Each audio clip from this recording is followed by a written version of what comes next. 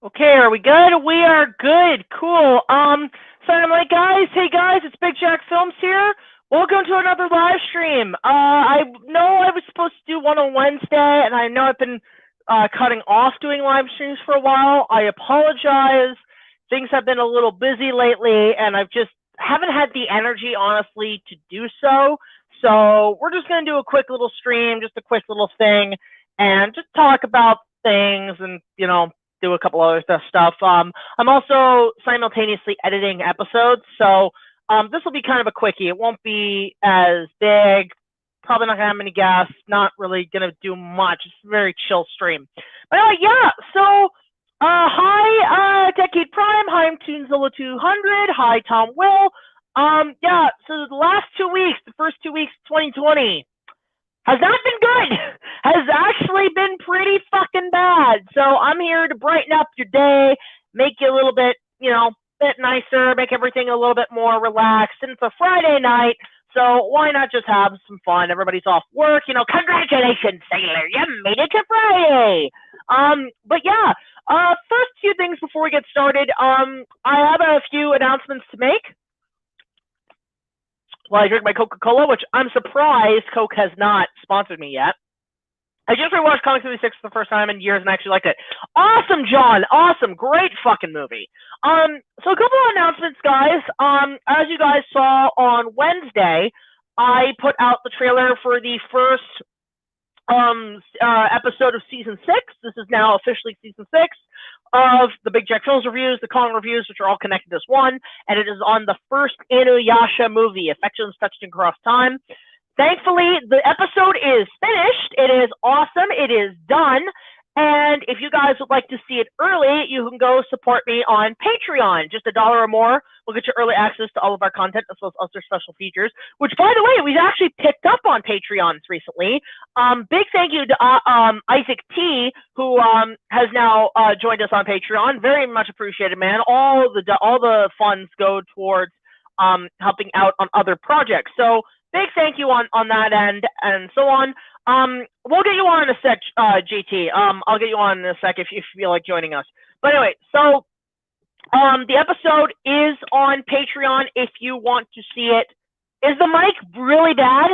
Is it bad? Like, tell me if the mic's pretty shitty. Let me know. I can turn it off. Like, because I'm using these Bluetooth mic. Let me know. But basically, yeah, it's we're doing because I'm using my phone on this. Okay, yeah. You know what? That sounds a little better. Can you guys see me now? Can you guys hear it a little better? Just wondering. I'm just gonna turn off my Bluetooth mode if it'll fucking let me. There we go. I'm using my phone for this one because I don't want to okay, no worries. So does it sound better? Does it sound better? And yeah, my phone is fucking up. It's really bad. Hold up. There we go. Better? Better? Better. Okay. So yeah, we have been mostly just focusing on stuff. But anyway, yeah, am I gonna see No, I don't want to see Monster Hunter. I get that request a lot. No. Fuck that.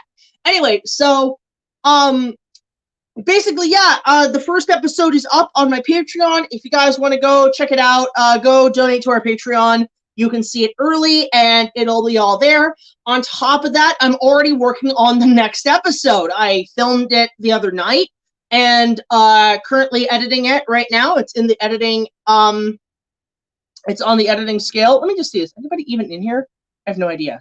But they'll come in at some point. But yeah, it's we're working on the next episode, and it's actually going to be a Valentine's Day special. And no, it will not be another, Kong porno, thank God. There's only 2 of them out there. But we're going to be working on that we're going to be working on that down the line. And yeah, it's another Valentine's Day special, so I filmed it yesterday, and it's going to be a really nice one, a nice little discussion video. Sort of, I'm actually bringing back the Let's Talks, believe it or not. I'm bringing back the Let's Talks. They're going to be amazing, and they're going to be incorporated in the show. So that is currently what's happening on that end. But doing that, I've got a couple of new ideas. I have been taking notes, actually. I've been taking notes, And I've been writing down things on like what I want to do for videos. So I want to go back to fan trailers. I want to go back to this. Yes, I just heard about that, Robert, that GBK has been moved to March 26th. Where's my trailer? That's all I'm waiting for at this point with this trailer. So yeah, that we're working on episodes. We've got some ideas. We want to do more fan trailers. We want to do some more stuff. And it's just kind of passing notes. I'm having a lot of creative decisions and Skype calls with my writing and producers, and we're coming up with some pretty kick-ass ideas. Even Brock, indie fan, he's got a couple ideas down the pipe drain that I think is actually pretty cool. But yeah, things are happening. So yes, we know everybody's gonna watch. This is the thing. Email, boom, boom, boom, boom, boom, boom. Godzilla versus Kong, but Godzilla versus Kong. I get that every day. So don't worry, I know. Now, something I've been kind of debating on when I wanted to do this because of just some stuff that's happening. I have a bunch of fan mail. We're going to be opening some live fan mail before we have guests on board. Actually, no, I'll bring Sean on here. I think Sean is in here. Is he in here? Let's get this motherfucker on here. Add to stream. Hello, Sean. JTIsReborn. How you doing, man? I'm doing perfect. Actually, you know what? I was just live streaming on my channel. Wait, what the fuck? Godzilla vs. Kong got moved to March? Yeah, they moved it to the end of March. They just announced this. What? Yeah, I love it. Watch you do a live stream. Then here's all the news. Watch you do a live stream. Here's the trailer. Here's Holy this. Shit. Yeah, they moved it to March. Fuck yeah, we're getting in 2 months now. Sweet. Yeah, that's pretty fucking cool. But yeah, so that's happening. Godzilla vs. Kong jumps up to March in HBO Max and theatrical debate March 26th. So that's pretty cool. So where's the fucking trailer? Right, give us the goddamn trailer now. March? March? Yeah. Holy March. Shit. Hold on here. Let me look up the article. It's on Deadline. It's all over the place. It's redirecting because, of course, What? because that's insane. It literally just dropped like right now. Holy shit. What? The trailer? No, the fucking movie in March. March? There's not March 26th. March 26th. Instead of May 21st. 2 months in advance. What? What? How? I love how you make a live stream and then that's how they get you. Fucking live stream and the goddamn trailer drops in. The movie's coming out in 2 months. We don't have a fucking trailer. Give us the goddamn trailer now. Goddamn, I feel like Francis. I didn't get tickets to the premiere. Goddamn trailer. Yeah. So yeah, that's happening. We just got this announcement. That's pretty kick-ass. But we were just about to open some fan mail when we got that. So that's pretty cool, actually. And also here, hold up. It was reported last Friday, Warner Brothers, okay, they figured out the deal. A settlement over whether the Dune goes to theater and HBO Max is still being hashed out. That movie is currently have an October 1st release date.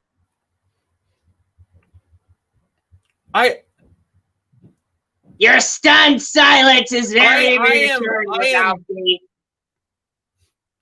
This is no, what? How? I am in shock. You don't. How do you move it up? How do you move it up 2 months? Don't even have a trailer. That's ridiculous. That doesn't make any sense. This is a yo-yo game. Warner Brothers is using the movie as a yo-yo. What? You know what? I'm gonna quote Bad Santa. Son of a bitch! You lousy, cheating, little shit! You're fucking with me! That's Warner Brothers. You're fucking with me! What? They're a joke. Maybe that's the way they're marketing it. That's the way they're just fucking with us. There's not even a trailer. But I gotta come on camera. The fuck? How? How do you do that? No, you gotta be like Christopher Walken. Oh, how do you do that? I'll do it like this. I don't know. I don't know. I don't know. Oh my god, it's like I feel like it's just gonna be so random when they drop it. Like you expect it on a certain day, and it's like here, just out of pure blue. Okay, Terry Buckingham, shut up, Sean. Yeah, look at that. The shut up Sean's already here. They're already here. The shutties. I'm calling them the shutties. How? Like you don't even have a trailer for this movie, and it's gonna drop in March now. They have the fucking toy trailers. They have. This is a toy commercial. This movie is a toy commercial. This is fucking insane. Like that is completely out of this world insane. How are you gonna drop this thing out of nowhere 2 months? Say this is madness. This is madness. This is GBK! Insane. Oh, I love Robin Hood Men Inside, says Donnie. There's shut up, Sean, then there's shut the fuck up, Donnie. Shut the fuck up, Donnie. Anyway, so we were actually going to open some fan mail, so you get to see me open it with me, so we might as well do that. Yeah, you know what they're going to do? They're just going to drop a tidal wave of trailers. That's what's going to happen. No, what a terrible... I'm excited to see it in March, but what a terrible fucking idea to drop it, like, right in March. Yeah, it's crazy. It's fucking crazy. Anyway, so let's open up some fan mail. Let's just discuss some stuff. And yeah, it's just going to be kind of a little movie time and everything. Like, just kind of a very chill night. I'm probably only going to do this for about an hour. So... yeah, I gotta... I don't know. Now you gotta make another video! I'm gonna have to make a video in a minute, so, but I just wanted to say hi. I don't know.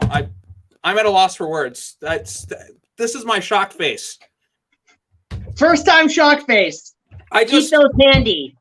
For camera. God knows what's going on, Lucas? They announced Godzilla vs. Kong is being moved up to March 26th. 2 months. 2 months. 2 months. One fucking trailer. That's certified. Maybe that's how they're marketing it. Maybe I'll give them props. That the way they're marketing it. It's like, don't show a trailer. Just go see the movie.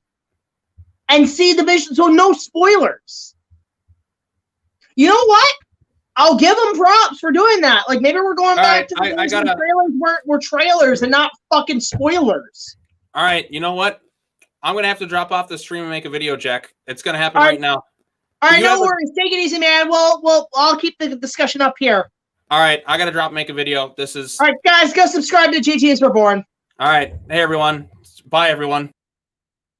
All right, well, he's there. That's all good.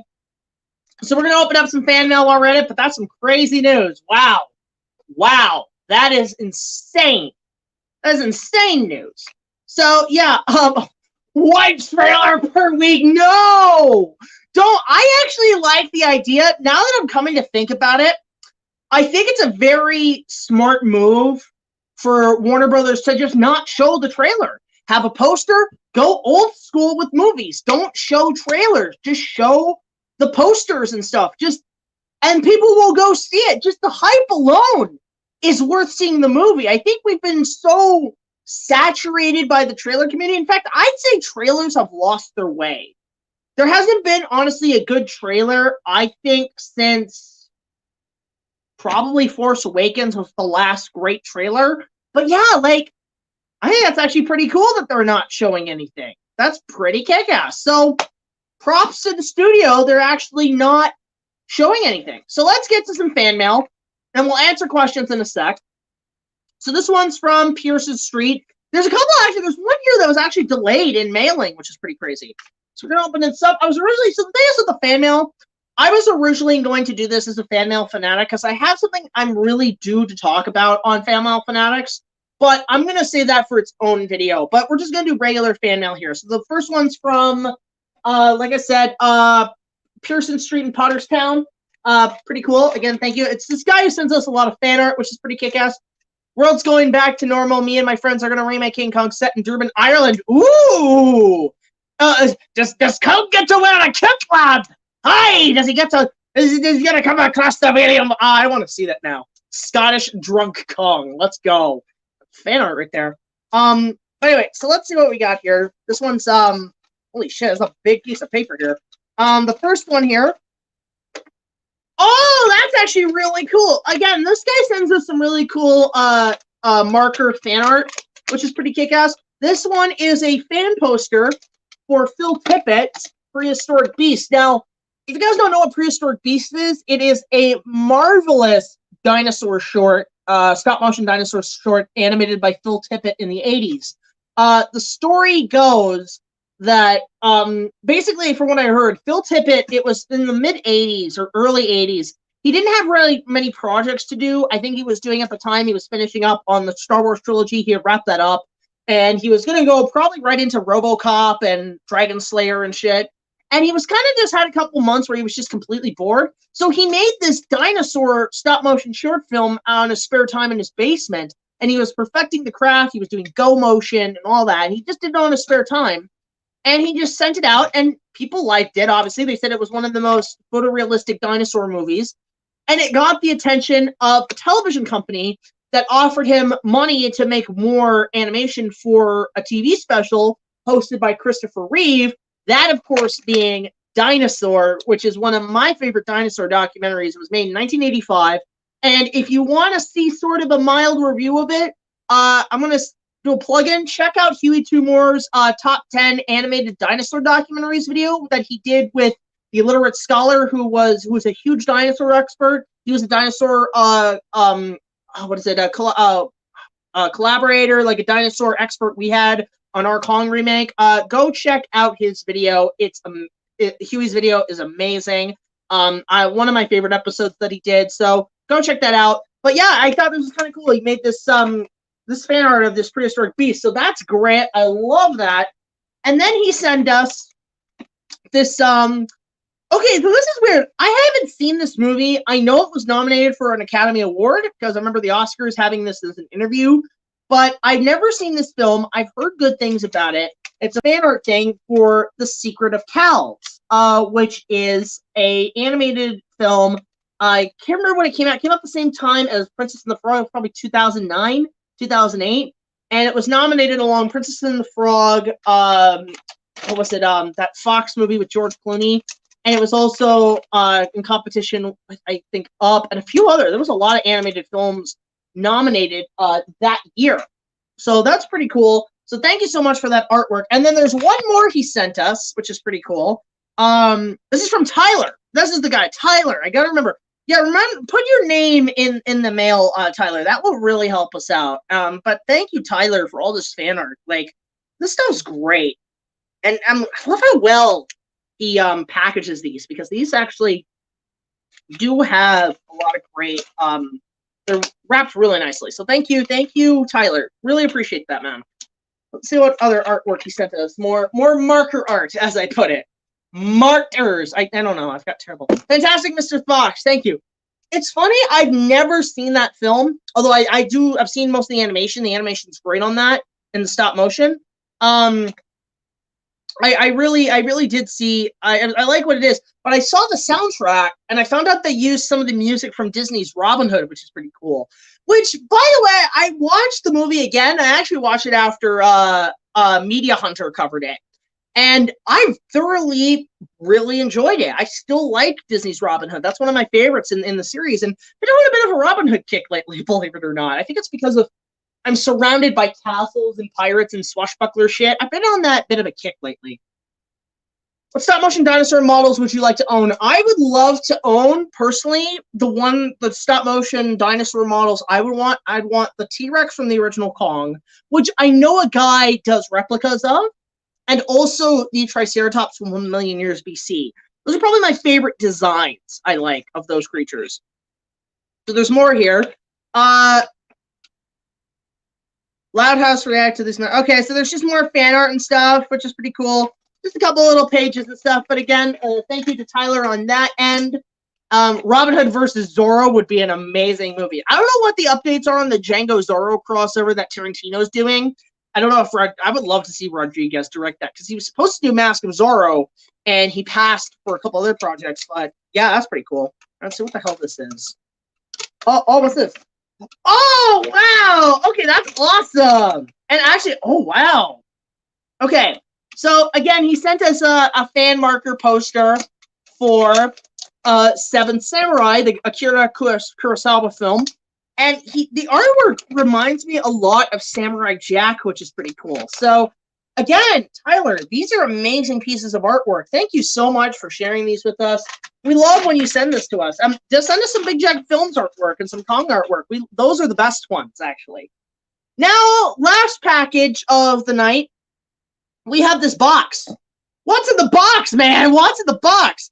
And it's from David of Waikisha WI. I don't know what it was. WI state.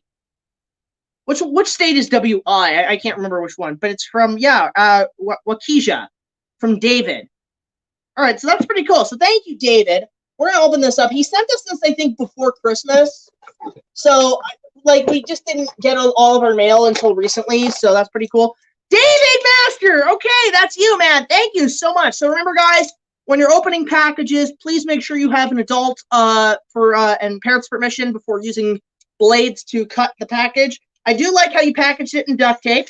That's very, very, very nice of you. It keeps it more secure. I prefer duct tape over regular tape. It's just more, it keeps things more sealed and precise. So thank you, David, the master who is in the chat. Go subscribe to his channel, guys. I think he could probably use the content support there. And yeah, let's see what I'm literally, you know what? It's funny. I was originally going to call Fan Mail Fanatics What's in the Box and use the scene from 7. What's in the box, man? What's in the box? And of course, in the box, spoiler, is I think his girlfriend's head, which is pretty fucking crazy. But let's see what the hell he sent us. Oh my God. You know, David, don't spoil it. The suspension, it's terrible. I hope it lasts. So yeah, guys, go subscribe to David the Masters. Really, I love getting packages like this. These are great. I love the boxes. When I get packages, they're the best ones. They're the best kind of mail. So I can get some sponsorships. That'd be great. Coke! Coca-Cola! Sponsor me! Please! I'll drink it! I'll drink everything! Oh my God. So let's see here. That's crazy. GBK getting moved to March. That's interesting. Bear in mind, guys, you probably won't see a review from me for a while on that one because it's going to take a while for that review to get out.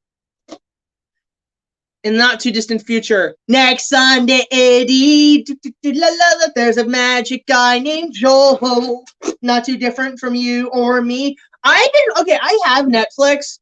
I've actually been watching a lot of MST3K, and I never watched it until after I discovered Riff Tracks. I freaking love MST3K. Theme song's great. Let's see here. Oh, come on, you bastard. Okay. It's like the Ark of the Covenant. Okay,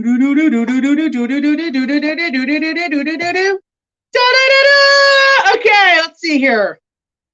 Merry Christmas, Jack. Oh, it's late Christmas. Thank you. Merry Christmas, Jack. I hope you're doing well. I'm sending you a couple of Christmas gifts. A book and a movie. I hope you read the book and watch the movie for opening night. Would be great. Goodbye, David. Thank you, David. I will definitely do that. I always like getting a good movie in the mail. Let's see. The first thing, book number 1 is. Okay, so if you guys saw my King Kong Books episode, you'll know I talked about the spoof book Cat Kong, which I remember reading as a kid. And it's like, it wasn't the airplanes, it was Curiosity that killed the cat. He sent us now Dogzilla. And I remember Dogzilla as a kid, and I remember reading it. And this is actually a smaller version of the book. I guess they reprinted these. Was this Scholastic? I can't remember the Scholastic. Do you guys remember Scholastic book fairs, kids? Good times. But yeah, this is by Dave Pilkey, who the creator of Captain Underpants. Now, I haven't read Captain Underpants. Kind of passed by me growing up. But I do like these books. So I like how they repackaged them. But, oh, wow. They look a lot better. And yeah, he just sent us this. I doubt there's any mention of... I haven't read this in years, so I don't know if it follows Godzilla 54 to a T. Which I don't know how mice create an atomic bomb. But there you go. Dogzilla. Thank you, David. I love this. This will go on my bookshelf. I always like reading, having a good book collection is always nice. But what movie did he send us? What lovely movie? Oh, wow. Okay, so this is funny. I have not seen this movie, and I've heard good things about it. And I'm a fan of this guy's work. This is Martin Scorsese's Hugo. Thank you so much, David. I will definitely cover this for an opening night. I know I've got, I have to watch the 2016 Jungle Book that has been next on my opening night list. I just had a hard time finding it in terms of like Netflix and streaming services, but I'm getting to that as soon as I can. After I do that, I will cover Hugo as an opening night. Thank you so much. I have not seen this. I have heard very mixed, like kind of like, I mean, it's not really something up my alley, but I've heard great things about it. So I will definitely take a look at it. And it comes with the DVD and the Blu-ray, which is great. I love that. DVD, Blu-ray combos are great. But thank you, David, for getting us these for Christmas. Merry Christmas, late Christmas to you, man. Hope this year does better for you than last year. And no, I don't have Disney Plus, Donnie. I cannot afford it. I can only afford Netflix currently. But I will definitely get on that as soon as I can. Jared, I just watched that episode. That episode is going to go on the list of episodes that if I need something to talk about, I will talk about it. I watched it. I thoroughly enjoyed it. I thought it was really fun. I will take a look at about that sometime. But yeah, so thank you so much for all the fan mail, guys. We really appreciate it. Of course, if you guys want to send us fan mail, you can. So at the current address, we still have BigJackFilms, P.O. Box 326, Queensville, Ontario, L0G100. Gifts, donations, letters, artwork. We love them. We'll talk about them down the line. And I have one more package that I do need to cover, but that's going to be for a Fan Mail Fanatic because it is way overdue. And this is essentially my first sponsorship. So again, apologies for the sponsors that I have not been able to talk about it yet, but it is on the playing table as soon as I can.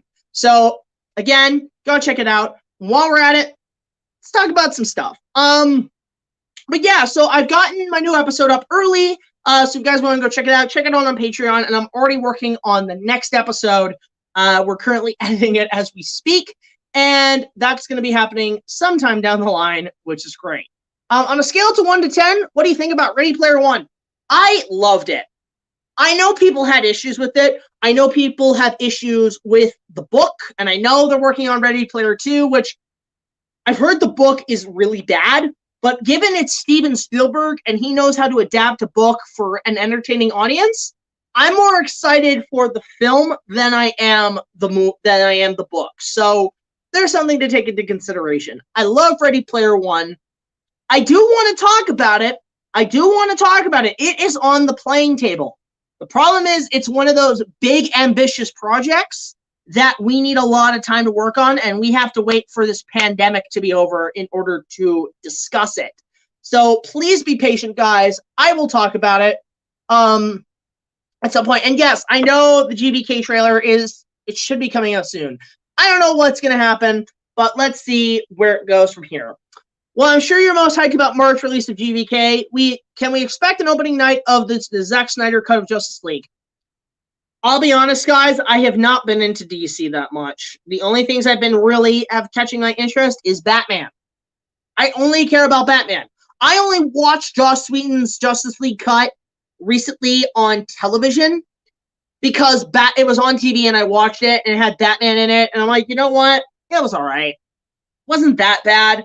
But yeah, just DC has not been in the best shape as of late.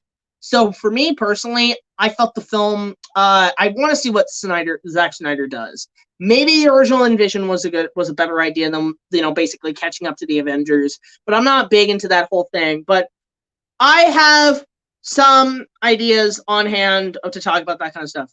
Batman's way overrated. I want a good Superman too, Huey. I want a good Superman movie too. Man of Steel was a good attempt.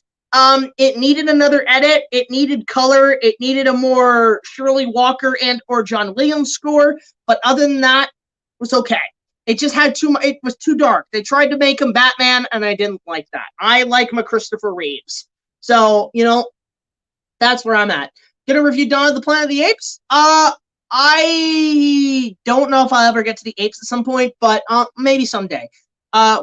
What about a Godzilla vs. Gamera movie? That was on the playing tables back in the 2000s after Final Wars, but they never got around to doing it, and I doubt they ever will. Robert Pattinson is taking on the role of the Batman. I think he's gonna do really good. I think he's gonna do pretty solid because, I mean, despite the Twilight stain on his record, he's done some decent films. I watched a movie he did called Water for Elephants, which is an amazing film. In fact, it's a better live-action Dumbo movie. That's a given. And I think he's gonna do a decent job. He has, like, now that he's aged and he's really learned to be a good actor, like, has better, decent roles as an actor, one thing I can say that he'll really pull off, in my personal opinion, is the Bruce Wayne. Bruce Wayne is right up his alley, and this is going for the dark and depressive Bruce Wayne. And also, when he's at parties, because, you know, he's such a ladies' man, Robert Pattinson as a person, his looks, he can get by as Bruce Wayne, as the billionaire playboy, philanthropist as he is. So he has that going for him. He has the trauma and he has the charm. And that's a perfect balance of Bruce Wayne. He's got that. So it's a mix of, like, Michael Keaton and Kevin Conroy and Val Kilmer. It's that perfect balance. So I love that. But let's see how he does as Batman. I think he looks good in the suit.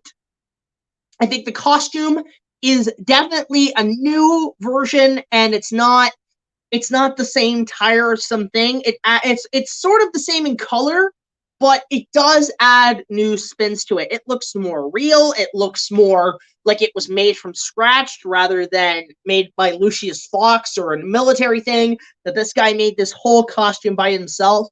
Plus, the movie is giving off very much vibes of Batman Year One, which I really do like that comic, so I guarantee they're going by Batman Year One, Year Two. So I'm okay with that. I think it's going to be pretty damn cool, that movie. Given a chance to remake your King Kong fan film with a bigger budget and crew, what would you do? That's a very interesting question. I've thought about, like, sort of tinkering around the idea of doing alternate cuts of my movie with not necessarily improved special effects. I'm fine with the movie as it is. I don't mind maybe going back at some point and, like, way down the line, if I have time, to just update the effects to look a little better. Sort of like what Jackson did with the 4K Blu-rays of Lord of the Rings, where he didn't really, you know, change the effects. He just, like, fixed up the original compositions. Something like that I wouldn't mind doing down the line to give the film its original vision. But other than that, I thought about even doing what I would call the 33 cut, where I take the film and make it look like the 1933 movie, or using, like, the previous film's scores and stuff, and give it that sort of flavor. But in terms of just remaking the movie outright, probably not. I'm fine with the film as it is. I've had my time to tell the story. But part of me has been kind of tinkering with the idea and sort of investing in retelling the story of Kong again, but this time with a bit less ambition and a bit more condensity, and being able to make it in the comfort of my own home. That being essentially doing it in Lego. Because one of the things I've really thought about doing at some point is going back to doing Lego films, because those were how I started on YouTube. And back in my early days, if you go look at my old Lego films, they were fucking awful. Like, the quality was terrible. I was using a shitty Lego webcam. I was using Windows Movie Maker and all that stuff. It was garbage.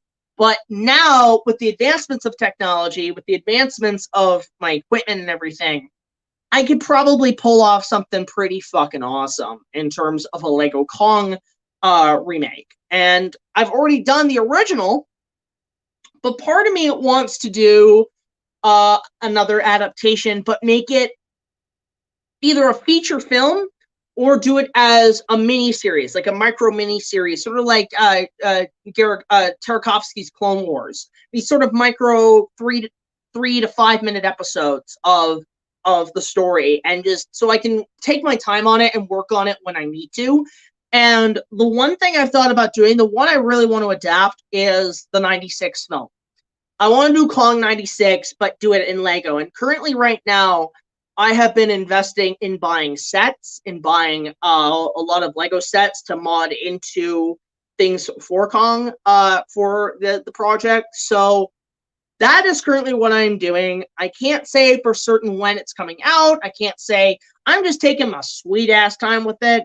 But that is something I do want to do down the line. It's just, you know, I love that original script, and I've tried to adapt it a little bit in my remake, but I'm still not really satisfied with the adaptation. I was more so the dinosaur and action sequences. So now I'm going to probably do it full time in Lego, condensed at home, so I can animate it and I can hire voice actors and I can just make it a hell of a lot easier doing it on my own. So that's probably going to be the plan going forward.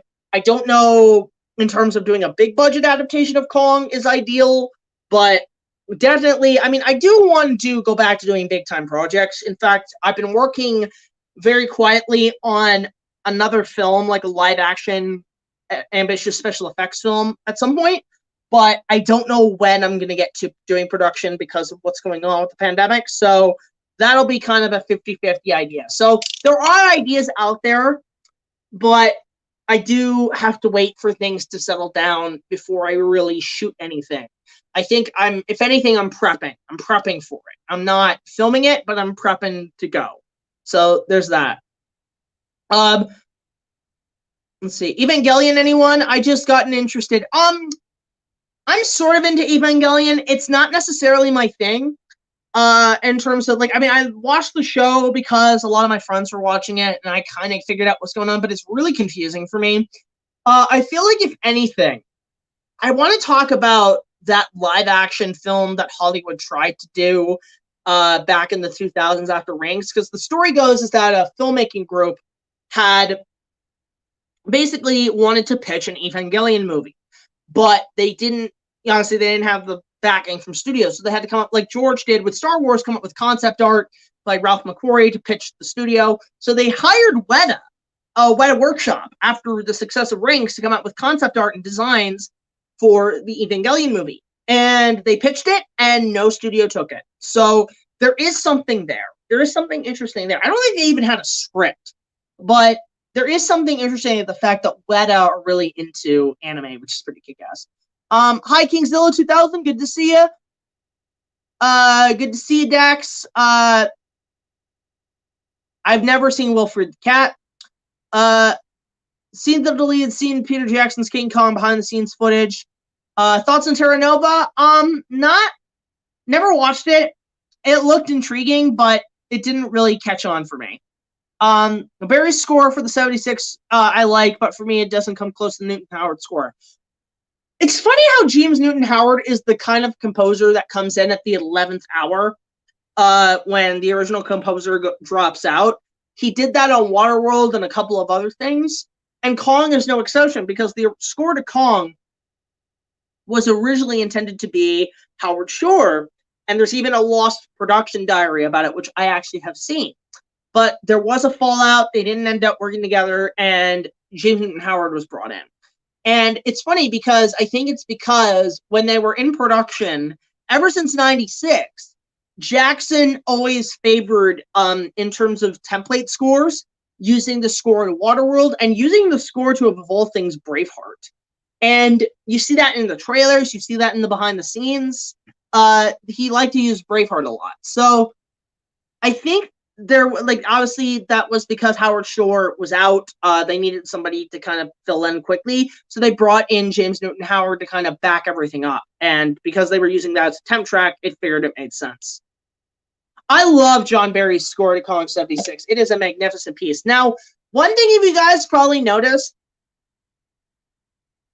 is every Thursday you might have seen me do these what are called 1-minute movies that started with Batman 89. The reason that went out was because a couple weeks ago, I got an email from a friend of mine who said because the story behind this 1-minute movie of Batman 89 is that a local radio contest is currently doing a competition to basically a 1-minute movie challenge where you can enter and remake a whole movie under a minute or in a minute. And, you know, you use whatever you have. It's kind of like the Done in 60 Seconds contest that they have at Empire. It's also kind of like sweeted and everything. The grand prize is $10,000. And I decided, you know what, even if I don't win, it's just fun to do like one of these because this is what the hell I do. So I did Batman 89, and I just shot it all under 12 hours in one night. and it came out pretty damn cool. It came out pretty damn successful. And actually, the radio station, 102.1 The Edge, by the way, if you guys want to go check it out after this live stream, I'll put a link in the description in their website so you can check it out. I think their competition is only for local groups wanting to enter, but it's more so just, you know, it's there for like people who want to see like other filmmakers. So there's a couple of good other competitors out there. There's one that did Toy Story, which was pretty good. On the old time, they made Buzz Lightyear sound like Joe from Family Guy. Hey, Woody. Hey, Peter. You know, I thought it was pretty cool. But yeah, I entered it, and it went really well, and I shared it around. A lot of people liked it and really responded to it. So then the next night, I did Batman Returns, and that came out pretty damn well. So I thought, you know what? And I sent that to my friends and everything, and they responded. They said, actually, I want to be in it. I had my buddy Josh and Gamer64 come in and said, are you doing Batman Forever next? I'm like, I didn't plan on it, but you know what? Fuck, let's go for it. So we are doing all 4 Batman movies, original 90s Batman movies. We will do the other films at some point, but I'm thinking this is going to be a nice little series to entertain you guys, is these 1-minute movies, because I actually have a fun time making them because they're quick and easy to put together. You shoot them and edit them and wrap them up in under 12 hours, which is great. So I'm going to do more of them. And if you guys like them, if you guys have any requests, let me know. I will put them in the request box. And my next one I'm probably going to be doing is I want to do a couple other films outside of the basic franchise ones. I want to do some films I really like. So we got one on the table right now that I'm working on. So look forward to those down the line. Let's start this party with a bang! Yeah, that's great. So there's all that. Let's see here.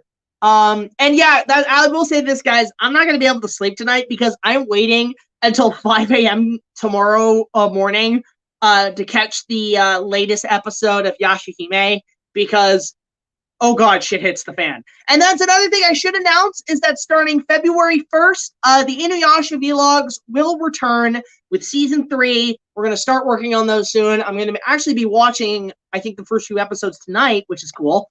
But yeah, that's what's going to be happening there on that end. There's a lot of good stuff happening. Yes, we already talked about this, Shane. We know of Godzilla vs. Kong being moved to March 26th. Y'all don't need to spam the chat about Godzilla vs. Kong to March 26th. Godzilla vs. Kong March 26th. I know all of you are just ready to go. Like, they see me on the live stream start, and they're just like, they see the announcement, and they're like, crack it, ready to just type away. I love it. You fans, you know me too well. You know that when something happens, Kong, to direct me right away. And I appreciate that. I love that. But yeah, I am really excited to see what they do with it. I will probably do an opening night on it. But in terms of like a King Kong review or any review in particular that's mainstream, that will probably be, we'll probably wait a little bit. In fact, I have to email somebody about that at some point after the stream because I want to let them know and say if they want to do some sort of collab. So that's happening on that front. Let's see. Really odd scene, but it doesn't fit with the story. It makes no sense for Englehorn and Jack to fight. Which scene are we talking about, Orsis the God? Jared Leto says he would love to reprise the Joker role in the Death of Robin movie. I want to see Death in the Family on the big screen at some point. I think that is a scene that would be really strong for fans. Okay, who else do we have on here now? Who's coming in? Oh! Look who decided to come crawling back. Look who decided to come back. It's Sean of JTIsReborn. He is back. All right, I had to quickly record a video on it. Like, somebody told me during my stream that I was doing on like some DC comic stuff. They're like, Godzilla vs. Kong got moved up to March. I'm like, there's no fucking way. I'm like, boy, was I wrong. So apologize to whoever pointed that out to me in that stream, because they were telling me. I think one of them told me to come to your streaming too. But yeah, that's knucking futs. It's fucking nuts, and it's crazy, man. It's insanity. It's fucking insanity. It's I don't know what the hell happened. It's funny too, because I was originally going to what was I gonna say? I was debating doing a stream today, even because I knew I had to do a stream this week. I was gonna do it Wednesday, but I thought nah. But the thing is that I was debating even today, because we're getting fucking wicked wind weather right now, and I was afraid the power was going to go out or something. So I was like, I don't know if it would be skeptical to do it or not. Yeah, this is I'm at a loss for words. How do you do that? Like, that's breaking all the rules. Just think about it. We've been asking for a trailer for so long now, and like we're not gonna get one until like 2 months before the movie. No, I know what it is. You know what they're gonna do? You know what they're gonna do? They're gonna release it the day of release. I actually would give them props for that. That takes balls. Know what? You know what take balls? Drop the first trailer during the Super Bowl. The full entire trailer. It costs money. If they did that, I would give them mad props for that. That would be a good fucking Super Bowl. If the Super Bowl even happens. Mm-hmm. You know, like, holy shit. Holy shit. And then, yeah, I just sent it to Kaiju Network, and Ryan, and then he's freaking out because he can't. I'm gonna send it to Ryan. I'm gonna send the stream link to Ryan. He's not home right now. Ah, stupid. Like hang on. Well, I'm gonna send him the stream. Send him the link. Yeah, hold up. I'm trying to find where is Ryan? The fuck? This is nuts. This is insanity. Someone commented, Sean, this is the only time I don't want you to shut up. We should play my video and go over the article. I can't play videos currently right now because I'm using my phone for live stream. Oh, you are? Yeah, I'm using my phone. Because I'm also simultaneously working on videos. Oh, so you can't do screen share at all? No, I can, but it's a little tricky doing touchy on my phone and everything. Oh, I didn't know you could do StreamYard on your phone like this to like do live YouTube and add people in like that. Well, I never tried it before on my phone, so how did it work for you? Did you just I just put it. I'm using Google Chrome right now to power this. Oh, okay. Well, that's neat. I'll say this too. I'm at some point going to buy a webcam. Because I've been taking a lot of cues from Adam of YourMovieSucks.org. Because on Twitch, he'll actually do streams of editing his videos, and I want to do that at some point. I want to show people the behind-the-scenes process of editing my videos, and I want to get a webcam for my tower so I can actually do streams. I think you know what's crazy about this too. In March, we're supposed to be on HBO Max, Godzilla vs. Kong and Zack Snyder's Justice League the same month. Oh my god! Well, hey, double the money for what? Maybe that's what it is. Warner Brothers is trying to get like double the money in. That's insanity. It's fucking nuts. I don't know what the hell they're doing. I don't know. Press X for doubt. I don't know. This is. Maybe it's just, you know what? Maybe they're just like, maybe even the director's like, the fans are wanting this. Let's just come up with a deal, and let's just get this over with. Wow. Maybe that's what it is. It's literally what it is. They're literally like Monty Python. Get on with it. Yeah, I'm at a loss for words. Yeah, that is happening. Also, have you seen the trailer for this new Nick Cage movie called Willy Wonderland? Oh my god, yes. Did I send it to you? Okay, I didn't know what it was because I'm not a big Nicolas Cage fan. But the fact that it's basically Five Nights at Freddy's with Nicolas Cage, okay, I might watch that. That sounds kind of fun. Oh, and there's drama going on with Warner Brothers and the head of DC Films and that too. Boy, there's so much craziness. It's like, all right. They don't know what the hell they're doing. I will say this too. I was actually late night. I was bored out of my mind, and you know what I did? I got bored, and I've seen this trend going around called ToonMe.com, where I tried it out, and I looked horrifying. I took image, and I see awesome people do stuff from like The Mummy and stuff. Like I did some photos of Kong 76 of the cast as like Pixar characters. Surprisingly, came out really well. Like, I thought it was cool. I think there's ways to, like, mod it and fix it and change it with the AI, but, yeah, that's pretty cool. Mm-hmm. So, but yeah, I sent the link to Ryan if he wants to jump on. Oh, he wants to. I know that. He was messaging me. He was like, we got to stream about this. He said he was like, I was somewhere, and then he's like, he just checks his phone and sees the news drop. Isn't that crazy? Like, when you least expect it, something drops out of nowhere. That's like, I was thinking, oh, we might get a trailer soon. Oh, no, the movie's getting moved up 2 fucking months. Yeah, I also sent I will say this, just in case they want to jump on, I also did send a link to what is it, Monstrosities and D-Man 1954 if they want to jump on. Okay.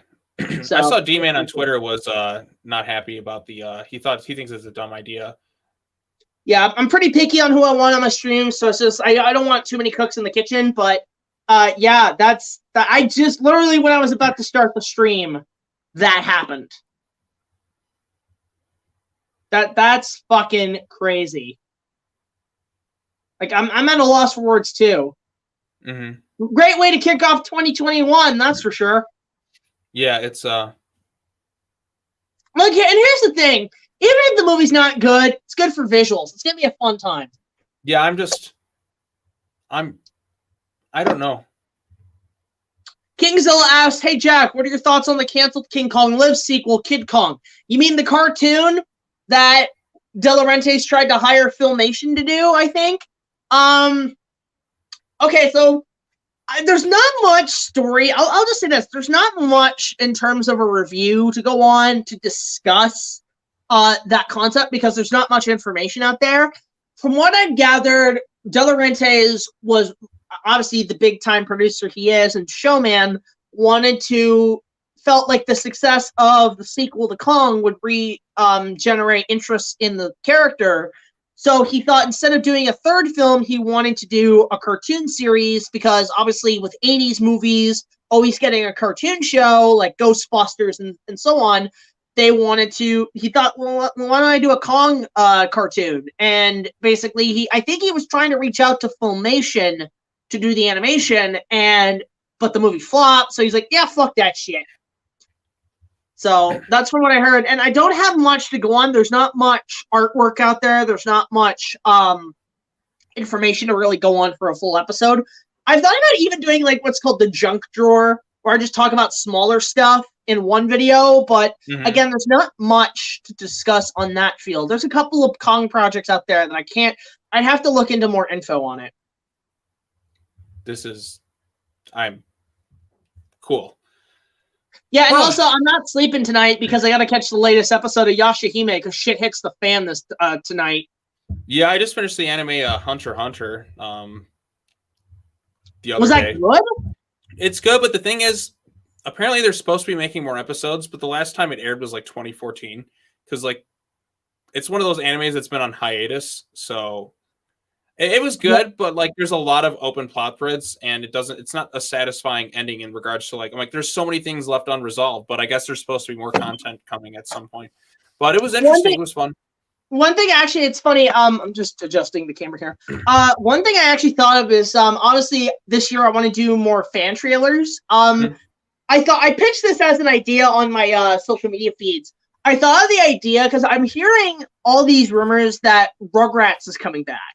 And it's going to come back, and it's going to be no. From what I heard, there's going to be new continuing episodes from the original series, but also a live action movie or a movie of some kind. And part of me wants to do sort of a fan trailer for the series itself because, believe it or not, this year I think marks its 30th anniversary.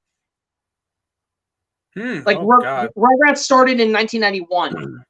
Right? I love Rugrats videos. Oh my god. And soon, stopping to a VCR near you, Raptor! So here's the thing. I want to do sort of a 30th anniversary trailer, but I want to use the song Forever Young.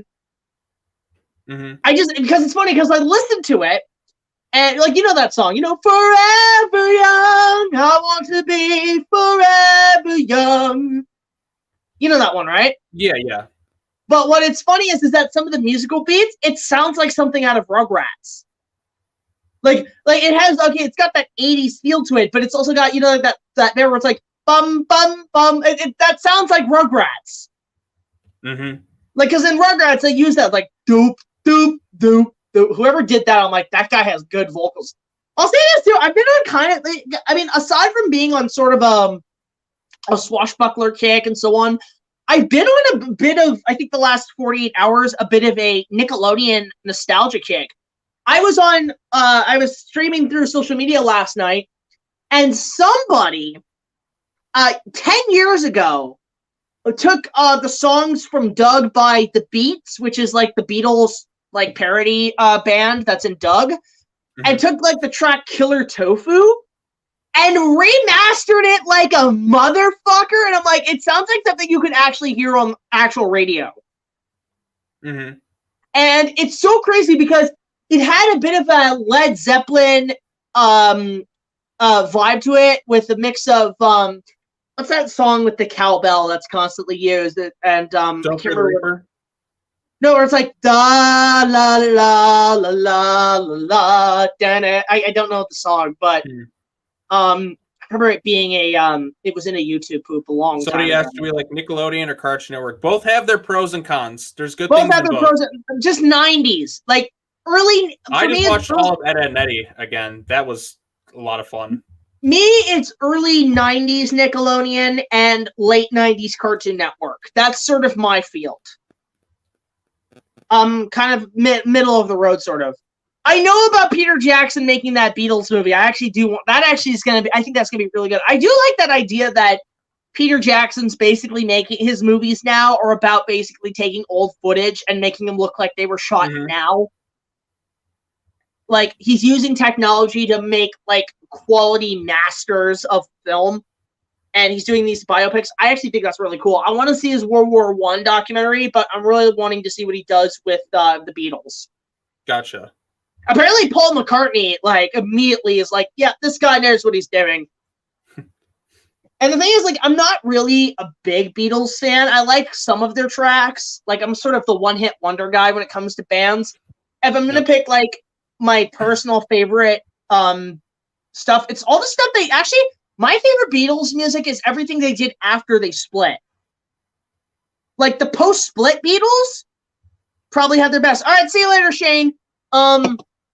Yeah, like the post-Beatles music was actually amazing. So George Harrison's My Sweet Lord, John Lennon's Imagine, those are the best things the Beatles ever did. Love that shit. Although, you would love this, Sean. I should suggest look this up. Somebody took John Lennon's Imagined and took the instrumentals, but matched it to All Star by Smash Mouth. and it's all in slow-mo. It's actually really funny, and it actually sounds pretty good. Like, look, it's like ba da da da da da da da da da da da. Somebody once told me. I'm like, that's amazing. I want that. Like, put that in the next Shrek trailer.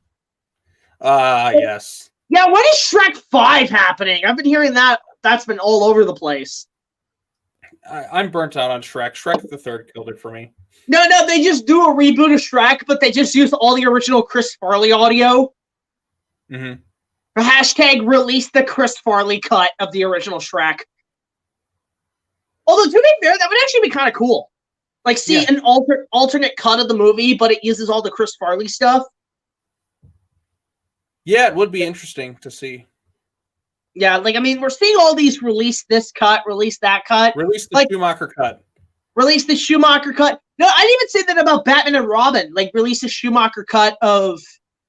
Yeah, of course Shrek 5 is coming out in 2022. That'll be like the 20th anniversary of the original. Yeah, so... Yeah, I want to see, like, release the J.A. Bayona cut of Fallen Kingdom. That's what I want to see. You know what? If we could give me a GVK trailer tomorrow, give me a Sunday. I need something. You got to give us Saturday. Or no, it's Friday today. Yeah. You're talking about tomorrow, Saturday. Yeah, give me something. I need it. Put it on as the new launch of Saturday morning cartoons. No, you know what? That would be a good way to promote movies. You want to get people to watch your trailers and have premieres for trailers? Put them on if they decide to bring back Saturday morning cartoons, launch them during the Saturday morning cartoon block. That's an idea they could do. Yeah, the trailer, I think at this point, it's got to come out soon. If not, it should be. If not, they might premiere it during the Super Bowl at this point. You know what? Fuck it, premiere it. premiere it. Make it the first commercial of the Super Bowl. Yeah, no, you know what it is? I mean, I know you've been sharing all these memes. You know what's a meme that you should have done? Is, you ever seen the movie Shakespeare in Love? No. Shakespeare in Love's a really good movie. It's a comedy. It's a comedy satire. It's about Shakespeare making Romeo and Juliet and the efforts he went through, and all the producers and people who finance his plays. They're like, Mr. Shakespeare, where's the next draft of the play? And he's running down. He's like, hey, it's coming. And then just cuts back to them. It's coming. You know? So I think that'd be funny. So like, where's the Godzilla vs. Kong trailer? Oh, it's coming. It's coming. Yep. Coming. You know? Like that. There's a meme. There's a meme. I'll have to find that clip for you so you can make that a meme. But I'll make that meme for God's sakes. But that's the thing. I'll say this, because I think I'm looking back at all my inspirations to be a filmmaker and the aspects and stuff.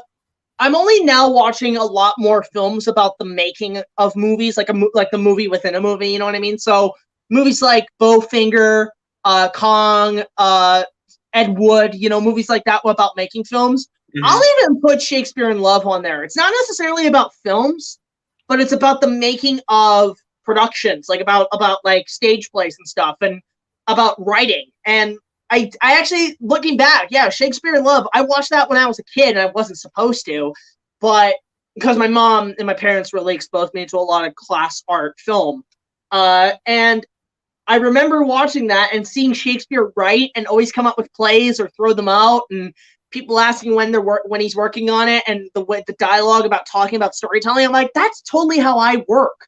You know, I recommend that movie. You would actually like that. Huge cast in that. That was actually Gwyneth Paltrow's that's what made her a star. I'm aware of the movie. I've just never seen it.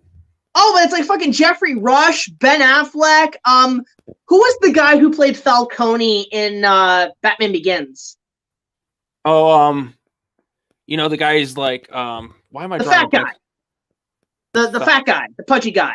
Oh, yeah, no, he's in it. He's in it too. The pudgy guy was Flash. Remember the corrupt cop? I don't know. That guy's in a lot of movies. He always shows up as a corrupt cop or something. They reboot Tim Burton's Batman. He plays Eckhart. Oh, he looks like him. Yeah, Eckhart. Think about the future. I went back and watched Batman '89 again, and you know what? God, Jack Nicholson was made for that part.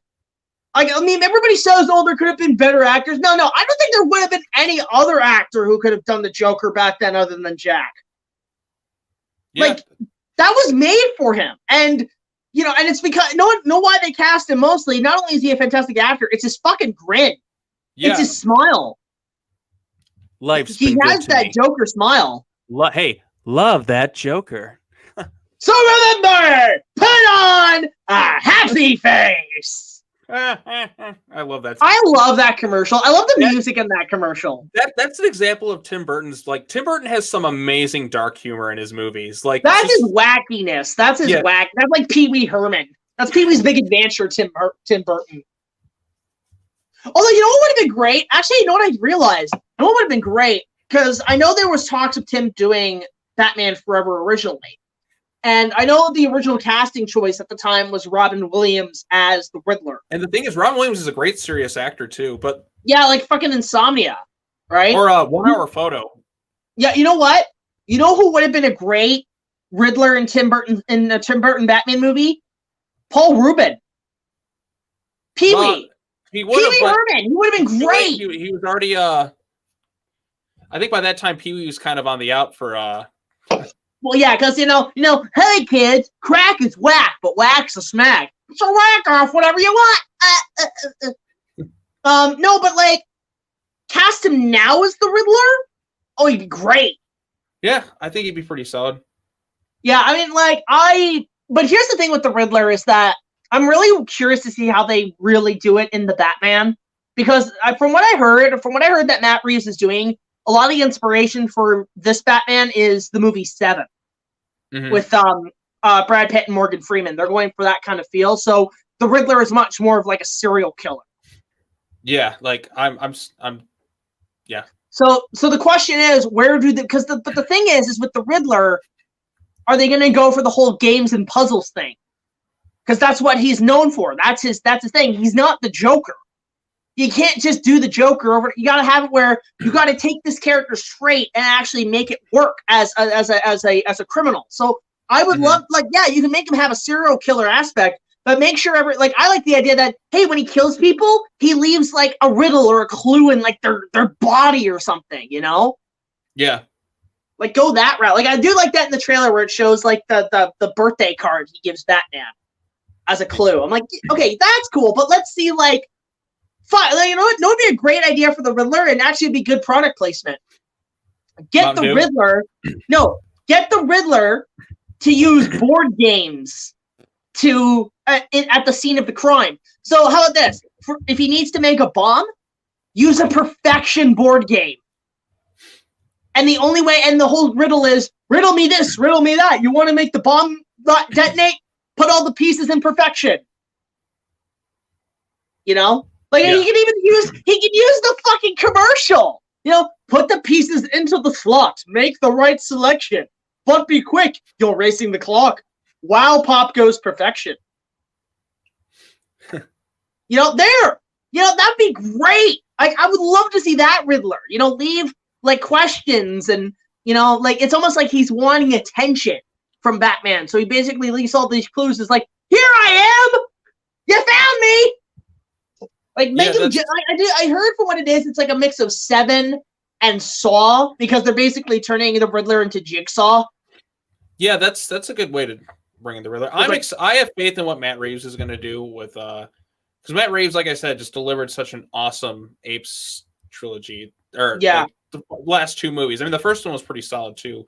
It's like, hey, Batman, want to play a game?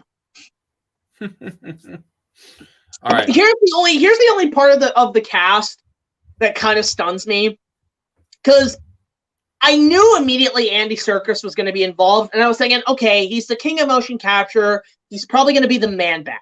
Okay, fine, and that's great, because I feel like Batman has been missing the supernatural aspect. Yeah, but I would. Alfred? Why? You know, he's a very versatile actor, so. No, I heard the original rumor for Alfred was Pierce Bronson. Oh, Pierce would have been great. Pierce would have been fucking fantastic. You actually know who would have been a great? There's two actors I would choose for Alfred.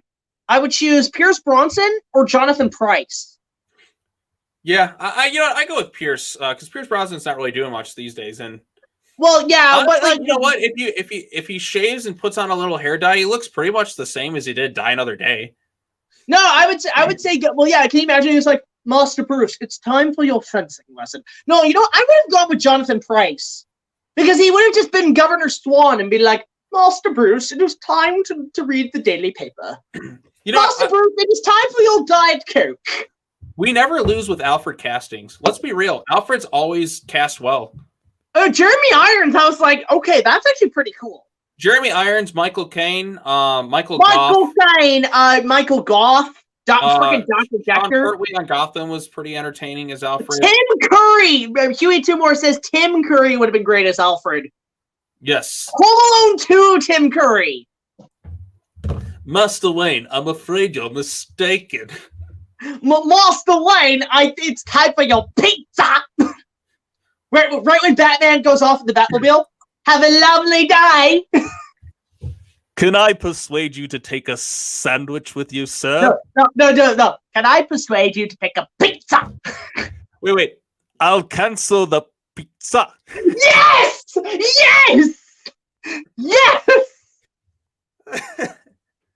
I'll cancel the pizza.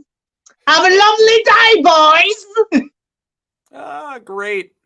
Master Dick. Oh, he probably finds some funny emphasis on it. Sean Connery as Alfred. Great. Oh my god. Sean Connery would have been a great Alfred too. You just can't lose. I mean, if we're talking casting Batman, I mean, I'm trying to think of some other actors. Like, okay, well, the Joker, a lot of people want Willem Dafoe, and I get that. Willem Dafoe's coming back as the Green Goblin. That's pretty much. Yeah, but he's busy. No, you know, again, I would cast Iwan Rayon, who was in. He was in Marvel's Inhumans recently. That was his last big gig. But he was in Game of Thrones, and he played Ramsey Bolton. And if you go watch him, is that he apparently came out and said his inspiration was Heath Ledger in The Dark Knight. I'm like, but he had no. I look at Iwan Rheon in Game of Thrones when he's torturing Theon Greyjoy, and I see a lot of death in the family in there. I'm like, please, please. No, Johnny Knoxville, Jared, as Clayface. Huh. I think that would be actually pretty cool. That would be good for him. The Penguin, I'm trying to think, who is the actor? There's a lot of Game of Thrones actors I want to see in a Batman thing. But there's an actor in Game of Thrones. I can't remember what the character's name escapes me. Let's see. Game of Thrones. I'm just gonna look it up right now. He's the priest he's the bald priest fat guy who I think was Dickless or whatever. What's his name? God damn it. Not the High Sparrow, that's Jonathan Pryce. That's who I want to see as Alfred. Jim Carrey's a joke. Jim Carrey, I just would laugh. No, have him be the Riddler now. No, the Joker somebody mentioned. Jim Carrey is the Joker. No, but I mean, I don't know. I'm happy with him as the Riddler, as is, because like he's so much fun in that movie. Like he's very entertaining. He's so over the top. Like there's no scenery left unchewed in that movie. Like just every little bit. Yeah, it's great. Oh God, which character? Not Theon. Not trying to think, who is this character? I can't remember what his name is. He's the bald guy. Varys! Varys is the character, but who's the character who plays Varys in Game of Thrones? Comments if you guys watch Game of Thrones, you'll know who I'm talking about. Varys. Who is the actor who plays him? John, have you or Jack seen John Carpenter's Starman? I have not seen Starman. I have not seen Starman. Okay, the actor's name is Connolly Hill. Look him up, Sean. Connolly Hill. Right? You know who I would cast him as? The Penguin. Someone said Dean Norris from Breaking Bad would have been cool. Yeah, you know what? Why isn't Bryan Cranston Commissioner Gordon? Why isn't okay, that would be Or great. Mr. But why Freeze. isn't Bryan Cranston Lex fucking Luthor? Or you know what? I think he wanted to be Lex Luthor, but they went with Jesse Eisenberg. He would be a good Gordon. No, dude. Bryan He was Gordon. Cranston- Actually, he voiced Gordon in Batman Year One, the animated film. Okay. But you If know what? Bryan He Cranston- would have been have him as Mr. Freeze. Boom. Yes! Yes! I would say Mr. Freeze or Gordon in Killing Joke. Killing Joke Gordon would be good. But yeah, you know what? Mr. Freeze would be great. Like, talk about a character that needs a huge redemption in film. But it's funny because part of me wants to do a fan edit of the original ideas for Batman and Robin by having it with Val Kilmer as coming back as Batman and Patrick Stewart as Mr. Freeze. Mm-hmm. Like, I want to do like an edit and just use like Borg footage from Star Trek as him as Mr. Freeze. But yeah, like there's like stuff like that. You know what would have been great too, because like I talked to a friend about this, about the 5th film that was planned, Batman Triumphant. It would be great to see Chris O'Donnell as Nightwing. Like basically take the Robin suit from Batman and Robin, take off the cape, and replace the red on the logo with the blue, and boom, Nightwing. That actually would have been kind of cool. You already mentioned the name Nightwing in Batman Forever. Batboy. Yeah, but like that's the thing. But then he eventually Nightwing. becomes Nightwing. Like he'll become Nightwing in the next movie. But yeah, like there's some stuff there. There's okay, let's think of some other actors. Okay, Catwoman. I want Charlize Theron to be Catwoman. Mm-hmm. Charlize Theron, no, as Catwoman or Poison Ivy would be great. Or I don't know who. No, actually, you know what? I would say this even. You know what would be a great Poison Ivy now that she's like kind of more respected? Megan Fox. Like, okay, look, got past the Michael Bay shit. all of that was mostly Bay's fault.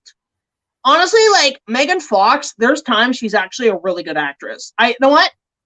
Maybe it's because I saw it in school, and I thought at the time it was pretty cringy, but looking back, I'm like, that was actually not half bad of a Disney movie. Confessions of a Teenage Drama Queen. Look, that movie's dumb, but I kind of like it. That's my Mean Girls. Wasn't that the Lindsay Lohan movie? That was a Lindsay Lohan movie, but that it's funny because I didn't realize at the time that the main antagonist chick in the movie was Megan Fox, and then I watched Transformers, and then I go back, I'm like, it was all that bitch! Okay. But you know what, I saw, what was it, Jennifer's Body? Yeah. There's some Poison Ivy shit in that. Oh, yeah. Like, that's Poison Ivy. I'm like, yeah, cast her. I actually heard she wants to play Poison Ivy. Yeah, I don't know if she ever will. Because, like, I don't know. Who would I want as Poison Ivy? No, it's Poison Ivy. I heard here's the thing. She's pitched the idea of Poison Ivy. But here's the thing. She's also a huge fan of Sailor Moon. And she has been wanting to throw the idea around Hollywood about doing a movie and playing Sailor Mars. Now, as a straight-up adaptation of the series, no. But in, like, say, an alternate future where they're all adults, yeah, actually, I would kind of see that. Like, that she's, like, now, like, they're all mature and a little bit older. Like, yeah, do that. Make it like fucking Man in the Iron Mask where they're all retired and then they all come out. It's like, let's get back in the fucking costumes, girls. You know, like, that would be kind of cool. Question for Jack. Have you seen the trailers for Halloween Kills? I'm looking forward to it. I want to see what they do with it. And I really want to see what happens there. I don't even know what the hell's happening with that film given what's going on. Yeah, because it was supposed to come out in October and then they pushed it back. So Halloween Kills, from what they said, is going to be mostly like an action type movie, where it's pretty much going to be like all chaos, like adrenaline the whole way through. Well, no, I mean, I'm not talking about that. I'm talking more about like release-wise. Are they going to? Oh, it's coming out in October regardless. They said so. But is it going to be on theaters or is it going to go to HBO? Like, I mean, who's the distributing streaming service? I would even. You know who would be? There's rumors that I was going to say. There's rumors that Universal and Warner Media are going to team up and put it on HBO Max. Well, like just in general, like as a streaming thing. I mean, all of Universal's content would go to HBO Max. You know what would be a great streaming service to get them attention for Halloween Kills? Shudder. Put that shit on Shudder. Halloween fans would pay the subscription to go to Shudder and be like, yeah, I'll watch this. It would make them some money. It would make them money. I mean, Shudder's been really good at putting out fucking horror stuff lately. Mm-hmm. Do you think who might direct a potential Evangelion? You know what? It's funny. So I wanted to bring this up. I brought this up. I'm thinking because it's funny how Guillermo del Toro, he had was working on The Hobbit, and he decided to leave that project to go make Pacific Rim, right? I wonder if when he was at Weta at New Zealand and working with the production, if he saw Weta's abandoned concept art for Evangelion, and he said, I want to make that. I feel like that's where he got the idea for Pacific Rim. He was looking at the concept art at Weta for the Evangelion movie, and he's like, I want to make that movie. And he's like, well, you can't get the rights. Well, I'll make my own, and I'll just rip them off. I don't know why. My impression of Del Toro, I don't know why I make him sound like a Russian, like fucking Ivan Drago, but it works. I must break you. Yeah. For some reason, I just picture Del Toro. He sounds like Ivan Drago. He's kind of got like more of a quiet voice, and then I can't. I gotta hear it again. Yeah, it's weird. Oh, okay. Okay, this is kind of a tricky. Okay, you know what? In a Ben Affleck Batman movie, you know what? Who would be a great Talia al Ghul and or Poison Ivy? Catherine Zeta-Jones. Oh my God, she'd be good at that. In a Ben Affleck Batman where it's like an older Batman? Yes. Oh my God, she would kick ass at that.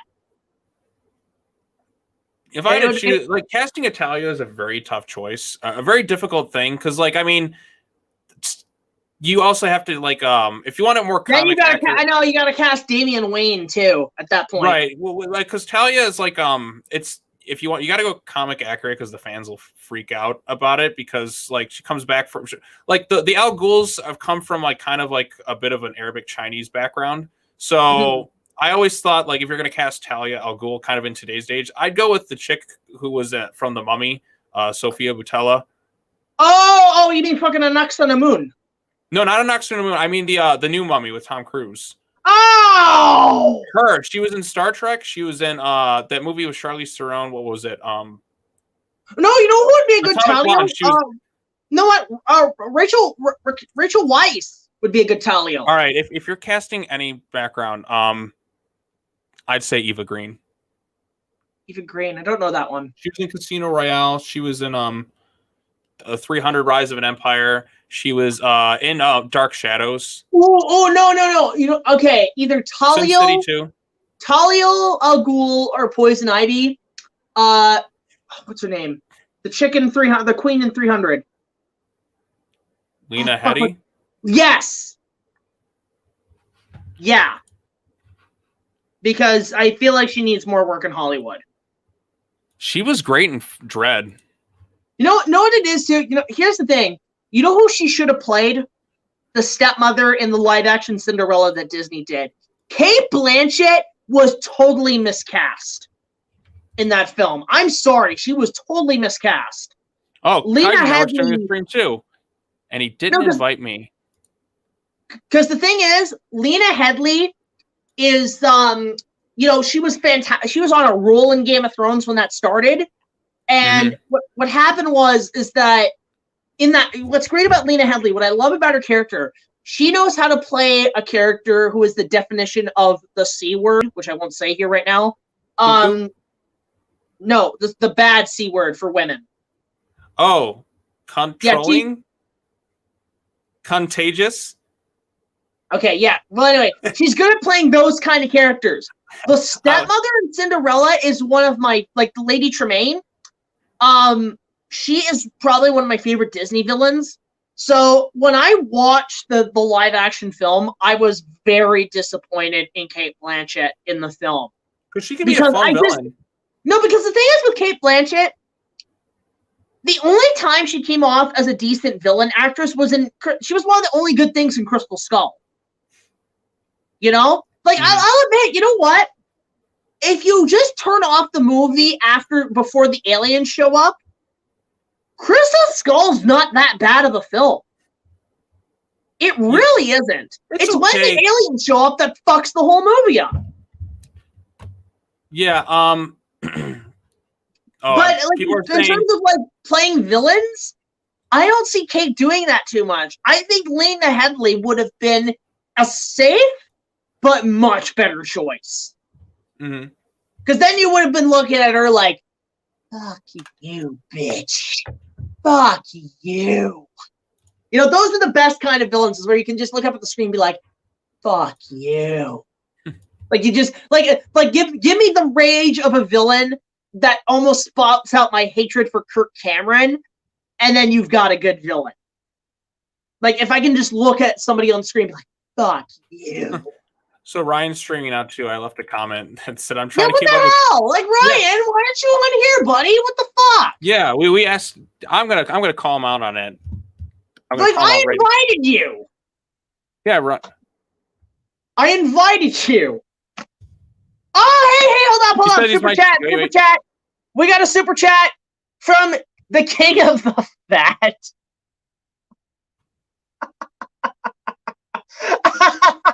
Okay, you know what? King of the Fat, not only do I thank you for the super chat, thank you so much for donating. Really appreciate that. Goes again for our channel. I love that fucking name. You've gave me a paycheck and a laugh. Thank you. I appreciate people like that. And he asks, hey, Jack, I have a question. Do you read Star Wars The High Republic yet? And what do you think of it? I have not read really much of the expanded universe book-wise in terms of Star Wars. The closest I've read was the Dark Empire comics, which I think that was pretty much the template for episodes 7, 8, and 9. Was the Dark Empire comics. But that's about it. I mean, game-wise, I played Shadows of the Empire. I love Dash Rendar. Okay, Disney, if you can bring back Dash Rendar, can you cast Chris Pratt as Dash Rendar? No, Chris Pratt, Robert Downey Jr., or Carl Urban as Dash Rendar. Please. That would be great. Like, I would love that. So, again, thank you so much to King of the Fat. That is the funniest goddamn name I've ever heard in my life for the super chat. Of course, if you guys want to send us super chats, you're more than welcome to. And my fucking thing is going crazy. Jared Osborne, say, BigJackFilms, if 1 million years BC gets remade, do you think they should use the T-Rex and Spinos? Honestly, I don't want them to. No remakes of. The only Harryhausen remake after Clash of the Titans, the two that could probably use a remake if they were ever to, would be Jason the Argonaut, or not Jason the Argonauts, although that would be nice, doing a remake of the skeleton fight. Seventh Voyage of Sinbad could use a remake, or The Valley of Gwangi. I would pay to see, like, okay, because imagine Valley of Gwangi, but using the same money and feel of Cowboys and Aliens, right? Like, Cowboys versus Aliens was not a good movie, but if you took that money and made a remake of Valley of Gwangi, I would have watched that. That would have been great. So, there's that happening. Or remake The Lost World. Yes, I think it's time for a proper live action, big budget Hollywood redo of Arthur Conan Doyle's story, because, man, talk about a novel that hasn't had a good movie since 1925. Like, how about that, Sean? Like, a fucking dinosaur movie that hasn't had a good adaptation for almost 100 years. Oh, yeah, I know, because I watched the movie with Kaiju Network called King of the Lost World. I'm so happy I missed on that. I'm actually kind of bummed I missed on that. I was busy that day, but I kind of missed out on. I would have had fun with you guys. I would have been like, oh, man, I was just like, nothing happens in that whole movie. Nothing. It was so boring. Do you understand my pain, Sean? Yeah, I understand your pain. Do you see why I consider that the worst film of all time? Although there were bits where when Monkey shows up and just does something really crazy, I laughed really hard. Like when it's just some of the worst CGI I've ever seen. And there's one part of the movie I can actually get a bit of a laugh at, and it's when the giant monkey shows up in all its Nintendo 64 glory. And I look up at it, and there's that native guy who's going, Martin! Like, that guy had fun on camera. That guy was like, I'm going to go cuckoo. I'm like, you know what? I'll give that man mad props. And you know what? Part of me wants to re-review that movie and give it the bashing it deserves. Like, the ultimate, like, saying, like, this is it. This is the worst film I've ever seen in my life. Like, part of me wants to do that. We got another super chat. Hold up. He sent us another one. King of the Fat. Again, thank you so much for another super chat. The reason I've sent super chats is because I've been on a Star Wars Theory streams and he's mostly responded to super chats. Yeah, like, it's great. It's always great to get those from people. I really appreciate that, King of the Fat. All the proceeds go to help our channel. You know, and at some point down the line, when I do figure out the kinks of this, of the streams and how the super chats and all that work, I want to do a charity stream. I want to do a super chat charity stream and have all the proceeds go to like a charity or something. You know, so at some point down the line would be nice, I think, to help people out. You know, give a little back per se. Like, I've always been tempted to do one of those like 24-hour streams. I think that would be kind of fun. Like, I mean, even have it where like they you know, we do one of those 24-hour streams. We do like all the money goes to the proceeds and charities and stuff, and then like it'd be cool to kind of do it where, you know, we bring in guests, we do it like via phone, via laptop, and even doing it at a con would be kind of fun. Like doing it at a con, that'd be great. Maybe even like show episodes of stuff. That would be a fun time, I think, to do sort of a charity stream. Yeah. That'd be great. Telethon, exactly, a telethon. It's like, hello, I'm Charlton Heston with the NRA Association. No, wait, fuck, we're running out of money. No, seriously, the NRA actually filed for bankruptcy today. What filed for bankruptcy? The NRA, the National Rifle Association. I'm surprised considering Charlton Heston is shitting in his grave. I'm Because you know Charlton Heston was like a huge sponsor of the NRA. My God, man. Yeah, that's what I was gonna say. They finally did it. You maniacs! You blew it up! Oh, damn you! God damn you all to hell! I'm sure. Oh, that'd be great. My favorite Charlton Heston moment in movies might be Wayne's World 2, where his cameo is one of the funniest. So basically what happens is it's a brief cameo. Mike Myers is like Wayne is he's trying to ask directions to a church because Cassandra's going to get married to Christopher Walken or whatever. And basically the guy's trying to give him directions and tries to tell like a story. And then he stops the movie. He's like, I know it's a small part, but can we get a better actor? They take the guy and tug him off screen and then just throw Charlton Heston on screen. And then he gives like the speech. And then like he's like Wayne's just crying. And it's the funniest. It's one of the best cameos of all time. I'll say my favorite cameo in Wayne's World is Robert Patrick. Yeah. Like, have you seen? Can you identify this boy? Ah! He's done like several weird. He did that in Last Action Hero, like not saying anything. You know what it is? I feel like deep down the T-1000 never died, and he just went to multiple universes. Huh. Like he's just been roaming around the multiverse. Like he's in the Wayne's World verse. He's in the Last Action Hero verse. Mm-hmm. That'd be a move. No, and you know what? The one thing I'm disappointed with each cameo he's in, that every time he doesn't pass by, you don't hear like the T-1000 theme. That would be a nice nod. Yeah. It's just every time he passes by, like yep, T-1000 run. Star Wars is much more CGI heaven than it needs to be anymore. I mean, it's balancing practical and CG. You know what? I'll say this. Going back to Last Action Hero, that's a very underrated movie with a brilliant idea for a story. A movie ticket that takes you into any possible movie. You can have any crossover ever. I finally watched it, and I didn't know that. I didn't realize that was fucking that guy, Charles Dance, is the bad guy. Yeah. I'm like, he's such a good actor. Bad guys. The ending would have been so much cooler if he could pull like the different characters. You want me to get Dracula? Like, when you bring up King Kong, you have my attention. You know what? I think if Last Action Hero was a huge hit, the only reason it wasn't a huge hit was because Jurassic Park came out and just crushed the summer. Yeah, and you know what? That was like the original Ready Player One. Mm-hmm. Yeah. You know, there's an Easter egg in Ready Player One for. You know what? Do a fan edit of a potential sequel to Last Action Hero. Have old Arnold now, have the kid as an adult, and then actually use footage from Ready Player One as like the pitch. Mm-hmm. I'd do that. Yeah. Yeah, and like I love that. It's like, you want Dracula? I'll fetch him. Ha! Even better, I can get King Kong. God damn it, Charles Dance! You are the new national treasure. Yeah. You're up there with the Walkens, the Tim Currys. You're one of the best. You're like the national treasure actor. I hope he surprises us with an appearance in Godzilla vs. Kong. Oh, he will. He probably will. Yeah, we need something. You know what would be great? Here's what I would love to see.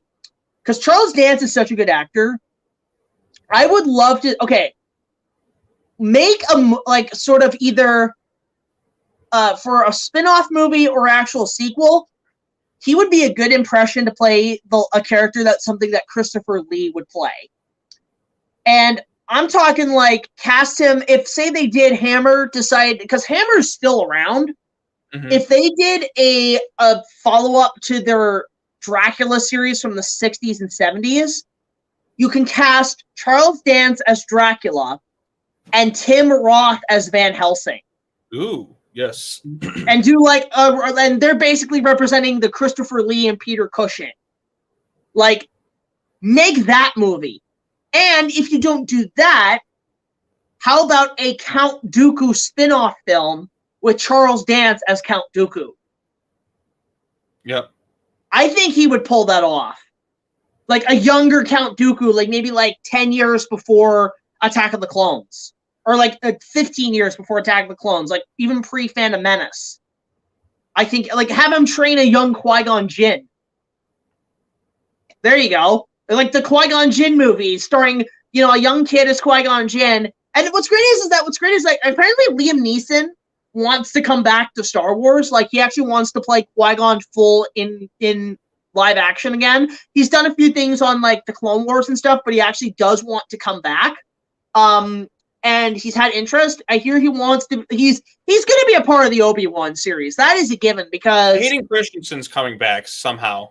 Yeah, there's no doubt in my mind Liam Neeson's going to be in it. Like he's going to, because think about it. You set up in Revenge of the Sith that Qui-Gon was the first one to harness the Force Ghost powers. So how did Yoda and Obi-Wan learn it? Qui-Gon trained them. He trained them. That's all there is to it. Like I can imagine, maybe hell, you could incorporate Yoda into the series. You want to know what you do? Because like obviously, I saw this fan trailer where they took like this movie that Ewan McGregor was in the desert where he was dressed as Jesus, like going around, and they added like a shot of him finding Qui-Gon in the middle of the desert as a ghost, like Obi-Wan, right? I'm like, you know what? That sells me on the series. And here's what you do. You have it where he's an ex. Here's kind of my preconceptions of the Obi-Wan series. Obi-Wan is obviously looking after Luke. He's been looking after Luke for the last 15 years. And that's one of the things in the show. You do not see Luke Skywalker at all. Like, the only time is maybe save it for a little cameo, maybe have an actor, a young kid as Luke, like a young little boy, or you do, maybe you do the deep fake Luke as they did in The End of Mandalorian, but it's only one thing. That's it. You don't do any more with Luke. We know he's looking after Luke. We don't need to fucking show him constantly. You do that, but then here's what else you do. And no, I would say this because it does make sense that there would be a moment where Luke, a young kid, Luke Skywalker, would bump into Obi-Wan at some point because because there is sort of, even in A New Hope, there is that connection they've already had. Because when Luke bumps into Obi-Wan for the first time, it's like, Ben Kenobi? Boy, am I glad to see you. It's like, yeah, they already know each other. It's just, maybe the idea is that Obi-Wan wants to be around Luke, but Uncle Owen and Emperor are like, stay away from him. You're no good. You're as troublesome as his father. I can write this shit, no problem. But what happens is that you have Obi-Wan. That moment happens, but then you have it where he's suffering from post-traumatic stress disorder. He's having nightmares and all that, and it's all because he lost his best friend. He lost Anakin. Right. Have flashbacks. Like, have it where maybe he has a dream where an alternative happens, and that's how you get Hayden in there, Like, you have all this stuff happening.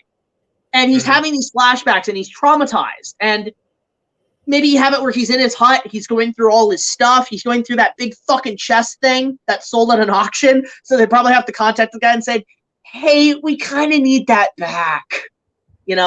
I'm sure he would probably rent it out. But anyway, so, he gets the chest, he opens it up, there's obviously Anakin's lightsaber, there's a couple of, like, kyber crystals and holocrons. Know what you add? Qui-Gon's lightsaber. Have it where he had that saber on him when he was on Tatooine. But here's the reason why, Sean, is because it actually has been confirmed in canon that when Luke built his green lightsaber, he had used Qui-Gon's crystal to power the saber. Right. Did you know that? No, I didn't know that. Luke's lightsaber. I remember seeing a deleted scene for Return of the Jedi of him building the green lightsaber. Well, according to the canon, is that Obi-Wan still had the crystal and the saber in his possession. So when Luke built his lightsaber on Tatooine, he had used Qui-Gon's saber crystal to harness his own. He basically salvaged his own lightsaber. I'm like, you know what?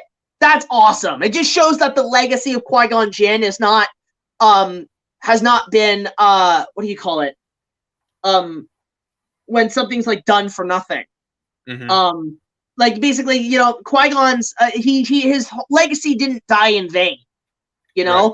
Like it's still there. He's still present. Maybe even it'd be great if you did like a edit of Luke going to Tatooine and going through Obi-Wan's stuff. He comes across Qui-Gon Jinn.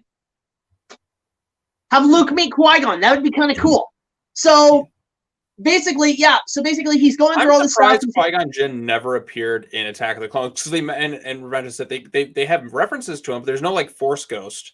He was supposed to actually make an appearance in Revenge of the Sith, but they cut it. It's in the graphic novel. Oh, well, fuck, I didn't read right? that. But I think the reason was that it's the same reason. It's like the thing is that I think Qui-Gon suffers from Boba Fett syndrome, where he was underused, and George kind of regretted doing that. He's like, I kind of made the mistake of not using Qui-Gon too much. Yeah, you know, because Qui-Gon's got a huge fan base. People love Qui-Gon. I love Qui-Gon. Qui-Gon's fucking awesome, right? So basically, Phantom Menace is a terrible movie. It's a boring. I know movie. what. I'll defend Phantom Menace as the most visually best of the prequels. Like, it's visually amazing. It is the better of the prequels. Well, I mean, story-wise, not so much. Watching it again. Like when I watched all the Star Wars movies in preparation for Rise of Skywalker, I watched all of them in chronological order. It was the most painful chore sitting re-watching that movie. I'm like, this is so boring. Like, well, you probably didn't grow up with it. That's the thing. I grew up with it. I was there when it came out. And I was the only kid who probably fucking liked it. I saw it in theaters. I just remember the lightsaber battle at the end during my theaters. You saw it in 3D. That doesn't count. No. I saw it in its initial release, 1999 in How theaters. old were you? What, like 5 maybe? I don't know. Bro, I was like fucking, I don't know, 6 or 7 when I saw that movie. Yeah, I saw it, like, you know, when it came out. I remember sitting in the theater. I remember afterwards looking at all the toys. My brother had all these different Star Wars toys from it. I still have all my action figures in my cupboard, in my cabinet. My mom got rid of them when I was young. All my figures. Oh, fuck, that sucks. But anyway, so the point being is that, like, back to the Obi-Wan idea, the pitch idea, is that, you know, he's suffering PTSD and he's wandering the lands of Tatooine, and he comes across Qui-Gon as a ghost and basically says, it is time for your... Maybe, you know what, that's the thing. Maybe Obi-Wan was going to take the training, but because of his trauma and his pain and his emotions, he couldn't... They felt like Yoda and Qui-Gon said he's not ready to do it yet. He's not...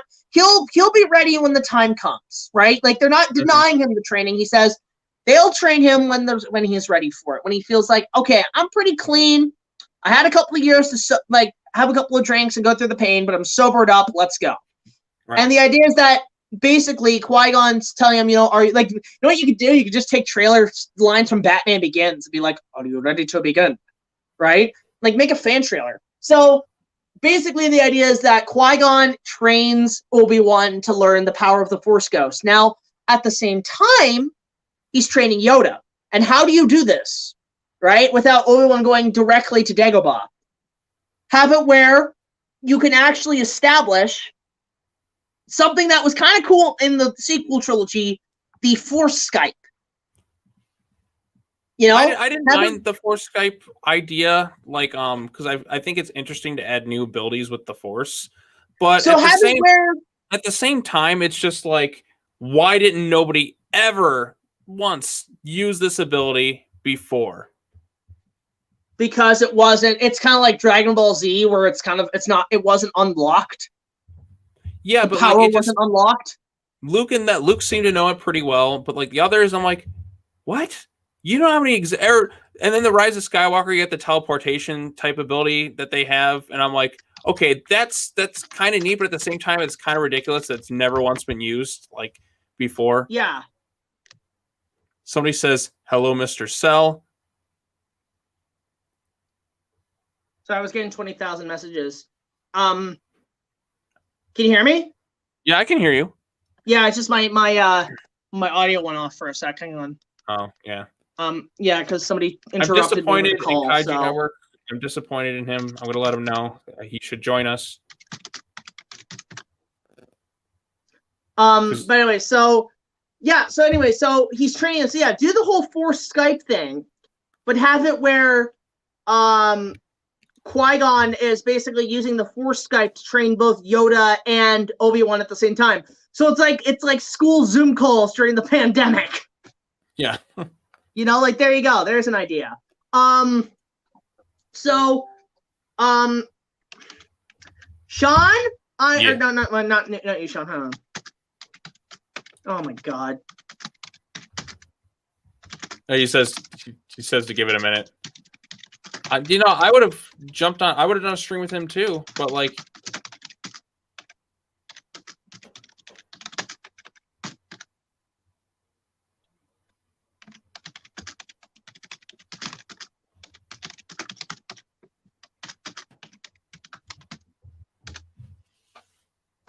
Anyway, so yeah, that's my idea, and then just have it where it's just Obi-Wan. And you know what? Maybe have it, because here's the thing. They've kind of I don't know if you know this, Sean. They kind of hinted at the idea that Sabine, Obi-Wan's like old love, had a son. Did he have a love in the movie? I don't recall. In the Clone Wars. Oh, I didn't really watch Clone Wars. Okay, hang on. I gotta hang on. Let me try something here. I want to use my audio here. All right, can you hear me now? Oh, I can hear you. That's weird because like when somebody tried to Skype call me, it fucked up the audio a little bit, so I can barely make people out.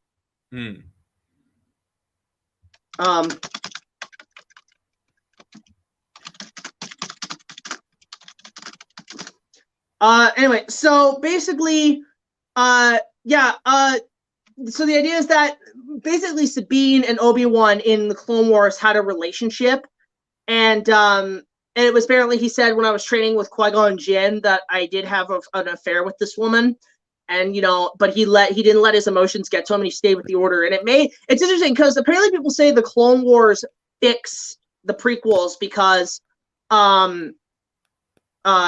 they actually had it where it added more characters. So like basically that when it comes time for Revenge of the Sith, is that Obi-Wan did know about Anakin and Padme's relationship, because if he had told the council, he would have been a big fucking hypocrite. Oh. Because like the whole time, even in the Clone Wars in season 2, Anakin sees Obi-Wan flirting with, it's like, I can be married and have a potential child, and I can't have that. But you're feel free to fuck Princess Goddamn Diana over here. Fuck you, Obi-Wan. You hypocritical fuck. Right? So but like, I mean, it's not said like that, but it's more just like they're joking around about that. The Jedi have families. Stupid. Yeah, they're joking about families. So the idea is that so basically at that point, so that way it's established by Revenge of the Sith that Obi-Wan's like, look, Anakin, I know you're fucking around with Padme, and you know what, but you know what? I'm not going to tell the council because I respect you, buddy. I respect the fact that Padme keeps you in check. Obi-Wan, you've been thinking with your, Anakin, you've been thinking with your dick, and you fucked this all up. You've literally destroyed the galaxy. No, but here's the thing. It's kind of established that it makes Anakin's turn a bit more tragic, because the whole thing is that it wasn't about the fact that if the emotions turned him to the dark side. It was the fact that basically Obi-Wan saw that he knew Anakin was potentially dangerous with the dark side, but the idea is that Padme kept him in check. Right? Like Padme kept him kept his cool.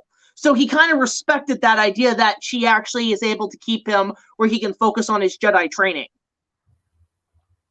Gotcha. You know? So basically, that's what they set up kind of in Clone Wars, is that he knows, he just keeps it kind of quiet and personal because out of respect. So basically, it was kind of established that they were obviously in a relationship, and Sabine died and everything and all that shit. But they're saying that she had a son. There's a character that's in Star Wars that's been kind of hinted that he is Sabine's son. But then the question is, who's the father? Right? I think Obi-Wan might have had a bastard child. Maybe. And I think we have another guest here. Hold up. Who's here? It's Ryan. Ryan's in the house finally. Hello, Ryan. Shut up, Ryan. I had to get my 2 cents there on my channel, but holy Jesus Christ. Yeah, hang on. I'm gonna try to fix up my my thing here, because apparently like my audio is just really fucking bad because somebody tried to call me during a fucking live stream. So they just had to call me. I already see some people from my stream coming over. Thanks for coming, people. Yeah, yes. Hello, guys. The Trinity has reunited. Yes, finally. Work? All right, so who is in the Trinity?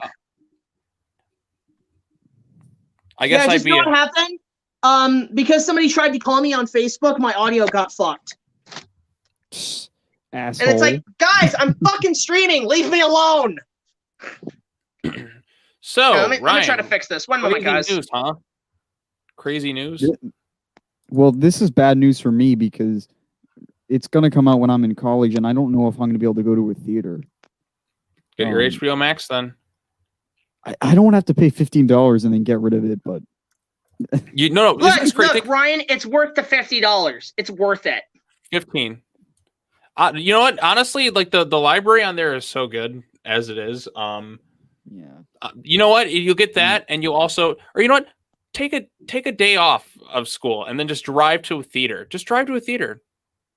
Well, no, the problem is I have time, but the problem is I don't have a car, so I'm gonna have to like get my roommate to like see the movie with Uber. me. Uber to the theater. That's true. Uber to the theater. Get a fucking rental or something. I don't know. I might be able to. There's a drive-in. I might be able to go to that. Yeah, go to the drive-ins drive-in. are fucking great for that kind of movie, man. I'm gonna watch this thing on the biggest screen possible. I'm gonna watch it 1,000 times. I've watched King of the Monsters a bunch of times. It pops up on TV every now and then, or if it's on the Max, I'll just kind of put it on and just watch some of the monster fight scenes or something. But I'm ready for this thing. What's really cool too is like the rewatchability. I guess too is like I'll be able to rewatch it like right away after the theater if I have HBO Max. All right, you guys keep talking. I will be right back. All right, cool. I'll be back. Yeah. That is kind of exciting, I guess. That like also like. Because usually videos can't be made like breaking down the movie or anything until like they have a DVD, but like CinemaSins will probably jump on it right away. Yeah. Also, we heard the cast list got released or something. Well, that list has been on IMDb, has it not? Like the Sarazawa thing. Yeah, I'm not sure. I don't know. But like literally, this is so freaking insane. Like I was literally in the middle of a stream. Somebody was messaging and saying, "Oh yeah, the movie got pushed up to March." We're like, "What are you talking about? That's insane. They wouldn't do that. That's got to be a bullshit." And then I look, I'm like, I mean, what? Crazy. Wait, what? 10 weeks. We have like 10 weeks. If my math is right, we have 10 weeks. We have 69 days. Somebody pointed out 69. That's perfect. How have we not?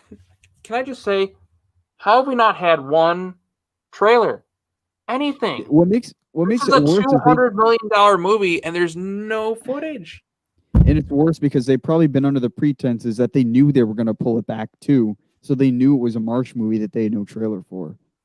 Isn't it crazy? We're getting Zack Snyder's Justice League and Godzilla vs. Kong the same month, supposedly, and then Mortal Kombat like that next month. All within like a month of each other. That $15. Okay, guys. Just a little update. Here's what I'm going to do. I'm actually going to reset this stream because unfortunately my audio is fucked because somebody tried to call me on Facebook Messenger and it fucked up the audio. And this is what receptions and stuff do. But we'll put the stream back up and we'll be back in a sec. Okay. Okay, hang on. Somebody asked in the comments, is Sharptron still a thing? Yes, and it's my calling card. It's still a thing. Also, I did Legend of Tomorrow had like 2 good seasons, and I kind of stopped watching. So there you go. Yeah. No, actually, we can still keep talking. I'm actually just gonna switch computers. So you guys we'll just keep chatting. Just keep chatting. All right. Yeah, we can hear you just fine, Jack. So yeah, it's just because somebody called me on Facebook Messenger. It fucked up the audio on my phone.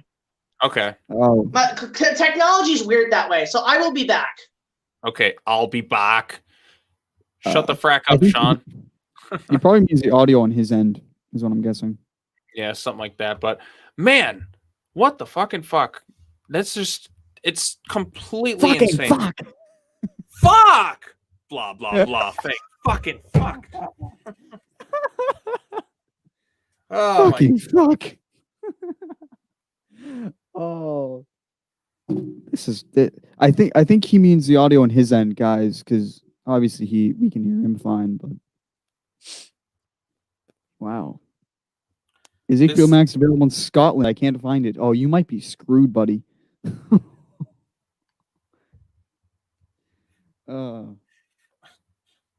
me the trailer. I need it. I need it now. I mean, this is great that it's coming sooner, but it makes this marketing debacle even worse. You know what? First trailer probably dropped during the Super Bowl. Literally just a month and a half. I mean, honestly, when you think about it, if you drop during the Super Bowl, everyone's gonna know, like, okay, we got a month, all the toys are gonna come out. That's it. It'll be like a big playoff game or something. I don't know. We live in a weird world. I think they should retitle that toy commercial as the trailer. They should. This is Godzilla, King Kong. Shut up, Sean. Yes. Say the F word. Fuck. There we go. Okay, I'm gonna switch out of this one. Hold up. I'm just gonna switch out of this one. Oh yeah, this is way better. Yeah, it's just because apparently I was going to try to get it, but yeah, somebody called me on Facebook Messenger and it fucked up on my phone, so I'm just gonna switch up here. So yeah, we're back. And now you can screen share and all that, right? Yeah, exactly. So let's go to that, actually. We can screen share Sean's video that he made. Incoming. Okay, where is it? Send all it. Right, hang on. I'll send it in the chat really quick. So because I just dropped this off. I was reading through a couple different articles on my stream. There's no reason given for why the movie was moved either. It's just something that the big news outlets were just told. Somebody was saying it's because of the issue with Warner Media, and I saw a comment. Somebody's like, as soon as he had the whole Ray Fisher situation, I mean, this is something really unrelated, but it's Warner Media and all that. As soon as that all that crazy news is dropping, they always drop something to try and distract. But I don't know. It's one of those things. That's kind of some people reaching. That's interesting. They could have released the trailer instead. Just, I don't know why. I know what it is. I do here's the thing. I don't know I don't think it's a debacle. I think it's a very smart move, and it's actually an old school move because it's going back to the idea that I think the idea is that we're oversaturated with the amount of trailer shit and the way we marketed movies. So maybe they're trying an old school tactic there where no trailer. Here's the poster. Here's this. Just go see the movie and decide for yourself. They're hoping that the name of the movie alone will bring audiences in. Mm-hmm. We don't really have actually a poster either, which is funny. We have banners. I mean, that's the thing is, people say when the trailer comes out, I want to see the movie now. Well, maybe that's their idea. It's here's the movie, the whole freaking movie. Go check it out. I will say, if there was literally no trailer, it would probably blow my mind because I would have no idea. There you go. You go. That's the idea. Go in. That's the idea. No expectations, no preconceptions. I'm just getting one trailer then. Just one and some TV spots. That's the thing. It's old school way of making movies. It's here's the movie. Enjoy the show. We're gonna have one big epic trailer. So I don't know if they'll have. That would be a very smart way because that way you don't. Because I think that's the idea. That's the message you're trying to get across. Is look, we're oversaturated with trailers. Because nowadays trailers are better than the movie, and on top of that, trailers spoil the whole fucking thing. Yeah. You know what? I would agree with the tactic if they at least showed images to announce, if Legendary acknowledged all the images they've been putting out there right now has been. They're not. They literally are not though. They put one brief second of footage at our legendary CCXP stream, and then we were just by the end of it, we were just broken. There's so much.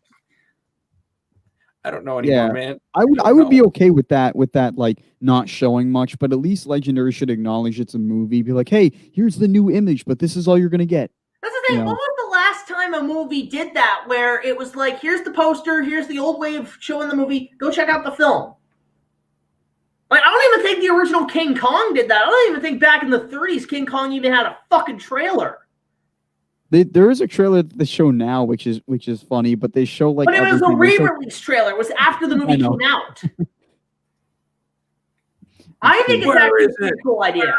Trailer. Hey, if only we get a giant Kong bust outside of the movie theaters like they used to have. Yeah, and it's funny because imagine if the whole trailer is all the comments of people saying, "Give me the trailer," and then it's just how about this? We won't give you the trailer. We'll give you the whole fucking motion picture. Oh man. All right, I sent the link to the vid in the private chat. There we go. That's better. I like your background here. You got the. Yeah, I just picked it out of random. I like the colors too. I like the colors. They look better. Actually, you know what? Actually, Nintendo Fan 101 has an idea. The 50s re-release trailer. So basically, have it made. You know what'd be great? A trailer that looks like the trailer to the original King Kong versus Godzilla, that old school 50s B movie trailer. Yeah, they could keep the same narration too, like Godzilla, King Kong. You know? The great Godzilla. See, the way I King Kong see it- hold a beautiful girl in his hands. We will get a trailer this month, and we'll get a trailer at the beginning of March as a final trailer. We'll have 2 trailers. That works. I I'm think gonna change the background of this so we can have like a bit more viewership and stuff as an audience. So I'm just gonna. I'm also thinking that we could possibly get something tomorrow, just because I'm going to be away tomorrow, and knowing my luck, I'm going to miss it. I don't. Man, that'd just be fucking funny. No, I'm like, as soon as I do a live stream on my channel, fucking drops. It's never fails to amaze me. Well, you got more of a shot here actually because there's more of an audience. I'm doing a reaction to it, like with the trailer when it comes out. So, oh, like, I am too. Everybody's gonna be doing it. If I see it on YouTube, because I'm going to be away at my family's tomorrow, if I see it on YouTube, I'm just going to have to not click on the video for like 10 hours. You're not going to. You won't be able to. You won't be able to. Well, no, actually, no, there is. What is it? I'm not. I don't know if I'll do a trailer reaction because I'm like the way my computer's been acting. Like, what I'll probably do, I'll watch and do a trailer like breakdown video, and it just, or maybe I'll record myself on my cell phone watching it, and then I'll just be like, "Whoa," or something. Yeah, it's funny. I think a lot of us are going. I think a lot of us are going through computer problems because even my computer editing stuff has been extremely slow. Yeah, my computer's 6 years old, and I'm gonna get a new one next month. So I think I just need to install new hardware in my tower hard drive. Yeah, this thing's just I'm editing right now my next episode for February, and it's just taking forever to cut.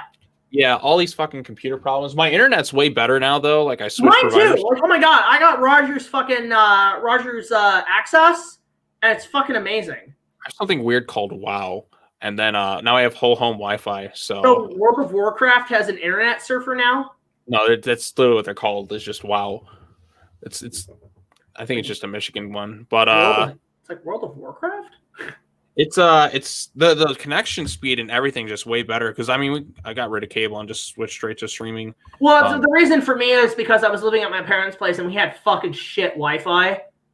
So now it's like I have my own Rogers. Rogers Ignite is the name of it.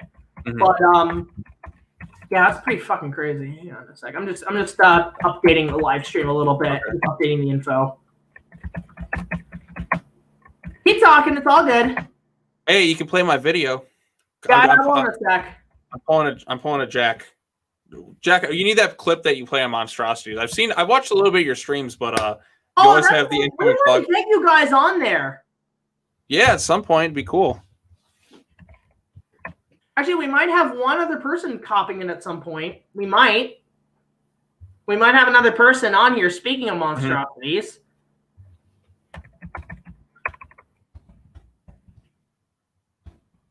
Trying to get some people on here. There we go. Yeah, so this is just fucking, this is crazy. Like this is some fun. This is actually kind of fun. Cool. There we go.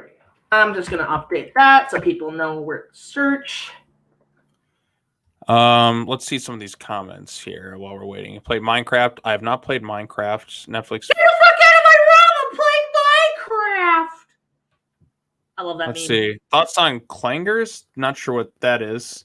Longest, most packed. Oh yeah, that's the thing. I love Robert things here. Longest, most packed live stream. I want to just read in Arnold's voice. This would be the longest and most packed live stream yet. Yes, let's go. This is like the fucking Avengers Assemble. It's like Godzilla versus Kong announcement, and they'd be like, Avengers Assemble! Kaiju Avengers. The whole Kaiju Guard crew. See, I put you all in part of the what I call the SS Kaiju Guard crew. Yes, and I've got my my captain's chair or whatever. Because the whole idea is that my whole Kaiju community of YouTube creators, they're all up in that big fucking satellite from the Mysterians in space, just watching over shit. Passing the satellite of love from Miss MST3K. Yes! Oh my god, that'd be funny. But his bosses didn't like him, so they shot him into space.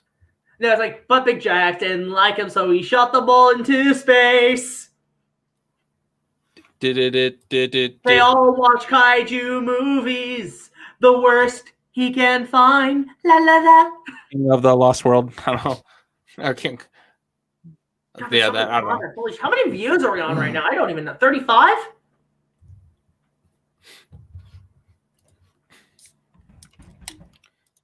Yeah, right now I'm trying to boost like my channel with comics and kaiju content. Like I'm not making any videos like for my computer. I'm basically just doing like everything off my phone right now.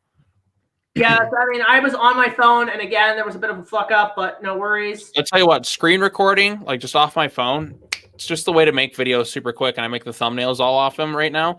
So Easy, actually, it's super easy because my laptop just takes so long, and the editing just can be a pain. So like, it's really the best I can do right now. It works for the comic book stuff. Like it's way easier than before when I had my computer because it would always freeze up. But I mean, the microphone sometimes isn't the greatest quality. It's good enough, but it works for the job I need. So, and like, I mean, I did a live stream tonight, but like sometimes these things take forever to render for whatever reason. It's great. Actually, I wanted to show you guys something pretty cool that I did the other day, last night, because I was doing it out of pure boredom. But I took, I don't know if you guys heard about this phone app called ToonMe whatever. Oh, I've seen images. I used it even. I took some of the Kong characters and I made Sean just make perfect cell impressions and nothing else. I made them look like Disney Pixar characters. So I want to show you guys this. Check this out. So here they are. So here's Charles Grodin as a Pixar. Oh, I love it. Look at that! I love it. We'll put a tiger in your tank. Making millions are just a paper tiger. He's the best part of that movie. Oh, he's great in that. Jeff Bridges. Okay, I can see that. Yeah, you should. Ralph. I was like, I'm gonna wreck you, dude. And then here's Jessica Lange. Not bad, actually. Like, this feature is actually kind of cool. I did do the Jackson movie as well. Let me just find that. So here's Jack Black. It's 2D Disney. Looks like something out of Pocahontas. Jack Driscoll. Yeah, I love somebody pointed out he looks like the one from the Mighty Kong. What? And then there's Naomi Watts. And then I also did them as Pixar. So here's... That actually looks pretty solid. Like, that looks good. I wonder if you could throw Kong in there. I don't think you can. I think somebody tried and I don't think it worked. But that's actually pretty damn solid. Yeah. Pretty solid. 2D Jack Black looks cursed. Yeah, that'd be great. In an alternate cut, Kong rips his head off and you just hear decapitation! Decapitation. It's crazy. But yeah, we might have a few other people jumping on the stream at some point. So, is it the Monstrosities crew? Monstrosities might come at Matt from Monstrosities. We might have Indie Fan. Might have a few people, actually. I have yet to meet the Monstrosities. They're great. They're really nice guys. I want to get you guys on the stream at some point. I've been trying to tell Matt, get them on here. Well, I did get an acknowledgement from one of those guys. Yeah, they're pretty cool. They're really nice. I mean, I'm mostly on there with like D-Man and shit, so... Actually, on the plus side, one of the people who might show up on there at one point is Mars Girl. Mars Girl's awesome. Oh, I've heard of Mars Girl. She did stuff with Phaelus, right? Yeah, Mars Girl is great. Mars Girl's awesome. I think it isn't Phaelus Canadian. I don't know. He's not. I don't know because he gets a lot of stuff. He reviews a lot of stuff from Canada. Yeah, he reviews a lot of everything though. So hi, I'm Phaelus. I'll say this: he does the best frickin' rock biter I have ever seen in my life. So they'll be watching you. But yeah, we might have Matt on, guys. So stay tuned. He might jump on at some point. I'm hoping that'd be nice. I want to have more guests on here. Like I know we usually have the main group, but I want to get more. I've been trying to get more people on here. Avengers assemble! The Kaiju Avengers, the Tokusatsu. Yes. Jack, you got to get some of your Dragon Ball Z people on. We'll have a voice off or whatever. Kaiju Sentai. Yes, Kaiju Sentai. Kaiju Sentai. Jack Ranger. Well, like you can get Jack Ranger, Deru Sensu no Senshi Tachio. Oh God, what a So weeb. the Godzilla versus Kong social medias are still locked. Of course they are. They're They're waiting to push that. you know what it is? You know who they are? They're the fucking cable company from South Park right now. You wanted a trailer? Gee, that's terrible. Dang it. I guess you got to deal with their packages. Oh my God, this is great. This is freaking hilarious. God, we already got like 240 views on the stream. That's pretty good from my end. That is quite crazy? Good. That's just perfect. It's been like Perfect. a month in. I think it's been like 5 weeks since the CCXP thing. Oh my God, like talk about man, I was pissed that day. You guys dragged me out of bed for that. You know what, Jack? It was worth it for the big Chungus comments. Well, to be fair, I suffered through that, and therefore you guys had to suffer through King of the Lost World. So, hey, you know what? When we crashed the stream, that was one of the funniest fucking bits ever. I was crying. The one comment, we do not speak of CCXP. You got to speak like John Hurt and Harry Potter. We do not speak its name. Dick Cheney. Okay, the funniest bit was what was the comment? Big Jack's gonna take his big and slap. No, it was Big Jack's gonna pull out his big dick and whip you, Warner Brothers, if you don't release Godzilla versus Kong or something like that. I used that shit on 18. Don't make me use it on you, Warner Brothers. Oh God.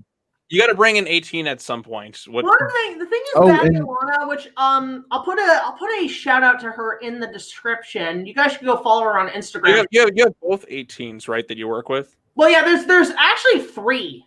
Okay, there's 3. I know there was backups. There's BATTYALANA, who does the live action 18, and then there's 2 voice actors I work with. One is Bayteen, who is the best on YouTube, in my opinion, the best impression. There's Queen 18, who is also amazing, and she has her own fan base, which is crazy. And funny enough, would you believe I'm actually friends with the legit voice actress Meredith Molden? Huh. Like she's actually a super cool gal to talk to. Like she actually did watch my work, and she said that was actually really good. I'm like, thank you.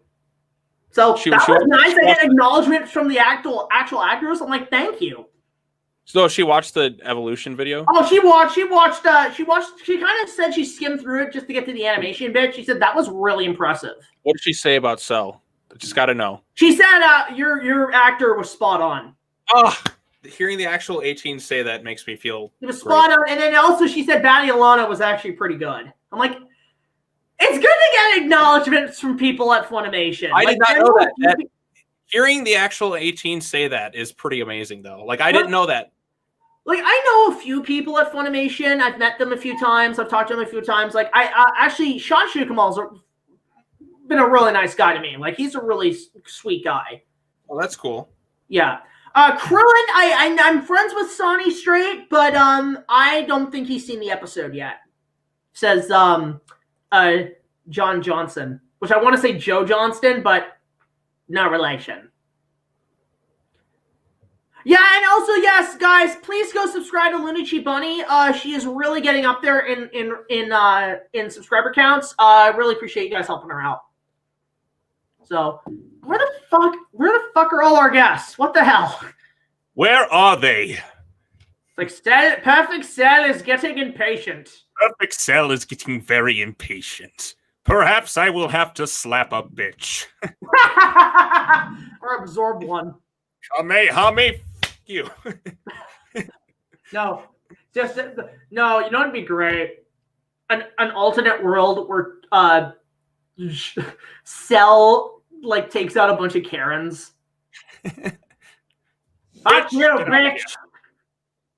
So long, bitch. Hey, Big Jack, who do you want to make a remake of Godzilla 54? Gareth Edwards. Okay, well, here's the thing. I've been talking about this on the Monstrosities stream. Looking back on 2014, it's okay. First of all, it's way better than 98. It's an actual Godzilla movie, but the trailers lied to me. Are you really saying that that's a lot of fish? The trailers lied to me, and what I mean by that is that they. Daddy Cell. I didn't really know what to think of it at first, but looking back, I realized they were promising me Godzilla 54 with Bryan Cranston as Raymond Burr's character. That's the kind of vibe I was going for. Did not do that at all. They killed him off in the first 20 minutes, and Godzilla's a Showa Godzilla. And I'm just like, it's a good movie, but it could have been better, is what I'm saying. There was potential there that wasn't unlocked. Yeah, I can see that. Yeah. So what's this video you want me to show, Sean?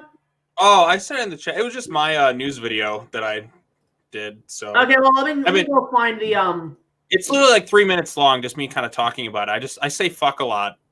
It's like in the fuck, video. Fuck. No, you know what would been funny? No, what would have been great? No, what would been great? It's like you're like, I don't know, sitting on the toilet and you get the news and you have to come out with your like halfway through taking a shit, you're just waddling back to the fucking camera. Fuck.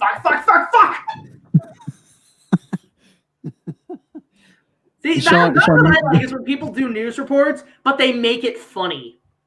Mm-hmm. Sean, me and you one of us have to recreate that black mass thing at some point, like throwing the pillow at somebody, like fuck. Get out of here, fucking fuck. No, I just be a pillow fight, like You still gotta watch the movie, Ryan. Just for him. He's the main reason to watch that movie. What movie? I've been watching a bunch of movies lately. Ewan McGregor is the reason to watch that movie. What movie? What movies, Ryan, have you been watching? So I made a list of films that I have to see. Predator. As a film student, and ones that I think are popular, whatever. So I watched a bunch of movies. I watched Fight Club the other day for the first time. That blew my fucking brains out. The fact that that's owned by Disney now startles me. Oh God. It's owned by. First rule about Disney. First rule about the Disney Club membership. Don't talk about the Disney Club membership. Let's see. I watched Goodfellas, Donnie Darko, Wayne's World, the first one. I finally watched What's Its Face, Zombieland. Wayne's World, the first movie. Yeah.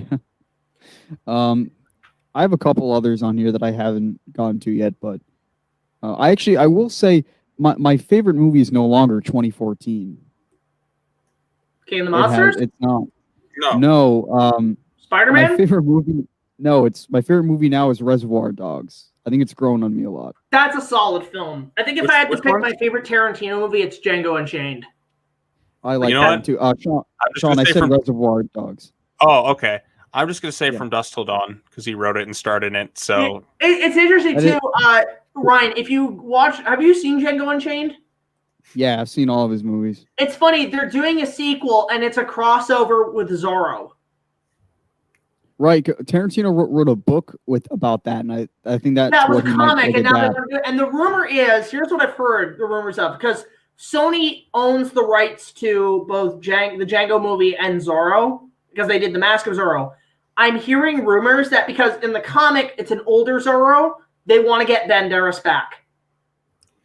They want to get him for one more movie. And you know what? That would be kind of cool.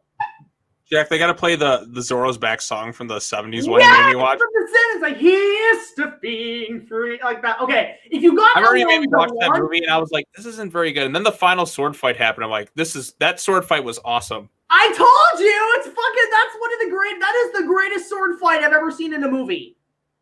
Like, that's like a fucking 20-minute up the castle, all the cliches.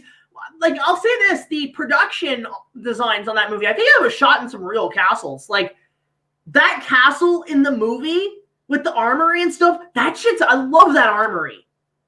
Like, I love in, like, the beginning of that movie, like, the first, like, 20 minutes of the film when we get to Nueva Aragona, when you see Stanley Baker, who, I swear to God, he's channeling, like, I feel like this role was originally made for Burt Reynolds. This felt like a Burt Reynolds movie. Like, because he looks like Burt Reynolds, right?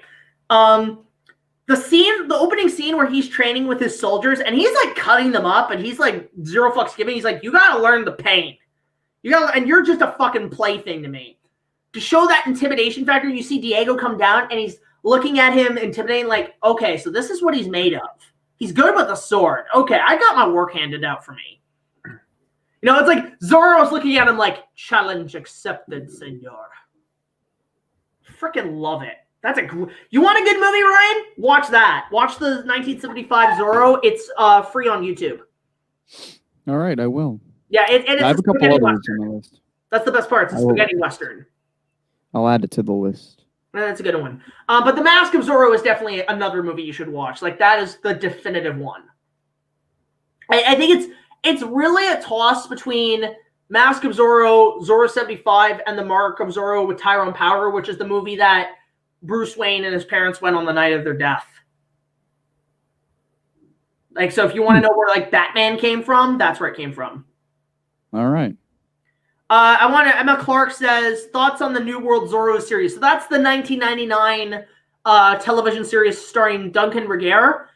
It's an okay show. It feels like almost like a sort of a tribute to the Guy Williams Disney TV series, which I don't know, is the Disney Zorro TV series, guys, for people who have Disney Plus, is it on the Disney Plus streaming service, the original TV series? Because I love that Disney show. That shit was good. But yeah, I've seen it. It's okay. It's funny because I finally watched Zorro and Son, which was a canceled 80s one season show. And it was actually a sequel to the Guy Williams series, but they added like a laugh track, and I'm like, this is awful. This is like the Flintstones. Like that was freaking garbage. But I like my Zorros. I want to talk about. We gotta talk about the Flintstones movie at some point. Yes. We should do a watch party sometime. With fucking John Goodman as Fred Flintstone. Yeah, you know what? Fuck it. Let's do a watch party at some point. We'll watch that, and then we can watch. That's a good movie. I haven't seen those. Flintstones. I haven't seen that in like 10 years of Flintstones. It's still, know what it is? For me, it's funny because a lot of people who did that movie did Ghostbusters. And I'm not the biggest Ghostbusters fan. I never grew up with it. I only watched it recently a couple of years ago on a Halloween. I thought it was okay. I think Ghostbusters is a little overrated as a franchise, but I think for me the Flintstones movie was probably my Ghostbusters in terms of comedy like that.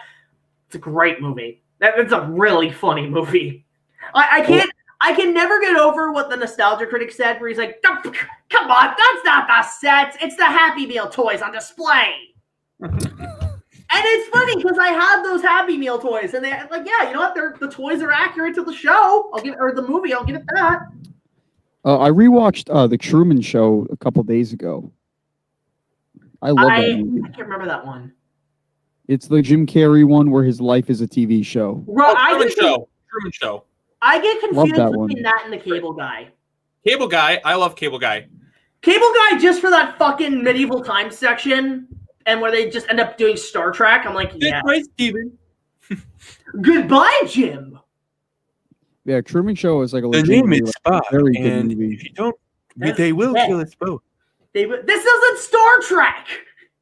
This is just like when Kirk had to fight Spock on Star Trek. Best friend. You'll be channel surfing. You'll be channel surfing in no time. Apparently, Jim Carrey at one point forgot his lisp. And then that was completely improv, and he gets punched in the face. My lisp is gone. I love that. You know what it is? It's funny, too, because I actually want to bring this up. You know, all these streaming services, Warner Brothers with HBO Max, Disney with Disney Plus, where the fuck does Paramount put its loyalties to? Do they do their own streaming service? Do they do their own? Do they join with HBO Max? They'll join with what Netflix. Do they even own? Nickelodeon I don't even know like what Paramount's properties are. They have Turtles, Transformers, Mission Impossible, Tomb Raider, Top Gun. They Nickelodeon. They own a few things for Mission Impossible. Like they own a few things, but. Because that's the thing, like, you got Mission Impossible 6 on in the works, but then you also got the second Top Gun, which had to be pushed back. So where's that gonna go? Top Gun's in December of this year.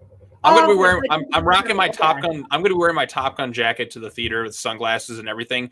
You know what's funny? I finally watched that last year, the first one for the first time. I'd never seen the original Top Gun. That's right. It's the greatest volleyball movie ever made. It's the greatest subtle gay 80s movie ever made. and that's a wonder. But I watched it finally. You know what it is? I mean, here's what I knew about Top Gun prior. I knew of the soundtrack. The soundtrack's amazing. Fucking Mighty Wings is fucking Reeves theme. I love that Cinemassacre did that music video. That was Highway cool. to the Danger Zone is my go-to Top Gun alarm every morning. I like Mighty Wings more. It just because it sounds like Ken's theme from Street Fighter. And I love that. Okay, I like that opening music because that reminded me of the stuff from Legend. So, but yeah, I was gonna say with Top Gun, the things I know about the soundtrack. I grew up with the soundtrack. I've been on the ride. The ride's amazing. Yes, Sean, there is a Top Gun ride. Nice. Would you like to know where it is? It's called Canada's Wonderland. And what's great about the ride, it's a roller coaster that the speed is meant to represent as fast as a jet fighter. Nice. And it actually is a really fun ride. Like the Top Gun ride's amazing. But part of me, and it was that, and then it was, I knew about the ABGN games. I played the games. And funny enough, this is an interesting story. My dad in the 80s, because he worked for a lot of companies, for a lot of music shows, he helped make Pink Floyd's The Wall. He worked with Paul McCartney. He worked with like Ringo Starr. Ringo Starr is the reason my parents met. He's worked with a lot of celebrities. He helped launch the Dirty Dancing album. He, at the time, was working for Pepsi. And when Top Gun came out, Pepsi was a huge sponsorship for the film. And they actually gave my dad a copy of the movie on VHS while it was still in theaters. Wow. And it's like it's a VHS copy of Top Gun presented by Pepsi. Nice. And I feel it's weird because I don't know if that's worth something. I haven't somewhere lying around. I don't know. Maybe not. Because like you ever see promotional VHS copies that are meant for the stores? I'm gonna see if I can find it. You guys keep talking. I'm gonna see if I. Oh, and he's gone. He literally just dipped. I'm back. Sorry. Just kind of. Oh, he's back. Yeah. Oh. Yeah, I pressed the wrong button. Yep. And he's gone again. Oh, yeah. And he's gone. All right. He'll be back in a minute. But I didn't see. I just found out that he showed the video to the Android 18 person, and they found out. There we go. I'm back. I'm good. Okay, I'll be right back. Okay. Highway to the danger zone. I got to review Top Gun. I'm going to it this year. I'm going to have to. So in preparation for the 80s. I don't like anything about the 80s. What's that? The music is goofy and stupid, and the movies are goofy, and it's like, ugh. You don't like the 80s? No. What? Okay, get out of here. So I found it. Hey, you hear this? You hear what this guy just said? He doesn't like the 80s. It's cheesy. Okay, movies, yes. The music, don't talk shit about my 80s music, man. Okay, you're a fucking rock music guy. How much AC/DC dropped in the 80s? I know you're an AC/DC shill. I like again with bands. I'm very much a one-hit wonder. Oh, you were asking Ryan. Yeah. No, I'm not as much anymore at AC/DC, but I think the hair metal bands in the 80s were total goofballs. Their songs were garbage. The 90s bands is where it's at. No, for me, it's like when it comes to 80s music. Why not both? Okay, my favorite 80s stuff, if you want to know, guys, is I love anything by the Eagles and freaking Don Henley. Love his shit. I love Genesis. I love Phil Collins. I saw him live. Fucking great guy. I want to know. Can you show me? me? We have another guest person here, guys. Ladies and gentlemen, for the first time on the Big Jack Films live stream, all the way from Monstrosities, it's Matt. Hello, Matt. Are you receiving us? I am sorry for not being. I am now. I was like, oh shit, because as soon as you were introducing me, all of a sudden everything froze, and I'm like, no, not this. And now I'm just like looking at the camera like an idiot. Hey, what's going on, guys? Hey, what's up? Nice to meet you. Yeah. By the way, Matt, nice to meet you, this is Sean of JTIsReborn, and this is Ryan of Kaiju Network. Hello. Sean, Ryan, nice to meet you guys. How you doing? All right, I'm waving. Hi. Yeah. I like your Avengers thing, man. That's awesome. Oh yeah, Best Buy. Apparently they throw the shit away, and then you can just kind of. I believe it. Yeah, I mean, what a waste. That 84 poster back there is pretty badass too. Yeah, man. Dude, from Best Buy. So that's awesome. I keep telling you, man, you got to bring these guys on the fucking stream. Well, I just now met him, Jack. You got to be introduced to people before you. Oh, well, I'm sorry. You guys are going to be disappointed. I don't know what Jack's been telling you. In between his plugs for his fan films and all. Oh my god, the plug machine! Like literally, that is the greatest meme I've ever seen in my life. No, I've caught a bit of the streams, and the plugs are my favorite bit because literally, we were in the CCXP stream together. Like Jack, all right, no trailer. Put my movie one on. No, you know what happened? I don't know if you guys remember this, but I took my chair, I was laughing, and I literally stomped it into the floor. I think I pissed off my neighbors below. Jack. Jack's like, play my trailer. No, Big Jack would never do that. Ryan, come on. That had to have been somebody else. Yeah. I was going to say, I finally found it. I was talking about this because we were talking about Top Gun. And because I only watched the first movie last year. And before that, I knew that my dad helped sponsor the film when he was in the music industry in the 80s. I knew of the ride at Wonderland. I've been on the ride, and I know about the games and so on. So I watched it for the first time, and I'm thinking about reviewing it when the new movie comes out, but I found this. So when the movie came out, my dad was sponsoring it. He was working for Pepsi at the time. And what was that beeping sound? What the fuck was that? It was my phone. It's called a text message. Oh. Yeah, so, it's really I was like basically my dad, he was working for Pepsi at the time. He was helping promoting the movie, and Pepsi gave him, when the movie came out while it was still in theaters, this VHS copy of the movie. Oh, that's cool. So this came out when the movie was still in theaters. It's like Spaceballs. They're in stores before the movie's finished. Exactly. Here it is, Spaceballs. And you see on the back, it's got the Diet Pepsi logo. So this is when the movie came out. So I don't know if this is a rare. So that's not like a screener copy, right? That would be like. I don't know if it's more of a promotional copy for people who worked promoting the movie, marketing the movie. More of a market copy. That's cool, dude. I've looked it up online. I've never seen this copy online for sale. So I think that was when the movie was released. So have you watched that copy? Like, do you know? I have. It's decent quality. No Betamax. No beta version. No differences, right? Like, obviously, like same movie and everything. Yeah, it's the same movie. There's no like screen thing that says "do not duplicate" or any of that horse shit. Gotcha. Yeah. It's funny because I know the movie was released on VHS. It was released on Betamax, Laserdisc, all that. It was actually released on the format called Video 8, which was like, remember back when you were growing up, like you filmed stuff on those little tiny tapes, like for home movies and shit. Yeah, of course. They tried to make that a format. Like they tried to make that an actual format so that they can kind of, save space, obviously. But it was actually more successful in flights on airplanes for travel because they needed a machine to play the movies for screenings while people were flying.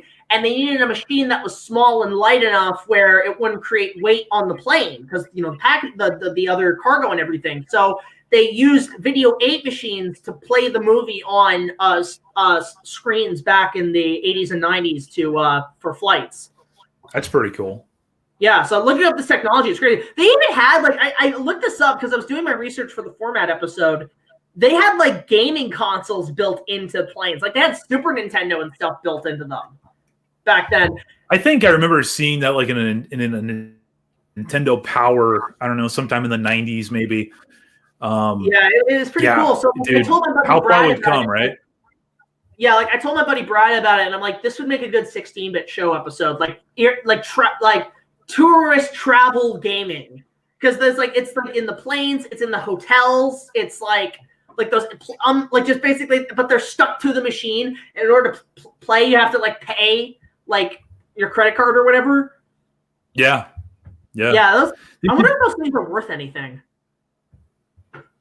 I mean, maybe just for the novelty. I can't really imagine there being a big ask for. Does anybody have an SNES that was used on a Frontier Airlines plane? Air Nintendo, which probably does exist. Probably. In Japan. Probably. Knowing the Japanese, they got all kinds of crazy shit. But yeah, the biggest news that dropped today is Godzilla vs. Kong. They pushed it instead of May to the end of March. Yeah, March 26th. Yeah, so Pretty fucking cool. Where's the trailer?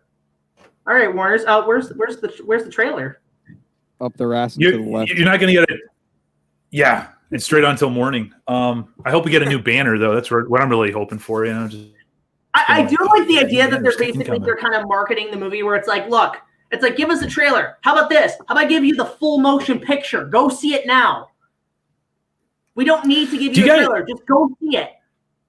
And I'm really sorry if you guys have already talked about this. Have you guys talked about just the lack of like a trailer and stuff? Like, do you guys have any thoughts on that?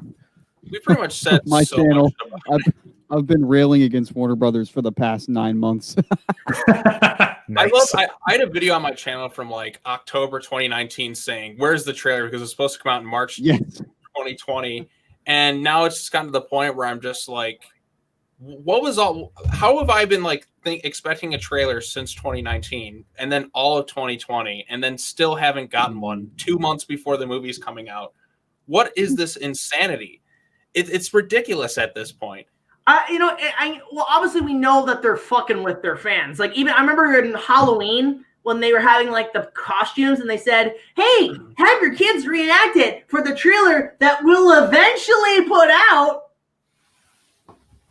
Like, it's good, but I like it because I think what they're trying to say is that, you know, maybe this is a way to say, hey, I think the industry is too oversaturated with this whole trailer event thing, because not only are you doing trailers for the trailer, you're spoiling half the movie, and people say that the trailers are better than the movies themselves. And I'm like, you know what? Maybe that's what they're saying, is that, you know what? In order for more people to see the movie, it's like, just go see the movie. Just go see it. Here it is. Go see it. Go check it out. Pay your $10, $15 and just go enjoy a good movie. And we're just not going to, and it's a way to say, we're not going to show anything. We want you guys to be surprised. I don't want to talk out of my ass here, but I'm going to talk out of my ass. I don't know the first thing about any of this stuff, why it's been going the way it's going. But I do think that the way that this movie's been jerked around and pushed back, even before the Black Plague descended upon us, I don't really think it's a good sign. You know, I think this movie might be, I know everybody like wants it to be this big thing. It's Marvel level. It's huge and whatever. And it might be to fans of it, but I don't think necessarily it's being viewed in that capacity. And I think that this is just like, you know, this is just another. Well, I remember I heard like last year they said test screenings were through the roof. Yeah, that's what the initial delays were theorized as. When we had the 2019 CCXP, that little thing, and then there was nothing after that, they were like, "Oh, it's delayed because of the test screenings," and it's like then they had to rework it and everything. So, but even like I remember when they had the news of the test screenings going well, Wingard even kind of posted about it, talking how it went well on his social media, right? Without outright saying it was test screening. So it's not. I can't believe it. Anybody in Hollywood anymore, man. You know, like it's Disney's always saying, "Oh yeah, Star Wars is just rosy," and they're kicking directors out left and right. But sorry, Jack. It's less about, most movies are overhyped. This one's underhyped. You know, this is like anti-Batman and Robin. Batman and Robin and Phantom Menace stuff, they're so overhyped that they end up being disappointing. This is so underhyped, it's being disappointing. Well, what I'm worried about is like when I make videos about it and I like talk about it, I'm preaching to the people that don't need to be preached to. How many of the general public know this thing exists? Oh, a lot because Legendary doesn't acknowledge that it's a thing. Yeah. Yeah, that is an issue, and it's been strange.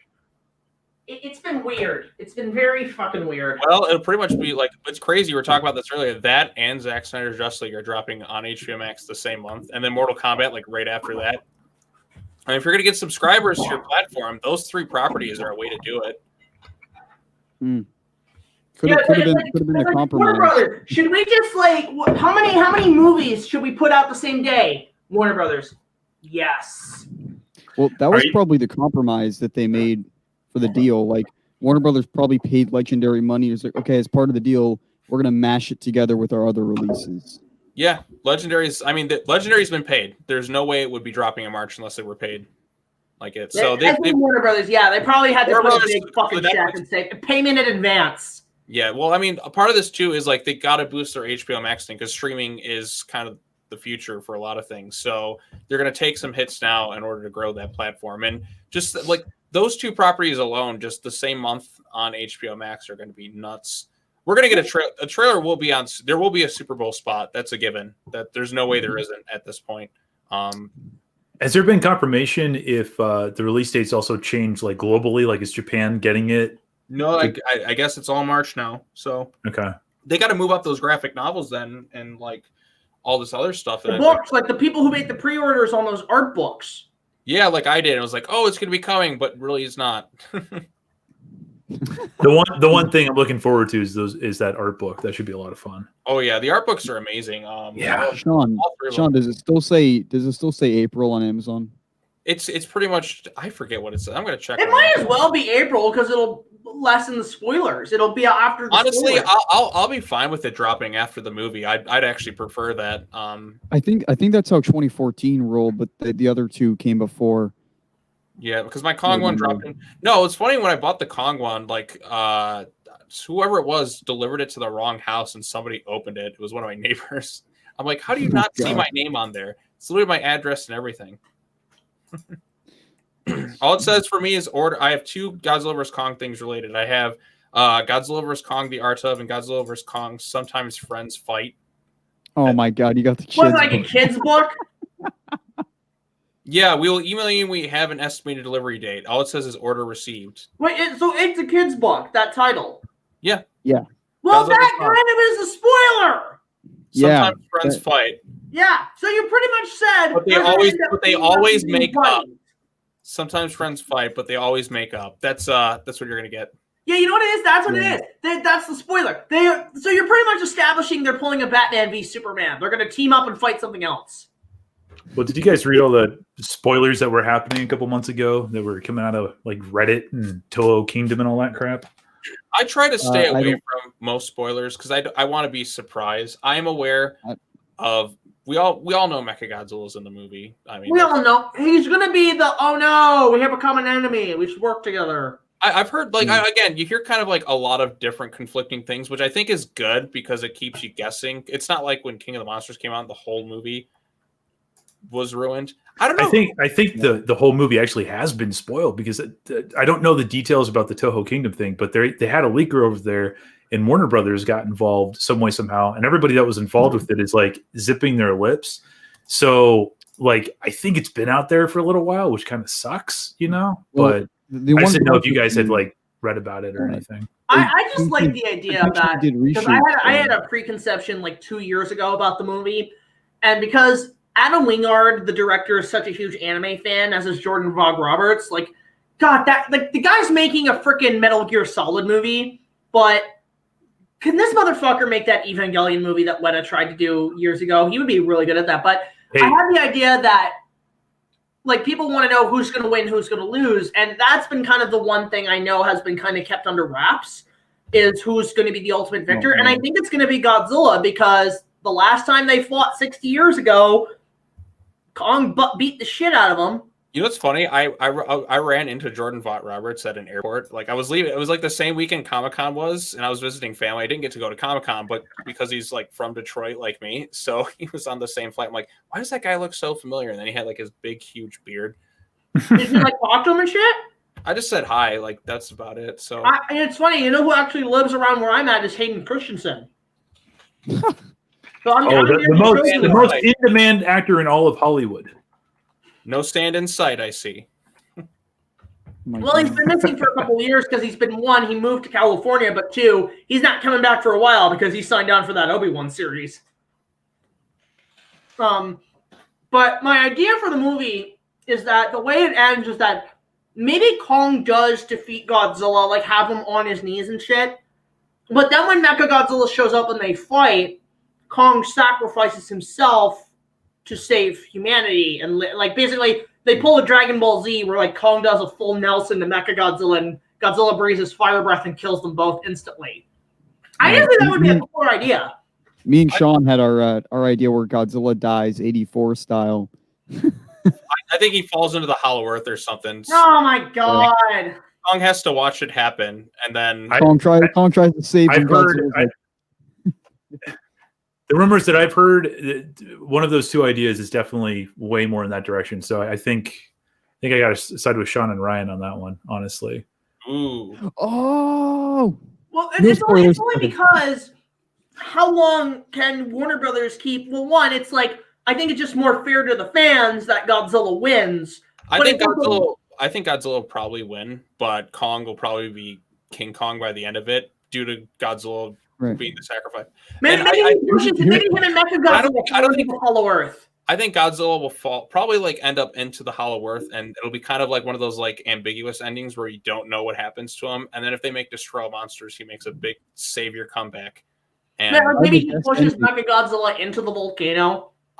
I have the best ending. Ready? Here's how you make everyone happy. Godzilla wins the fight, but King Kong lives and survives the movie. Ha! King Kong lives. That's what I'm saying. You mentioned the reverse Kong. Hey,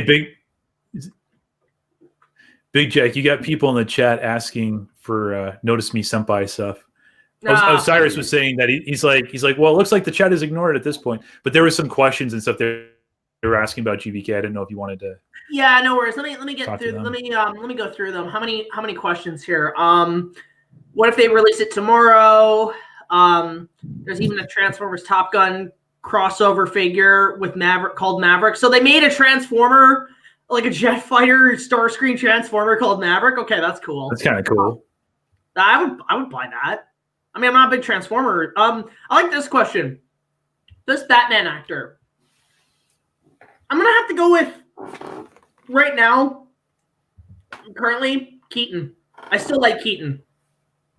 I'm going to go with Kevin Conroy.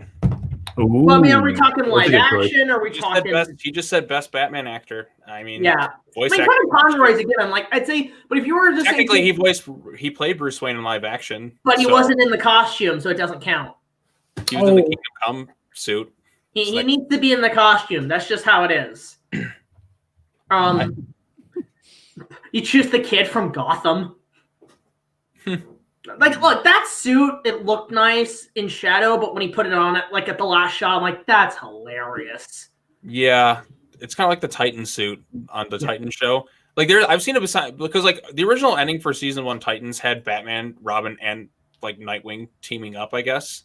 But the Batman suit, like if you actually like in shadows, it looks kind of neat, but when you actually see the suit itself, because it's kind of it's meant for like shadow shots. It's not meant for like full display because it would have cost way more money. Wasn't the cowl just like a freaking Ruby's Batman Returns cowl? Yeah, or something like that. So it looked awful. Yeah, it's still going. It's still going, Orsis the God. yes, we are still here.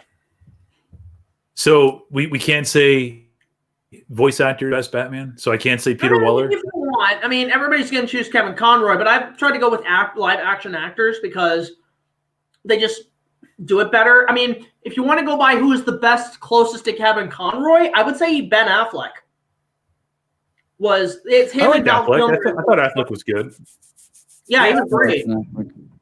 I don't. For some reason, I don't buy Christian Bale with Bruce Wayne at all. Because he sounds like he's always got throat cancer. Rachel. Rachel! Rachel! No, even like the freaking third one. He's just. I laughed so fucking hard in the theater when the first time he's like, "Where's the trigger? Where is it?" It's like, where's the trigger? Where is it? He's like, I hope he's somebody literally makes a trying to be meme of parent- that. He's like a parent trying to be the boogeyman. I'm gonna get you. Oh, so Godzilla vs Kong, Shunagori is gonna play Serizawa's son. Yeah, that's interesting. Do you think after every revelation he's gonna do the Serizawa thing, which is just You got to have a Serizawa in the movie. I would hope for a flash. Yep, got to have that. gotta He say needs left the and eye right. patch. He needs the eye patch. yes, he does need that. Yes! Yes! You know, all right, I got a cool idea. How about he's not on the good side? How about he's for the rival company? Maybe Now that's that why we never saw him. He actually betrayed his father. work for Apex. What is it? Apex Cybernetics or whatever I'm hearing. No, yeah, it's funny because in terms of Mechagodzilla, look, I like the idea that you balance out both the original version and the later versions where he's built as a military defense against Godzilla, but then he's hijacked by terrorists. That's a cool idea. I mean, New creatures too. Like, no, it would be cool. It would be like that. What's that movie that came out a couple of years ago with Gerard Butler about the satellites that control the weather? Oh, Geostorm? Yeah, Geostorm Mechagodzilla. Geostorm is one of the funniest dumb movies I saw in theaters. Like, I mean, they end up at a certain the whole reason for the Geostorm being hijacked was just so Ed Harris can eliminate the line of succession to become the president. Well, you know what pisses me off about that? They literally form a lightning storm and blow up the DNC at one point in the movie. Not pisses me off about that. Why such a low position of power? Listen, and then fucking he thinks he killed the president, but then he sees he escaped, so he pulls out a fucking rocket launcher that he just has in his car and just blows that's the thing. It's like you want to be president? Motherfucker, you have a Death Star-esque weapon. Be emperor of the world. Rule the world. You're playing Cobra. Be Cobra. It's so stupid. I think that's because of they did some reshoots on the movie, and I think that's what they did because it was so dumb. But I was laughing really hard in the theater. It looked like an unofficial G.I. Joe movie. It feels like this was supposed to be a G.I. Joe movie, but they couldn't get the rights, so they just reused the script and just replaced Cobra with something else. Someone asked, what do you think of the Mike Doherty's Godzilla BC idea? I think it'd be a really cool concept. Maybe do it in a graphic novel form, or if you can find a way to make it work in movie format. It'd be cool to have a old Kong and Godzilla that they've been fighting, but it's back in the dinosaur era. It would have to be super interesting. I think it would work better as a graphic novel personally. I don't know about a live action film. How about a short film? Short film would be cool. I think they could get away with that. Yeah, I still think the MonsterVerse is over after this movie. I have absolutely no confidence anything else is happening. Maybe a comic. I agree with Ryan. Like characters might get killed off. I think they want it to continue though. Obviously, but I don't know. I think they have plans for more movies, but again, they're probably going to wait a little bit.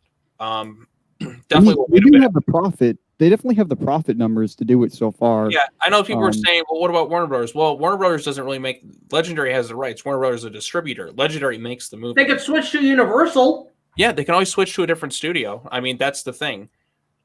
Have it take place in the Jurassic Park universe? Screw it. Hey, if it goes to Universal after that, cool, I guess, right? That's what happened with Pacific Rim, too. But then again, Pacific Rim 2 is not very good. Aside from the final battle.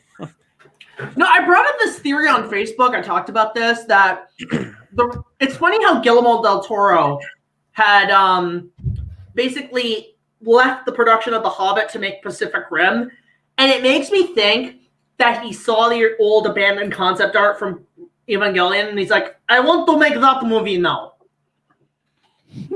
That's just the idea I have. But yeah, it's I think it's because the reason Kong might die is because Warner Brothers obviously is paying royalties to Universal to use Kong.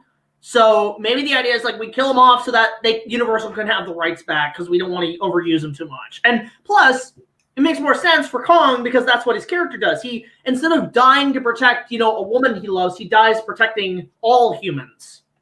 The original idea I had a couple of years ago was that since Kong Skull Island seemed to be a little more profitable, that they would kill off Godzilla and keep the series running with Kong for another couple of movies. But I kind of doubt that now. With just original monsters?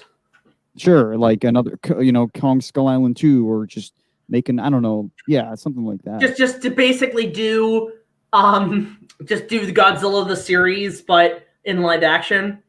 Yeah, Kong versus Mothra. That's a crossover I need to see. Do the original Operation Robinson Crusoe. Do Ebera, but have Kong in there. Yep. Just do that. That's who the fans have been clamoring to see in the MonsterVerse. Ebera. I like Ebera. Or no. You know what? Even more so than that, the fucking giant condor.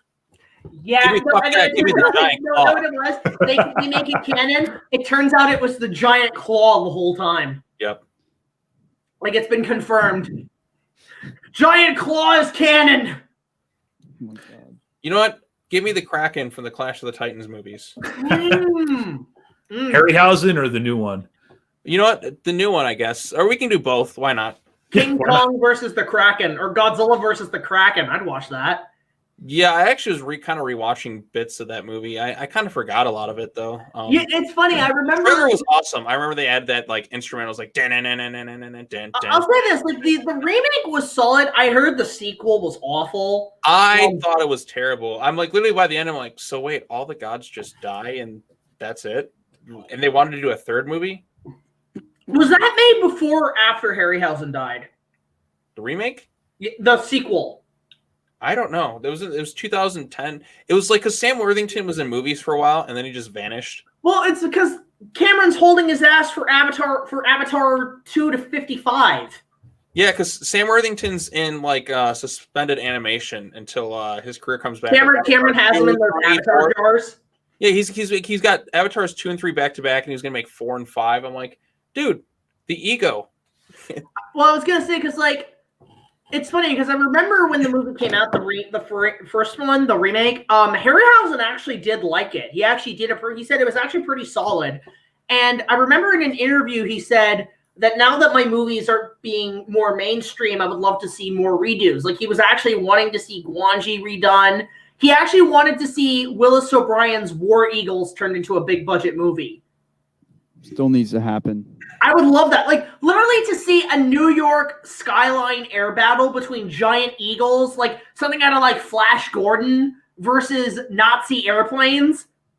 Yes. What's and Peter then you know what you make it look like? nowadays? Make it look like Hugh the Winged Serpent. Get Joe Johnston on that. He would love to direct something like that. What's Peter Jackson doing? He talked He's about making that Beatles for Warback. documentaries. Oh God. No, but I think Joe Johnston is a huge Harryhausen fan. I think that would be right up his alley because that's like something out of The Rocketeer. It's like Rocketeer meets Flash Gordon, War Eagles. I'm like, yes. No, Flash Gordon meets Rocketeer meets Jurassic Park 3. Do you guys have that Ray Harryhausen book that has like all the unmade projects and stuff? There's like, it has his artwork in there and stuff. I have one. It's a cool read. One. I don't know. I have one Harryhausen book. Do you guys know what I'm talking about? Like I've heard of the book. I don't have any Harryhausen books, but I'm sure there's some really cool. It's really neat, man. This is a great book. Oh, that's cool. I've never seen that one before. An Animated Life. It's a whole biography. Oh, animated. Yeah. Like it's a great biography. It's got all his abandoned artwork. It's got all his puppets. In fact, I know a friend of mine who knew Harryhausen, and they have a museum for all his stuff in London, all his puppets. He actually had, he was responsible for actually restoring them. Because the problem with the puppets is that they were actually starting to rot away. Now, he didn't make them where you can use them in animation again, but he made them where they can stay in a lot better condition. I think he poured some weird solid liquid on them and made them like where they're more now statues than they are. To preserve the latex or the silicone, whatever. Yeah, that's what he did. He preserved them with the silicone. And the only one I know he couldn't do was the Triceratops 1 million because the story is that he after 1 million, Harryhausen took the Triceratops puppet, ripped the head off, and replaced it with the Styracosaur for Gwangi. Nice. Hey, Alex has a question. Alexander the Swollen chat. Who wins, King Kong or the Spinosaurus from Jurassic Park 3? Kong. He just snaps it. He snaps that motherfucker's long ass fucking mouth with like a twig. Like, I know what I would love to see? Kong rips the jaw open, then he takes the bottom jaw, and like just the bottom jaw alone, just splits it in half, like a stick. And you just hear the stick sound. Well, like how big is a T-Rex compared to like the V-Rexes from Peter Jackson thing? Is it smaller? It's gotta be smaller, I think. The V-Rex is bigger because the idea is that that V-Rex evolved. Like all the dinosaurs. Oh, that's what I meant. Like the T-Rex must be smaller than the V-Rex. Yeah. I think because Kong is 25 feet tall, and the T-Rex scientifically has been 45 by 46 feet long. Not necessarily like it's more about the height than it is the length. Hey, we just passed King Kong 05's 15th anniversary a couple weeks ago. Yeah, I just didn't have time to talk about it because I was working on the musical, the season finale episode. You know what? The CG holds up surprisingly well. It's still like that's the thing. Like 15 years later, that's still some of the best CG effects. Because the thing is that The only thing that was really CG in that movie were the creatures and the wide shots of Manhattan. All of Skull Island in that movie were models. It was still miniatures and matte paintings all layered together to make it look like it was CG. Really? Wow. Yeah, like literally if you go watch the production diaries, all the Skull Island jungles and all that stuff, there was not one real CGI environment in that film. It was all done through models and matte paintings just sandwiched together. That's cool. Like even like when the camera's like moving around with the T-Rex fight, they just shot that in camera. They just moved around. They just added the creatures.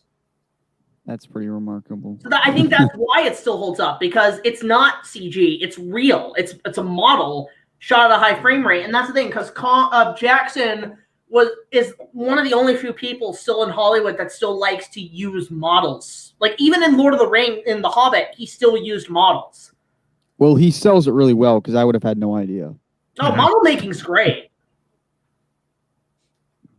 And Andy Serkis in that movie just always blows me away how fucking amazing that movie is. Because here's the thing.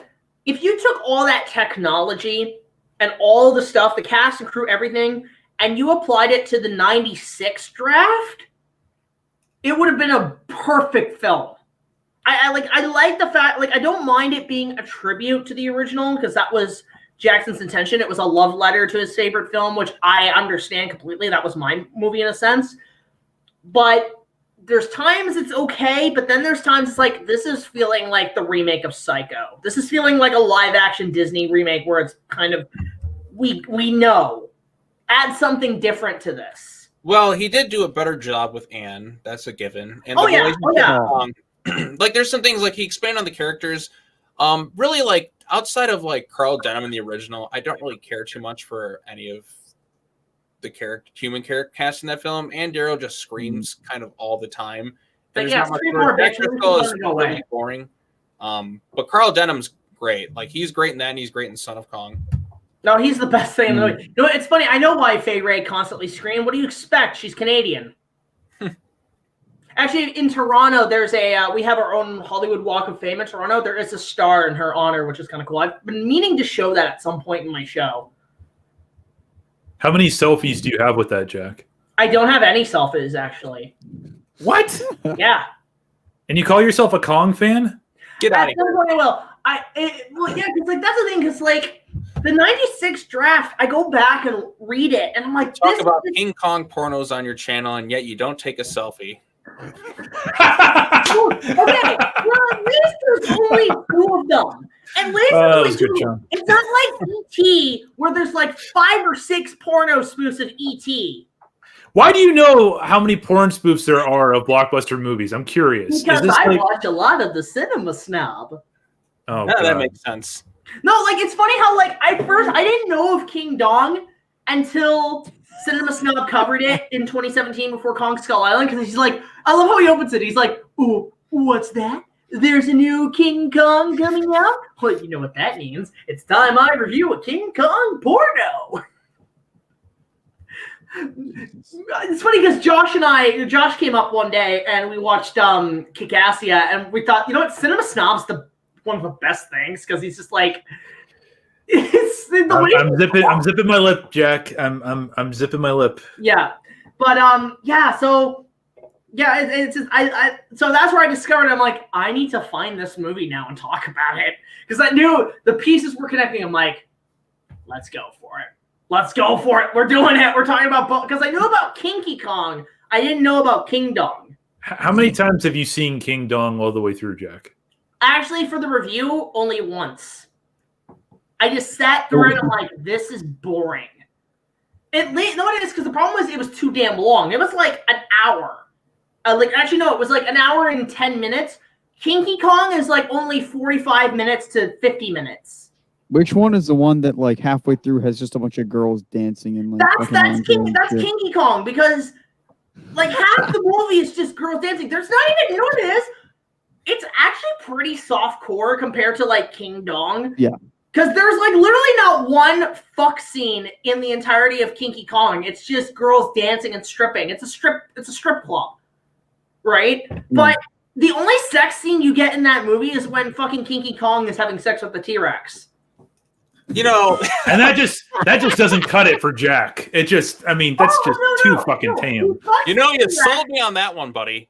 No, he fucks the T-Rex and instead of climbing the Empire State Building, he goes up the Statue of Liberty and fucks it. And then in the elevated train scene, he does the whole put the model train up his ass. It's fucking hilarious. I did not think that my sorry, Ryan, didn't mean to interrupt you. Go ahead. I was say I saw something on Pinterest that had something that Kong and Ann were doing with each other. However, that's physically possible, but well, you know what? Hey, gents, Sean and Ryan, did you think that your Friday night would be spent listening to Jack describing how King Kong fucks a T-Rex and the Statue of Liberty? Well, I mean, Ryan, it is possible because according to you know what? Fuck it. I don't want to hear about it. I want you to make a video about how it's possible for Kong to fuck the Statue of Liberty. Because Lindsay Ellis said that gorillas have the smallest nards in the entire Homo sapien. You're taking fucking zoological lessons from Lindsay Ellis? Have you not seen her loose cannon on King Kong? No. It's a solid video. You know, oh, Sean, your face. Look, this is the same chick who's in a fucking lawsuit right now over fucking wolf porn. I'm not kidding. oh. BigJackFilms live stream, everybody. Demonetized. Okay, let's move forward. Demonetized, right, Ryan? Guys, if the monster Oh. what do you want to see? King Kong fuck a T-Rex.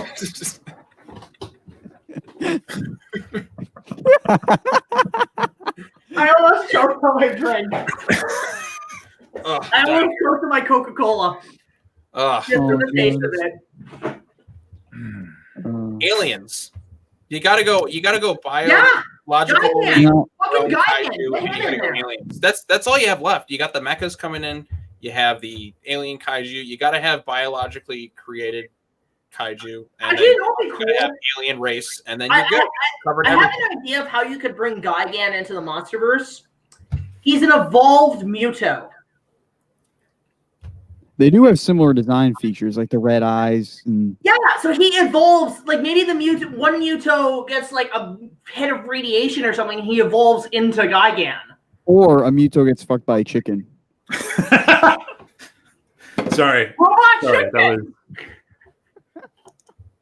No, note this. Not like this.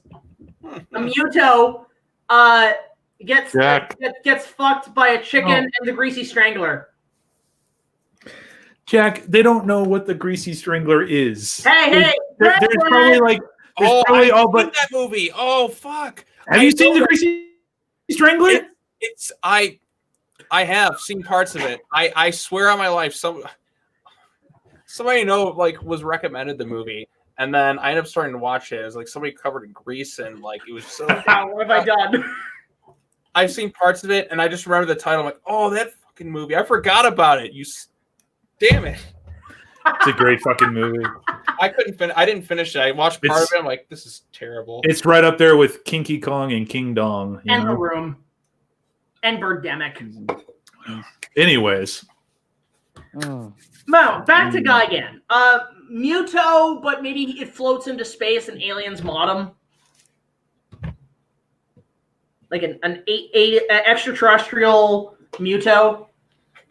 How about 2 hours of Sam Jackson saying, "Let's kill this son of a bitch" on loop?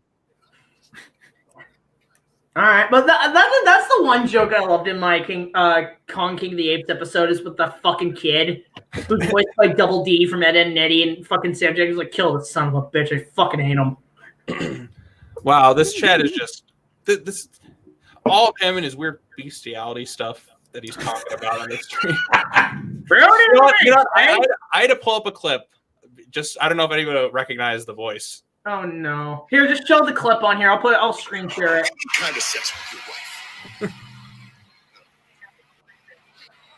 I'm talking, that kind of bestiality sex. Show the clip. Okay, you ever watch who here's a pro wrestling fan? Okay, that was Kurt Angle. Jesus. God. Remember that feud he had with Booker T and his wife? Oh yeah, yeah. That's the one. Oh God. They aired that on Shut TV. up, Sean. Shut That's up. The right, people have shut spoken. Yes, the shut up Sean memes. Oh man. And it gets demonetized. Yeah. But yeah, so yeah, it's just I think Gigan is where it's at. Gigan needs to show up at some point. Or no, what, fucking Biolante. Give it to a monster that hasn't has anything since. Like Yeah, one I mean, movie. Biolante would be a great fit, and I've said this especially because they talked about like organic titans and that kind of thing. Like, imagine the potential, like Gigan. It's not Gigan. Jesus, like Biolante could just be an entire city of vines and like overgrowth and shit. Like, they could make that super cool. I do like Jared's idea here. A reboot of War of the Gargantuas in the multiverse. The best Toho kaiju film, That'd be in my awesome. opinion. That's my personal favorite. So, Well, it'd be funny if like you reestablish it and they're like you do like spin-off movies, like kind of like Kong Skull Island, but you do like smaller monsters, smaller titans. you see somebody's comment about the Army Hammer thing. Did any of you hear about this crazy story? No. So Army Hammer apparently had some weird DMs leaked, and he's got some weird kinks talking about eating people. But why? Whoa. Why would you do that? Why would you do It's that? just it's gone places. I like how we're talking about these weird kinky pornos, and then it's like, but Biolante and Gigan in the MonsterVerse. And then cannibalism. But then Amudo fucked a chicken. But yeah, Biolante would be great. Fuck, we've gone. I think we've been locked up inside too long. But you know what it is? It's like that's the thing. It's gotten insane, and I'm insane, so you might think it's normal. That was Mr. Plinkett talking about like how fans are fucking nuts. Star Wars fans are crazy. Batra would be cool. Get more Mothra. That's what I want. A Mothra prequel. I find Bactra to be stupid, but I do think that Gargantuas has the most potential to be a good remake, because if they took advantage of that sort of Andy Serkis kind of facial CG acting, you could do a lot of personality with the brothers. Get Andy Serkis to do it. Yeah. Have the Gargantuas talk to people.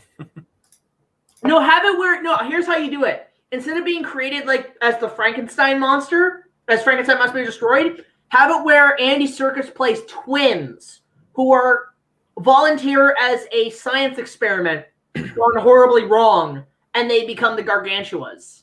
So also part Rampage. Yeah, basically. Yeah, but it's like well, two technically, Andy Serkises. they're spawns of Frankenstein. But then But this way you do. Here's how you do it. But that doesn't really. I don't know. I'm kind of confused on some of it too, because it's No, like but Andy Serkis to play twins. They evolve into the Gargantuas, and then they both have to fight Baragon. You combine both Frankenstein Frankenstein versus Baragon and War of the Gargantuas into one movie. All right. And a giant octopus too. Sure, why not? Add that too. It's the giant octopus from Kong Skull Island.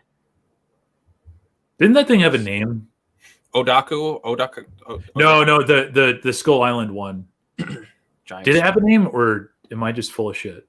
I don't know. I don't know. I thought I read it someplace, but I don't Well, know. actually, for a Mothra movie, they did get King Caesar. Add that in. I like me some Caesar, but I can't imagine a Caesar like MonsterVerse version. Be a little weird, in my opinion. I could see Gargantuas pretty easily. Bring in Gamera. Dude hasn't been in a movie for like 15 years. It's just surprise, Warner Brothers. We got the license. We got the license to do Gamera. How about that? Can you imagine a post? Dude, Dai has like no protection over Gamera anymore. Like people, like I'm pretty sure like they're not super. They're not even a company anymore. Yeah, Katakawa owns it now. Dai is just kind of kept in name only. Like the studio still exists, but it's just a. It'll happen at some point. It's going to. Sean, you bring that up. Post-credit scene, or like have a trailer where you show like the next MonsterVerse Godzilla movie, and it's all great, and then at the very end, cut to black. I can't do a Gamera voice, but you hear It's that. like, it's And weird. you're just like, oh shit! Or just do the shitty theme song and have like all the children singing.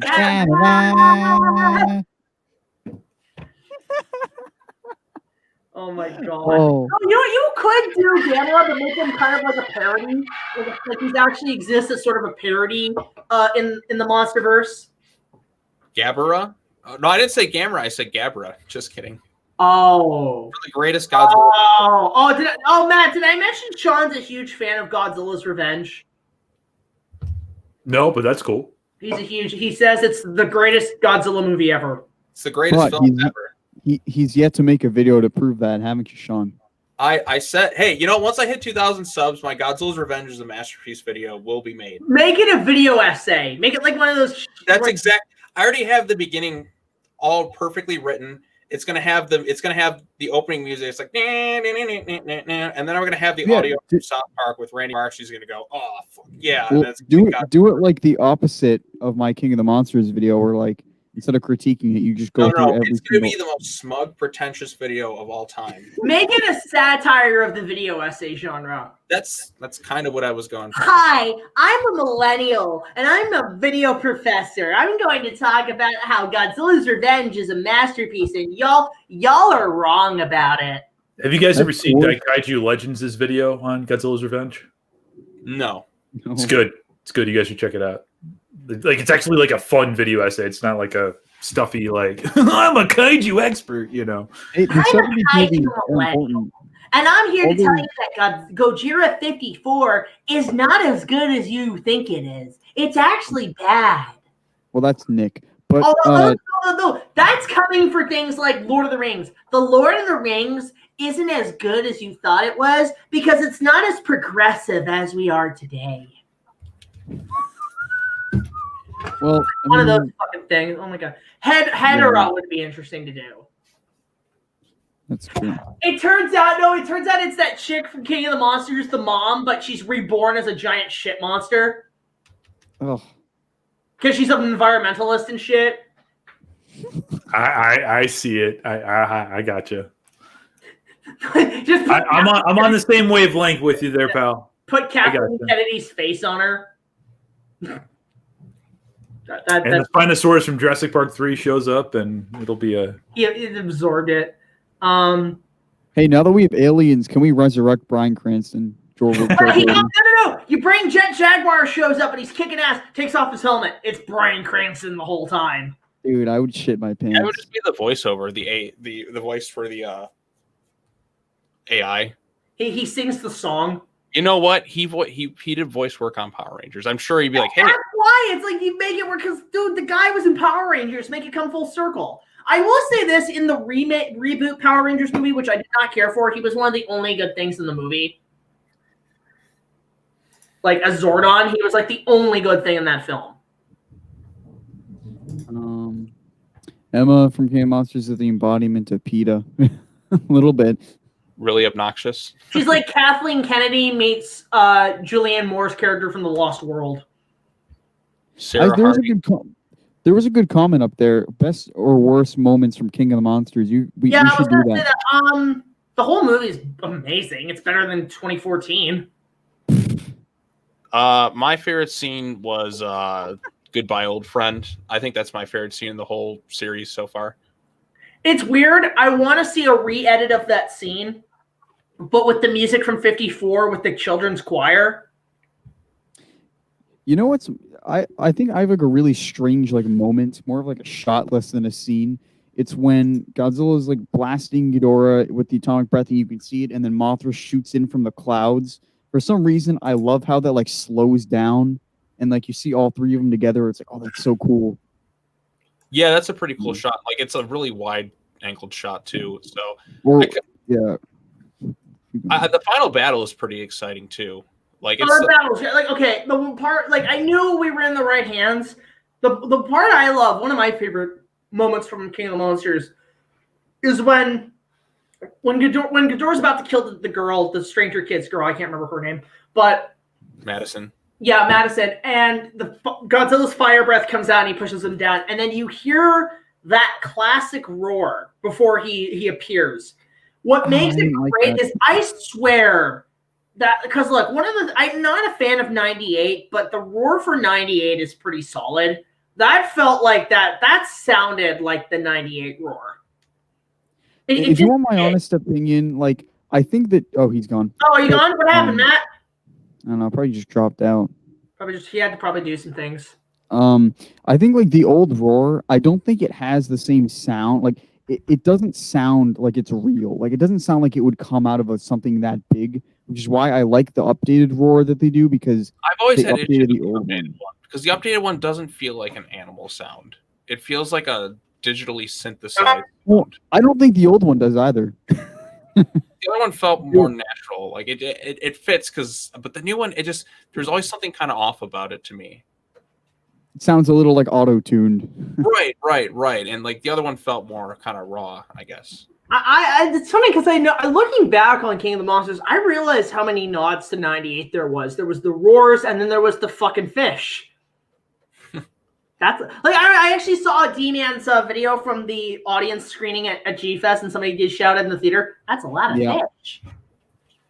And he's back. True. You guys missed me. Come on, you can say it. You missed me. That's a lot of fish. I know, we're panicking for the last minute. Like our Lord and Savior is gone. Yes. So I think, the best thing about the movie for me, the score was just thank you. Oh, the score is great. The theme to Godzilla is one of the best. Like one of my top favorite covers. Like it's really, for me, like top favorite covers of the theme of the original Fukube theme. It's the Death Destroyer end credits. It's King of the Monsters. It's Always. I love the Always Sunset version. And there was one other. The cover of the original by Carl Wada is amazing. Like the cover album is amazing to that. I really want to see the Mechagodzilla 2 theme come back. Yeah, or no, like when he shows up in Godzilla vs. Kong, it's the 70s theme. Bum bum bum bum ba dum ba ba dum. Like, yes. Well, we have to get the original King Kong theme as well from 33. We'll see if they integrate the 90s theme. I don't know, like the most consistently good thing about the franchise, I think, is the music. Outside of like the weakest scores in the anime trilogy, that's because it really needed some of that classic music in there just to kind of. The anime trilogy has a great score. I'm sorry, I am gonna take you out on that one. Hattori did. No, there's some good bits in there. I'm just saying it really needed some of that classic music in there because some of it's. Hi, Nerd Cage Live. Like there's some eerie. It's like da dun da dun. I have a question for Nerd Cage Live. If you got time, you want to jump on this? Oh my God! And the gag's all here. Holy shit! SCRYE. Do you guys, do they want to jump on? Does Nerd Cage and SCRYE want to jump on? I don't know. Ask them. Come on in, guys. You're running this show. Fuck it. You know, I'm going. I'll go on Discord. I'll send them the link on Discord. I gotta leave soon anyway, so I can be replaced. All right. Oh, have you been replaced? What did I tell you, Rex? Nobody's gonna get replaced. Reference. Yeah, it's just a reunion. Ryan and Sean, you guys don't know this, but this is all we do in my streams when Jack's on. Everyone just lifts their hands and just go reference, and it's because it happens every 3 minutes. Oh yeah. I'll put. They want to jump on, so I'm gonna put them on Discord. I'll send them the link. Oh, cool. I get to meet new people. Yay! Hey, look, Vegeta, more people. God damn it, Nappa. More people to plug to. Let me find where are these motherfuckers on? Are they all on Discord? SCRYE is, Nerd Cage is not. Jay's on Facebook. You know what though? If you want me, I will shoot him the link if that's cool. Please go ahead. By all means. Let me just said Nick Cage. Speaking of Nick Cage, I can't wait for his new puppet movie where he fights a bunch of killer animatronics. So Five Nights at Freddy's with Nicolas Cage. It's a match made in heaven. Nick Cage will take whatever role. That's what makes him fun. Hey, Jack, I'm going to excuse myself just for a second. I'll be right back. The fiance just got home. I just want to go side or just real quick. No worries. I guess while we're at it too, yeah, Ryan, if you want to do a plug on your stuff, you're more than welcome to.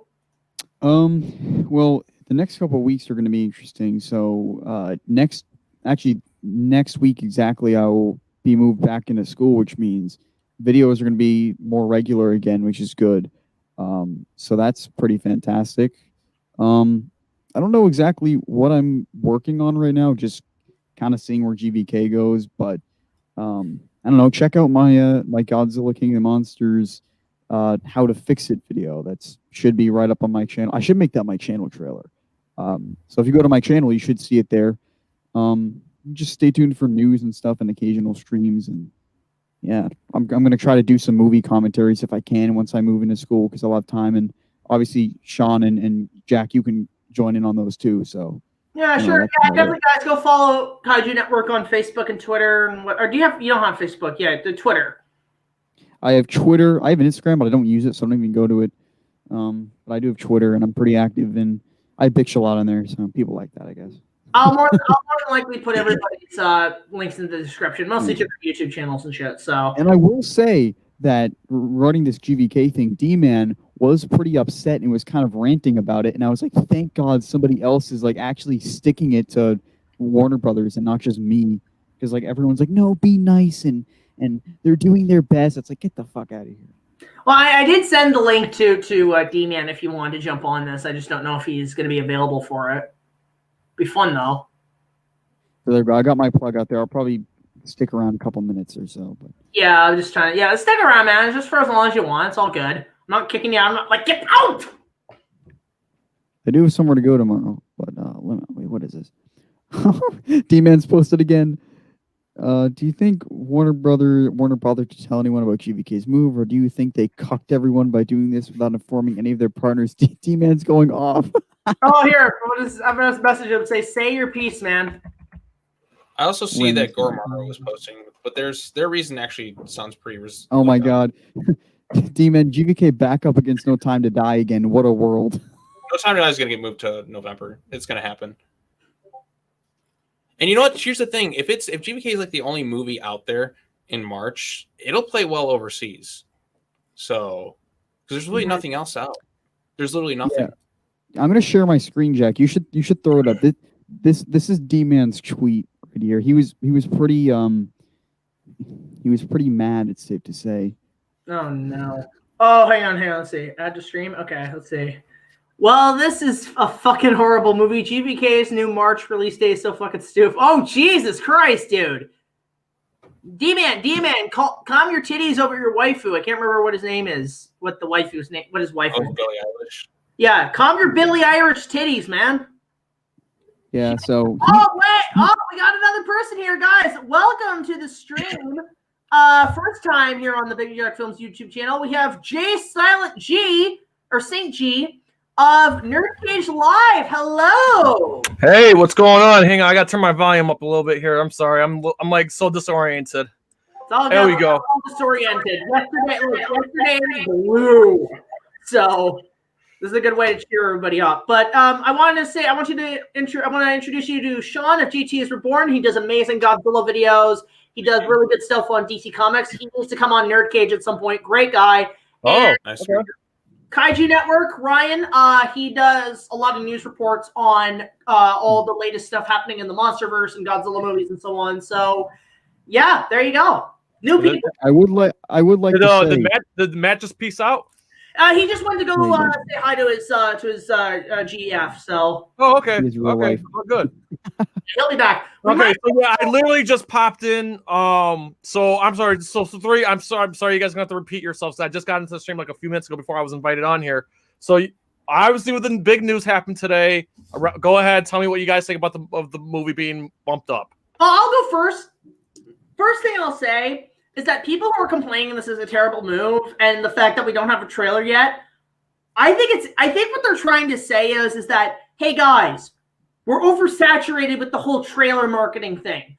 And half the time, there's trailers for the trailers, and then we spoil the whole fucking movie, and then people say the trailer was better. Maybe what they're trying to say is, we don't want to put out a trailer. Just go see the movie. And we're not going to spoil anything. We're not going to give anything away. Just go.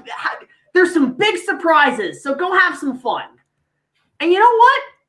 I'm okay with, I think that's kind of clever because it's like, yeah, we're going back to the old ways of making movies where trailers just don't spoil the whole fucking film. Well, remember, Jack, we have the Super Bowl coming up.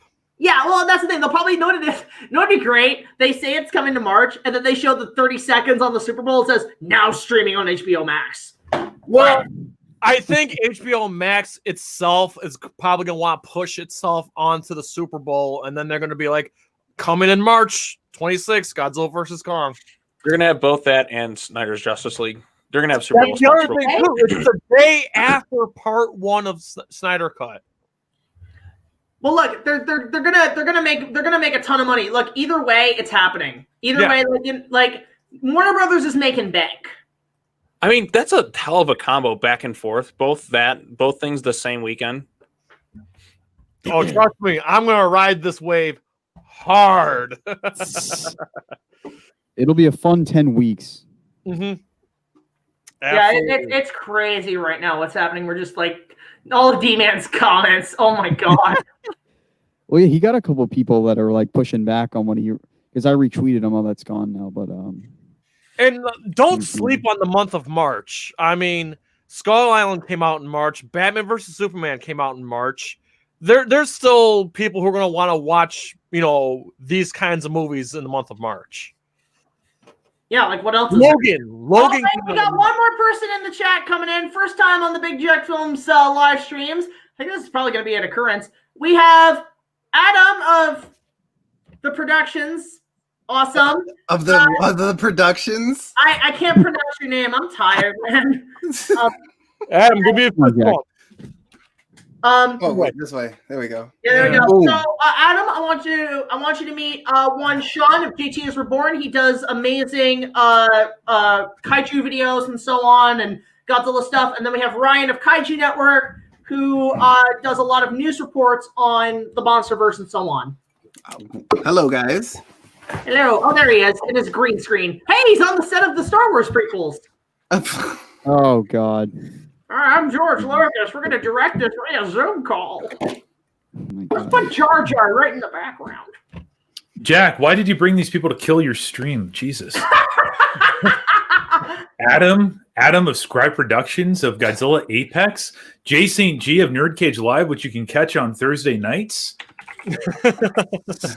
Who are these people, Jack? Who? I ask who. Well, the difference is, Matt, unlike Monstrosities, I'm running the show. Adam and Jay, you really missed some good stuff. We were talking about King Kong pornos and the size of gorilla dicks, I mean, oh my gosh. That's what you guys missed. So yes, Jack, please continue to play host. Stream then. No, it's just happened. But yeah, we're just discussing the latest news, breaking news, and we don't have the meme for this time, unfortunately. I don't know how Matt does it. I gotta figure out those tools. But basically, yeah, Godzilla vs. Kong got pushed from May to the end of March. So opinions, thoughts, fire away. I said my piece. Y'all go ahead. I mean, I was literally not even like 10 minutes ago on the phone with Jay talking about this very subject. And I personally see like they bumped it up to air at the same time as the Zack Snyder cut, specifically because they have very little faith in how good this movie is going to do. If you look at the trend of all the other MonsterVerse movies, it's been not doing as well. Sure, 14 did good. Kong Skull Island's done the best, but King of the Monsters did like crap. It, for all intents and purposes, it was a flop because it didn't even like triple the amount of the budget. And so I don't think that Warner Brothers has put a whole lot of faith in how popular this movie is going to be. And I think it's actually a really smart move for them to put it on the same release as the Zack Snyder cut, because there is such a huge fan base for Zack Snyder, let alone seeing this cut of the film, that they're going to go in, they're going to watch part one, and then they're going to be kind of like, okay, now we got to wait for part 2. Oh, look, wait, there's a recommended movie, Godzilla versus Kong. Let's check this out, you know? So I think releasing it with it is actually going to like maybe boost its viewership of the film. It could be a sleeper movie. What, Godzilla versus Kong? Yeah, Oh, like boy. I guess if they do this kind of. Nah, I honestly think that that the way Warner Brothers is viewing the MonsterVerse as a whole is it's turning into like the B movies that you find on Netflix, like the Sharknado movies and stuff. Oh god, the sci-fi asylum Yeah, which is- films. No. All right, I Yeah. step away. Just saying hi. Yeah, Sean, this is Adam, and this is Jay of Nerd Cage. These guys are pretty cool. All right, cool. Yeah, I did say hi to Jay. So Yeah, so- Adam does Godzilla Apex. He's actually he's got some really good content. And he'll also argue with you about anything and everything. So just be prepared for that.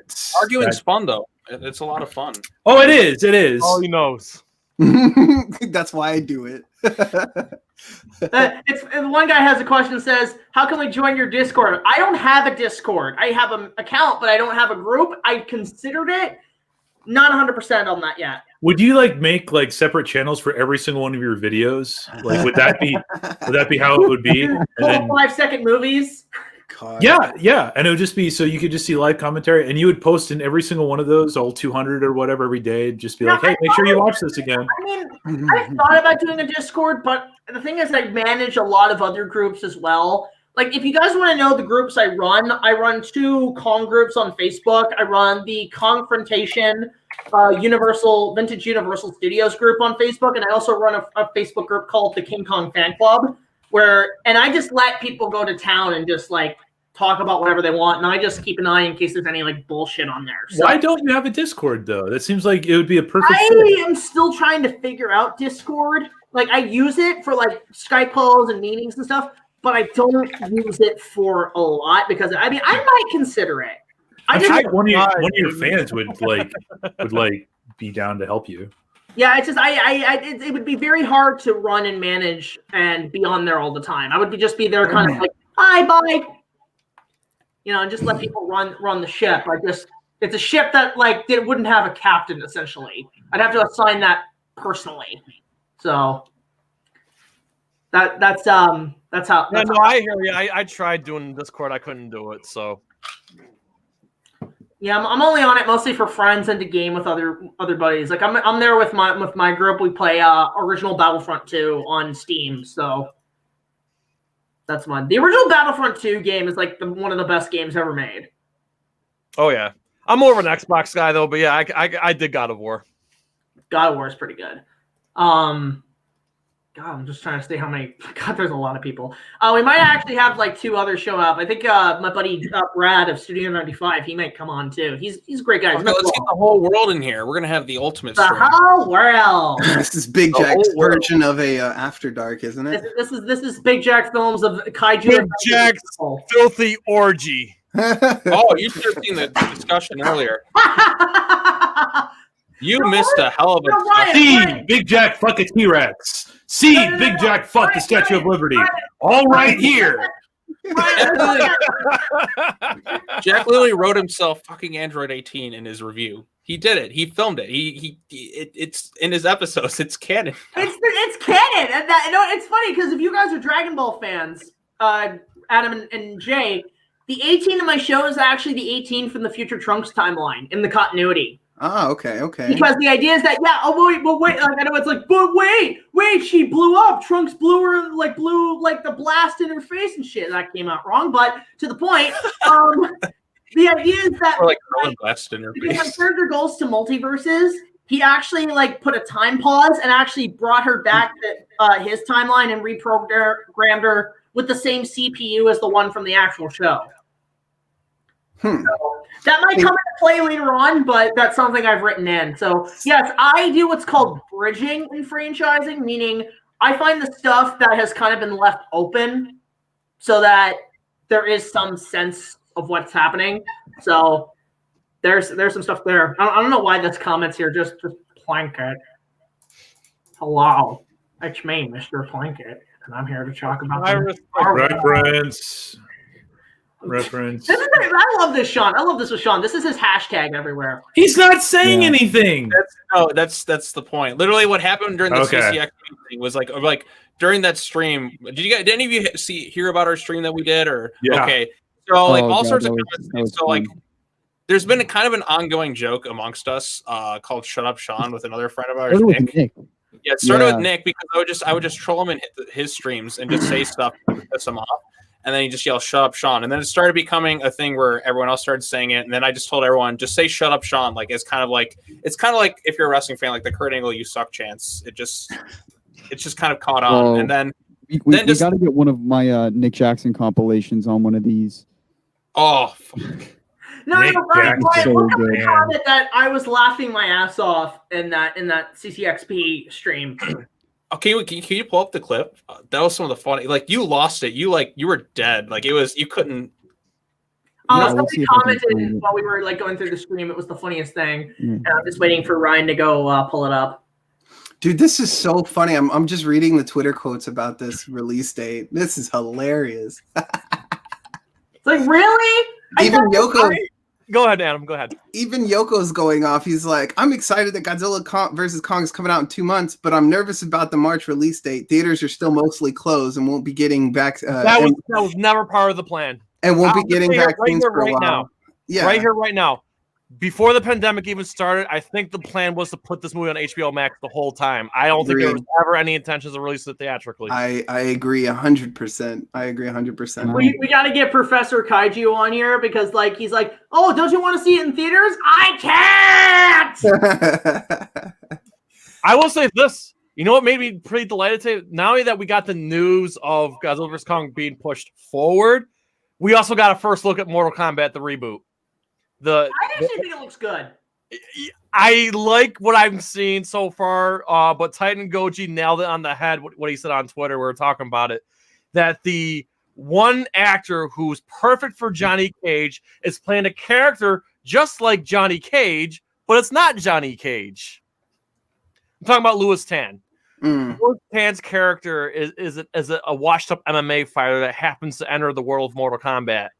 You know, I don't think that's a bad idea, like having the characters be remade. Because I mean, look what they did with the video games, right? Yeah. So if Liu Kang, I mean, they're probably going to keep his story arc the original, but I like the idea of Johnny Cage being a washed up MMA fighter. No, he's not Johnny Cage. What I'm saying, he's not, the character he's playing is not Johnny Cage. Oh. Yeah, they just made an original character. Like, why not just call him Johnny Cage or something? Yeah. Well, no, like, why not make a new original character instead of just rehashing the same stuff all the damn time? Well, they are an original character. But what Titan Goji was saying is that why didn't this guy just play? He's the ideal Johnny Cage. Why didn't they just make it Johnny Cage? But is Johnny Cage going to be in the movie? I'm still color me excited because we didn't have a shred of clue what was going on with this, other than the cast. But now we see pictures, and it's just like, okay, it looks like they're putting care into the look of these characters. It's gonna be a hard R-rated story, R-rated and fatalities and everything. So I'll say this: if this takes off and say Capcom says now we want to do a Street Fighter movie, I'm on board. No, but here's one thing I would request. If they introduce Ken. He needs to come out in a red Lamborghini in slow-mo, take his shades off, and the music that plays is Mighty Wings from Top Gun. Oh my god! You know what? I'm calling it now. If they recast M. Bison, Carl Julia was great. It'll probably be Ben Mendelsohn playing him. Yes! Capcom right now. Capcom's focusing on Resident Evil. Resident Evil has a movie and a series coming out, and Resident Evil 8's coming out this year because of the 25th anniversary. Capcom's focused on Resident Evil. There hasn't been any great Street Fighter game in a while. Street Fighter 5 came out a while ago. They're focused on Street Fighter. They were shooting Resident Evil down here in Toronto. Really? Yeah, they were shooting it. My buddy Josh and stuff. He was sending me pictures from the set. Okay, yeah, because I heard they're actually doing the actual mansion from the original game with Chris and Jill. So, well, there's a lot of movies. Like Toronto has been booming in terms of the film industry. They shot Suicide Squad here. They shot Suicide Squad actually acted as Gotham City, which was pretty freaking cool. Like I'm Dundas Square. I was actually there the night the Batmobile was there. Oh, the scenes with the Joker. The chase scene with the Joker and Harley and the Bat. Like I was there when they were shooting that. That was the day. Oh wow, okay, They also shot the scene with Deadshot and Batman. So Ben Affleck actually came up to Toronto to be in the Bat suit. Hey, I've been to the location where the Batman Superman fight actually took place because they filmed BVS all in Michigan. Oh, okay, wow. I'm learning a lot today. It's weird. That scene looked like they just shot it in freaking New Jersey. No, it's at the old train tracks in Detroit. So well, remember, in DCEU, it is supposed to be New Jersey. Old Town Newmarket, where I used to live, is where they shot the remake of Carrie. And actually, I wasn't a fan of that. I liked it. I mean, it wasn't the original. But I will say the one scene I loved was when Carrie's just literally just doing a force choke. At that point, it's like, yeah, you have a high midichlorian count. You're a Sith Lord. Just fucking I can't get excited over horror remakes, honestly. I saw somebody did an edit of that scene, adding like the scene where Anakin's slaughtering people in the Mustafar, the Separatists, and it actually matched a hell of a lot better. If like this was like Star Wars Earth. Like, yeah, I actually that would have been actually cool if they did that. It's just if it turns out it was a prequel. Like, it's all now Star Wars takes place in our universe. Like, Earth exists in the same continuity. I remember somebody did an opening, a review of The Force Awakens, and they said, how funny would it have been is that at the end when Rey hands Luke the lightsaber, it pans out, it was Earth the whole time. Like the theaters would have been on fire. Like it would have been so bad, but it would have been hilarious. 100%. Yeah. So did anybody catch WandaVision today? No, I literally just worked, and then I literally went to stream, and then I've been stuck here ever since. So you're all stuck with me, and it's glorious. No, so my partner Mark, who does the channel with me, he just texted me like a few minutes, like I don't know, 30 minutes ago, and just said it was terrible. I'm like, oh, nope. Sorry, man. Anyway, so yeah, I don't have Disney Plus, so I can't watch it. Neither do I. I'm not. Why do you notice? Because the thing is with the series, it looks interesting. But I'm getting vibes from that second episode of Fairly Odd Parents where like Cosmo and Wanda do I Love Lucy. Wait, we're talking about WandaVision now? Yeah, it just looked like WandaVision. It just came out, right? Yeah, Jack, share my screen. Yeah, there's the comment somebody left in one of the streams.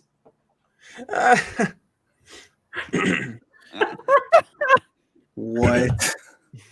Jack, do you have I have any mods for your chat? A what? Do you have any mods for your chat? Mods? I do not, unfortunately. I don't know how to do that stuff. I'm still working on that. That's just do it in the YouTube chat. It's really easy. YouTube chat? Yeah, I don't know how to do that. I got to figure that out.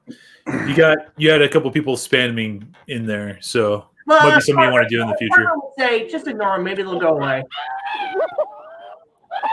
Oh, he's showing the video. Hold on. Play the fucking video. All right, play the video. Wait. My computer's too slow right now, but Oh.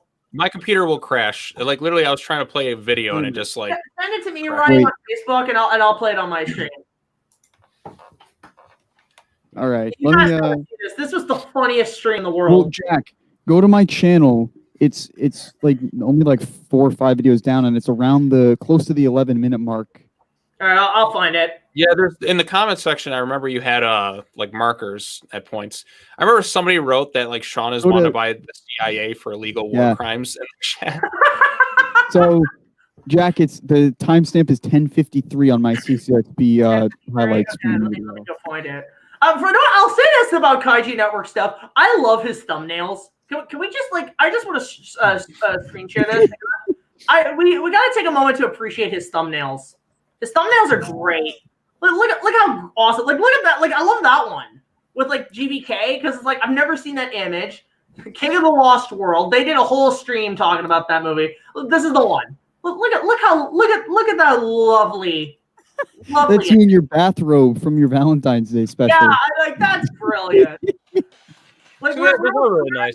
This bit where like I just freaking lose it. Are they advertising weed on my channel? I think they are. Oh my god, they are.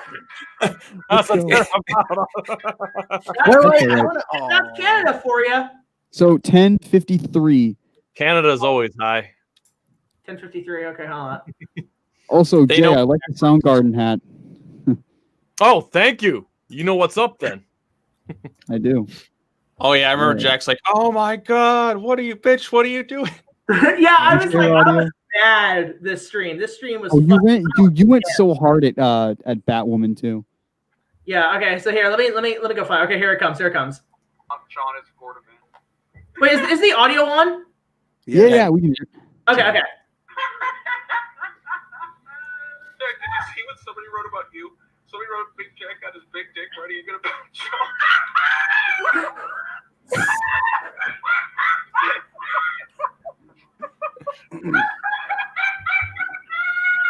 You have like the best Canadian Joker laugh I've ever heard, Big Jack. Well, it's you know what it is. It's in my genes because my grandmother used to laugh like that all the time, and her laugh was fucking contagious. So, like, you know, it's funny because as a kid, I'm like, my grandmother. Not like my grandmother was like a mix of she looked like Bilbo Baggins in Lord of the Rings, mixed with the laugh by Rich Evans at Red Letter Media.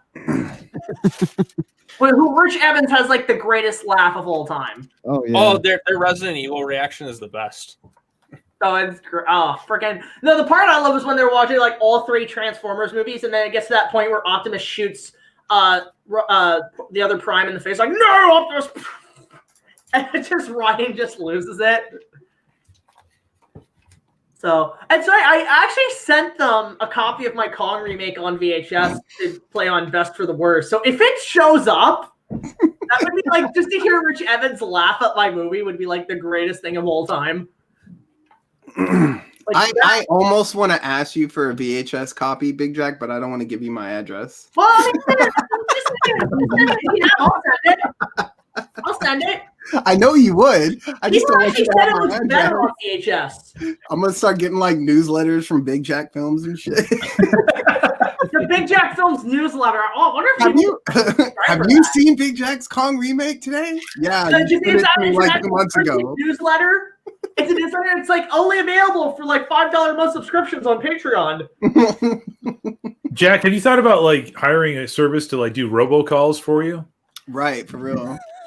No, it'd be no. Jack.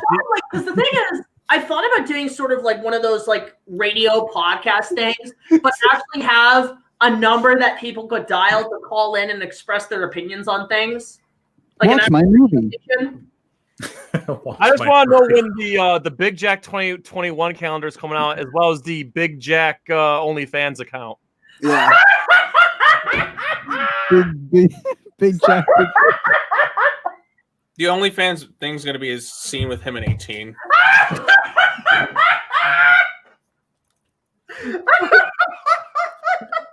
Big Jack, I could only imagine. Okay, I could only imagine an OnlyFans account with Big Jack, and he's like dressed up in a Kong outfit, and he's like, "What's up, guys? What's up?"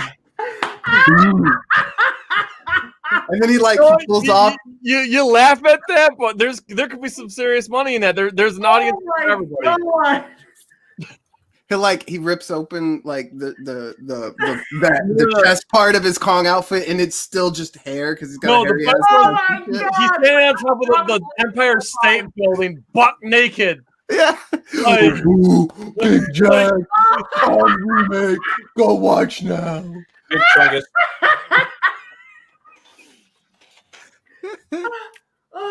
Oh fuck. Oh, okay. No, I get this a lot. Damn, I do have the Joker laugh. A lot of people tell me I do. I mean, I cosplay the fucker all the time. Yeah, I know. I've seen your clips on Twitter.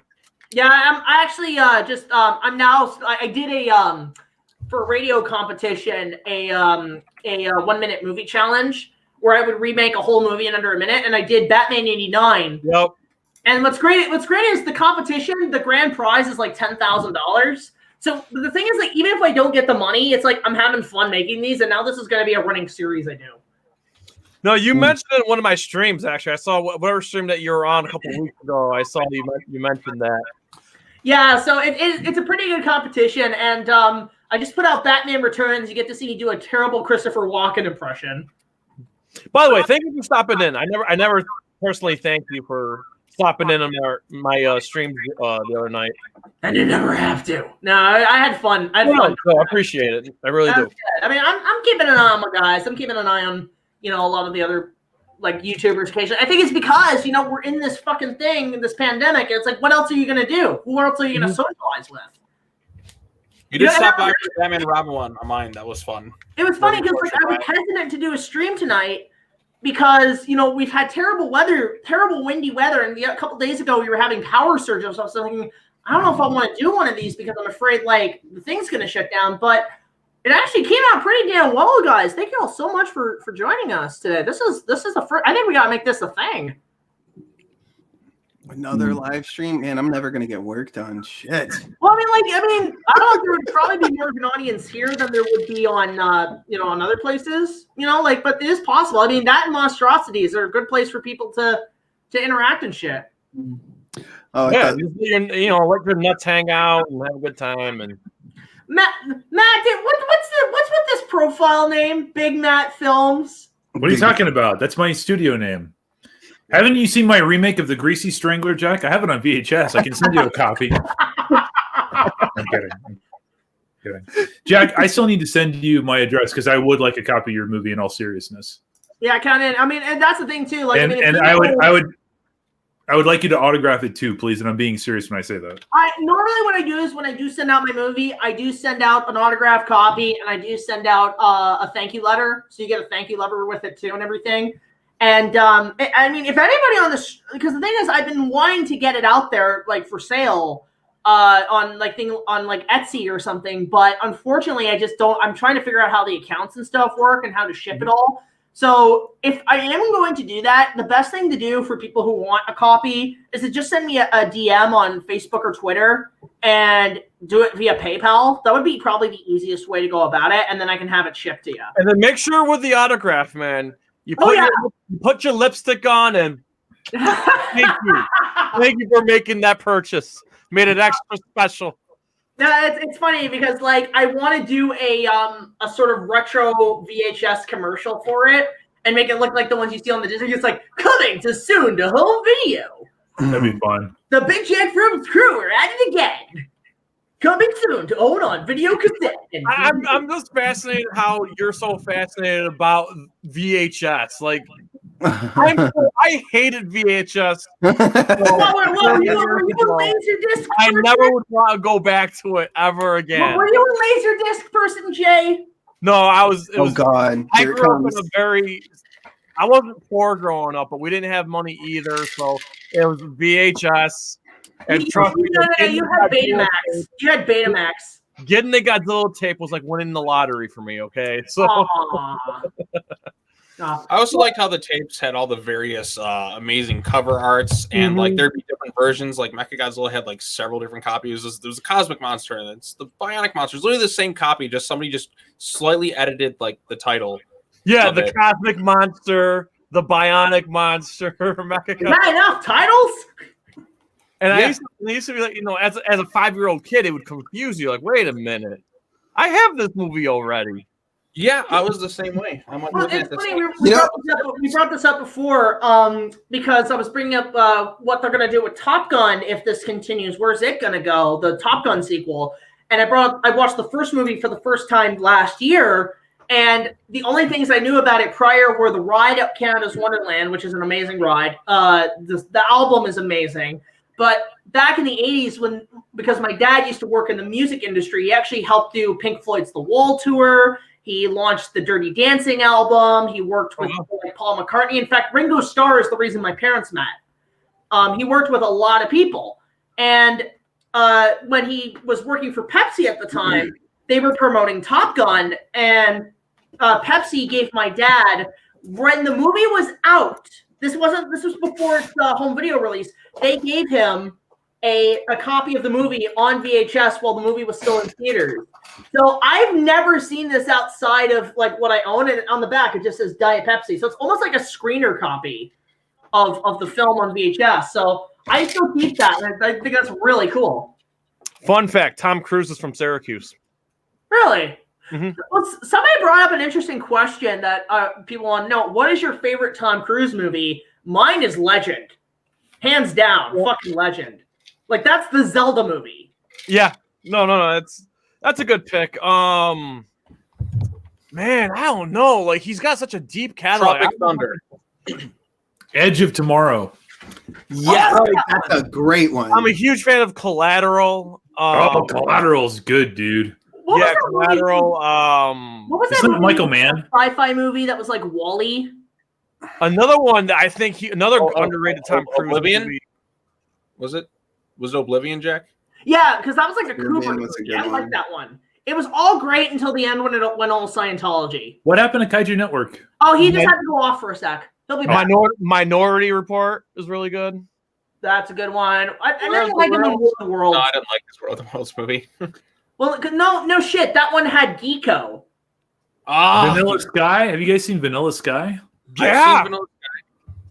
Yep. Honestly, the last Mission Impossible movie he did was Eyes Wide Shut.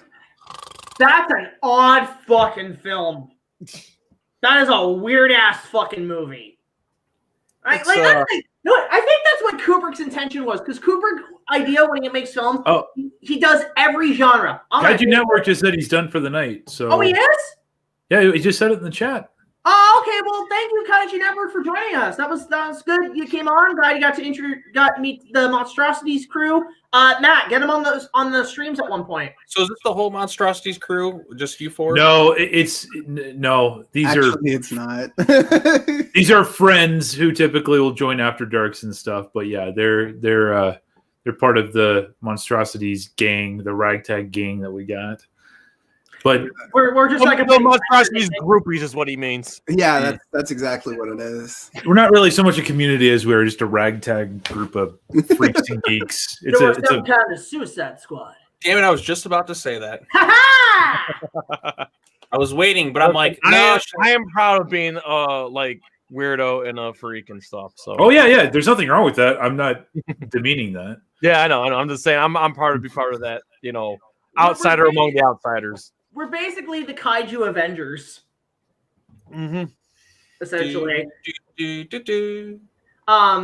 it's funny. I saw somebody. I found this amazing cover of the Endgame Portals piece, but it combines it with the music, the Fellowship theme from Lord of the Rings, and it actually sounds amazing. So, I have never heard of this movie, but what movie is this? The City of Lost Children. Wow. I don't know that one. I have not seen it. I've heard of it. Seen it. Heard it's good though. Yeah. So it's interesting. So like somebody brought up the whole, like, we were bringing up Kubrick and everything. Kubrick kind of has this thing where he's like, he does every genre. He's like, The Shining, I'm gonna make a horror movie. Full Metal Jacket, I'm gonna make a horror movie. Like 2001. God, I saw Dr. Sleep for the first time the other day. Was that good? I didn't like it. Oh, you didn't? I really liked it. You see the theatrical or director's cut? Theatrical. Okay, I think director's cut's stronger, but I really liked it. I think it takes away some of. I was watching a video where somebody talked about how they saw it as kind of taking away some of like the cynical side of it, because King's book is very different from Kubrick's movie. It's a lot more Kubrick's movie. When you kind of go back and rewatch it, it's a lot colder. Like the characters don't have that warmth that they had in the book. Because like the ending of Dr. Sleep is basically the ending of the Shining book itself. And like Kubrick's was just kind of more of like an angry, like miserable thing. Because like Jack's character, like Jack Nicholson's great in that movie, but like you don't really see him dive into madness. He's already kind of a jerk to start. True. So he just becomes an even bigger jerk. It's weird that in Dr. Sleep, because I've seen bits of the movie, that we go from Jack Nicholson to Elliot from E.T. That's what I mean. That's the one. That was really. Listen. Come on, that was actually a pretty good casting right there. Because first and foremost, I liked Dr. Sleep a lot, and I really was not. I watched it with my mother in the theater, and she kept saying like, "Oh, I wonder if we're gonna see Jack Nicholson." I'm like, "No way, no way." I was hoping that too, because like I got was like an no early way, and then my mom was right. We see Jack Torrance, but yeah, played by Elliot, and I'm like, "Oh my god!" Like they did a pretty convincing job. I feel like if you added that sort of that deep fake technology from like Rogue One and stuff, it actually would have been interesting if they actually were able to it was not a bad attempt. It really was. They tried to get him in the movie, but Jack Nicholson's done. He's I mean, I'm Jack going off Nicholson into is the not- sea, guys. I gotta take my medication. he's just living the life. He just goes. Well, he can't even go to his Lakers games now, so I don't know what he does. I honestly liked how they. I love Dr. Sleep. I love how they pulled it off. I didn't mind. I mean, can I rant and ramble just for a second They could. and be the dick of the channel? Go ahead. They could have removed the entire third act. It would have been the same damn movie. The fact that they crammed the hotel in there and it was just like 15 minutes of like, hey guys, remember this shot? Remember that shot? Reference at the end. It could have felt done to kind of put closure between the King and Kubrick stuff. It needed to have been streamlined out a lot more. The writing was just bad, in my opinion, but that's just me. I'm a dick. What do I know? I heard one person say, I liked it a lot. Try making the sequel to a movie, a masterpiece 40 years later. Okay. That's you know how you do it. You know how you do it, Jay. You don't. No. The book was written 10 years ago. Okay, it was. You know, there wasn't demand for it, so I don't care. I'll say this too. It's like. The movie, I heard one person say that the Ready Player One segment was better. Actually, I want to ask Sean. Sean, what's different about the director's cut? What does it add? Shoot, I gotta rewatch it again. It was Jack Torrance. They expanded that scene. That was it. Right. They expand. It's 30 minutes longer. In the longer. bathroom. That was it. The bathroom scene was not in the theatrical cut. Right. Like the bathroom scene where he finds the. It's done in chapters too. They have little chapter markers on it, which is kind of strange with the director's cut. It's just kind of, it's like they kind of expand throughout the whole movie. It's not like they just cut out like one particular segment. It's kind of like more extensions, more little moments, and that. Yeah, it wasn't much difference. I mean, you can watch these versions. It doesn't really change anything. Right. I know they couldn't get Jack. It's almost like Batman vs Superman, where they have although the Ultimate Edition does. No, the Ultimate Edition is 1,000 times better than the. Oh yeah. Right. But like it's like there's not like one particular part cut out. It's like the whole movie is cut up and between. What I wonder though is that they couldn't get Jack Nicholson. Why didn't they get Shelley Duvall? Dude, she's butt ugly. She's not. She played the bitch in the bathtub. She was ugly 40 years ago. Shelley Duvall is actually pretty talented. I'm not saying she's not talented. I'm saying she has a really unusual look. I'll give you that, but that's what Popeye. She's literally Popeye. That's what gave her appeal is the fact that she was able to play kind of like a more normal looking person than like a freaking movie star. I feel really bad because Stanley Kubrick was just a real dick to her. Mean to her, yeah. He was mean to her. He was a psycho with it, and it's just like he just would not stop. No, I'll say this. There was no reason to bring her back. In fact, the actress that played the she sounded just like her. Torrance was good looking and actually didn't do a bad job playing those flashback scenes. Honestly, the guy playing what was his name? Scatman Crothers or whatever. The guy that Danny knew as a kid. He was spot on. Like it looked like that was like the same actor. Yeah. So why am I drawing a blank on his name? I need to rewatch it. I haven't watched Dr. Sleep. Like I said, Dr. Sleep did what it could. Like I said, half the cast is dead from The Shining, and the fact that they're able to recast them and at least do a pretty convincing job. But it didn't flow into the story very well. Let's go into the nerd cage and do this. I'll beat your ass like I beat you the last time, Jay. Round two. Round two. There were two audiences you had to satisfy: the fans of the book and the fans of the movie. Okay. If you're gonna make a screenplay and do that, then do it well.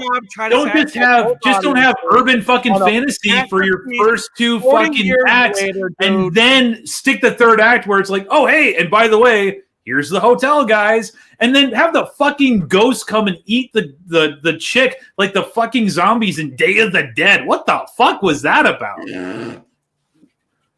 Jesus Christ. Come on, Jay. Come on, bring it, man. Let's go to the Nerd Cage. I'm ready to come back. March, baby. So you did not like. Okay, what would the movie would have been if you did not have the hotel in the movie? There would have been a lot of people bitching. Okay, it was fan service. All right, it was done appropriately. It was done badly. Sorry, there wasn't. It was done badly, and I'm sick of excusing bad fucking movies, dude. Sorry, there was no greasy strangler strangling people in the hotel. Sorry, there wasn't no bear giving a blowjob. Okay, you know what? I'm sorry about that too, because you probably would have liked it a lot better there, Jay. It probably would have, gone from like a really good movie to like the best movie you've ever seen. See, Sean, this is some of the stuff I deal with on Monstrosities. It's great. It's a good movie. It's a solid sequel. For a movie made. Yes, if you like to excuse Hollywood for its lack of creativity, then yes, it's a fantastic movie. Go watch it. Amen. My piece on Dr. Sleep. The vibe felt like that sequel episode to the Twilight Zone of It's a Good Life. Remember that? Okay, It's a Good Life was the one with the kid with the telekinesis who ran the town. It's like, you're a bad man. Bad man. Go to the cornfield. They did a sequel in the 80s that had the daughter and the townspeople realizing she's not in control of her father, so they see her as a weapon, and it becomes like this superpower thing. It felt like it was trying to become an X-Men movie. Oh, it looks like Adam Wingard posted something. Just hold up. What? It's not his Insta. Like it's that image of Godzilla Jr. just smiling. So like just kind of his story. Just no context, no nothing else. Adam, shut up. We know exactly what he's referring to. Yeah. So everyone just. I gotta look it up right now. It's all true. Everything that you said is true. Hey, you can go to Twitter. Kaiju News Outlet posted it. So. Where is his? I don't know where he is on Twitter. What's his Twitter name? Adam Wingard does not have Twitter. He deleted it. Twitter. No, he deleted it. Oh, he deleted it. Okay, he deleted it like after when he was going to work on GVK. He was just like, I remember he would list his favorite movies, and then he listed his favorite Kong and Godzilla films, top 5. Honestly, do you blame him? Well, wait, what was his favorite Kong movie, Sean? I think I don't know. 33, probably. It was King Kong Lives. I don't think it definitely wasn't 05 if I remember. If it was 76, I'll have faith in you. You put 76 higher than 05, I think. Thank you. That's a marvel. His second favorite Godzilla movie was Hedorah, though, if I recall. Oh, great. That's what. Does that mean we're going to get a scene where Godzilla, like, jet powers, like, fucking flying with his fucking breath? I hope so. I'm just, I mean, it's very possible. That would be great. He uses that to fight Kong. He, like, body back slams him, but he starts by going. That'd be funny as. I thought of a scenario like if they fought in New York. I'm not seeing the Empire State Building. It's on a story. Yeah, like Kong would take the Empire State Building and just slam Godzilla at Godzilla. The fuck? For reference, what website, Sean? I'm King Kong though. What's that? What website, Sean? Is it's on his Instagram. You go to his story. Okay, let me look this up. Instagram. It's not showing me his story. Oh, it's. I'm looking at it right now on my phone. It's just an out of context. It's just Godzilla smiling. It's like a. Adam. That's it. No, this is it. This is his post. Woohoo! Let me go find it right now. Hang on. Look at that marketing, y'all. Look at that marketing. He just been. I swear, dude. I'm telling you guys, Warner Brothers has very little faith in the performance of GVK because of King of the Monsters and how. Yeah. No, you're right, Adam. I agree with you. There it is. Oh my god. This all but confirms the spoilers. I've been avoiding them, so I'm just theorizing stuff. I mean, I can still theorize, but did you guys say that was Junior right there? Yeah. It's not Junior, it's Godzilla 93. Yeah.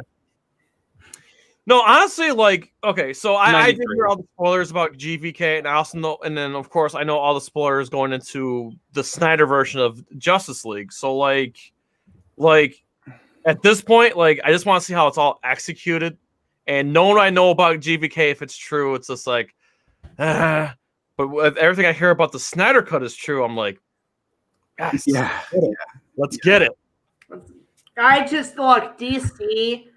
I kind of just don't care unless it's Batman. But Batman's in the Snyder Cut, homie. That's fine. And he plays a prominent role. I'll go watch it, and I'll watch it. Batman's the best of Batman, the Snyder Cut. It's weird because Justice League Batman has no good scenes except for maybe kind of one scene, like in the theatrical cut. I'm like, when I watched the movie, I'm like, there's really no cool Batman moments in this movie. Like, I mean, the opening scene, I guess, is kind of neat seeing Gotham in that, but like the rest of the movie is brief. Yeah, it's very brief. He has one decent bit of dialogue with Alfred talking about how Superman was the most human person, which doesn't necessarily fit too much with the Snyder version. Like, some aspects, like the way he's talking about him is the way Bruce would talk about Clark, but because they didn't really have that connection built up before, it doesn't quite work. But like, it felt like something that Bruce would say about Clark himself, and I actually kind of like that scene. But really, some of the other stuff, not so much. That balcony scene, it just looked like something out of like it looked cheap. It looked like The Room. Yeah, because it does. Like, I rewatched the movie recently, just like, okay, let's see how Justice League is. I'll admit, I had fun the first time I saw it. I went to kind of one of those like early advanced screenings with a bunch of crazy rabid fans, and I met some really cool people I'm still friends with this day. So it was a good time. It was a good time there. Like, sometimes with you're in a crowd, like your reaction is different than just watching it at home. But watching it at home, oof, my God, it looks terrible. You know what it is? The one thing I will say that Justice League did, because I didn't see it in theaters. I actually waited till it was on television and I watched it because it just looked like a TV movie. The one thing I do like about the Justice League movie, that at least something that Joss Whedon did that I liked, was here, I'm just putting up an image so people know what the fuck we're talking about. The one thing I did like about Justice League, Danny Elfman bringing back the 89 stuff. I thought that was the only part I'm like, okay, that's cool. Well, not see, Adam's a little upset now because they replaced what's his name? Hans Zimmer. They replaced Hans Zimmer and Junkie XL with Danny Elfman. Fuck you for doing that. Now we're getting Junkie XL and Hans Zimmer back. Look, that's fine, but it was just nice. I guess it's my nostalgia goggles. It was just nice to hear Danny Elfman's music. You know what? You're going to hear it again. In Flashpoint. Let's fucking I feel like they're only bringing in Keaton so Andy Muschietti can bring Anton Furst's Gotham back to life. I would love if they can get him to design Gotham in that movie. Because the thing is, I feel like one of the issues with modern comic book films, especially with Batman movies, Gotham stopped being cool, honestly, when Schumacher left. Because Gotham's just like a normal city. Gotham City should be this really unique, interesting, like architectural designs, but yes, Schumacher's Gotham with a horse humping a rock at Wayne Manor. You know what? At least it was visually interesting, like with the designs and like the crazy gangs. Like that felt like a comic book come to life. Like all this stuff is just a normal city. Like the Nolan films, it's just Chicago. Snyder's thing, they used some of Detroit and some of that worked, but like it wasn't like we never really got the sense of Gotham as a character. The best looking Gotham, of course, is Batman 89. Like, I agree. Nothing comes close. Well, Batman Returns comes close, but like Gotham looked really cool. It felt otherworldly, like its own unique creation. But like we haven't gotten that in so long, and I'm hoping Muschietti, when he does the Flash movie and we go back to Keaton's world, we can see Gotham looking really cool. Maybe like Batman Beyond, it's like Gotham come to life. That'd be pretty neat. I'm really over superhero movies.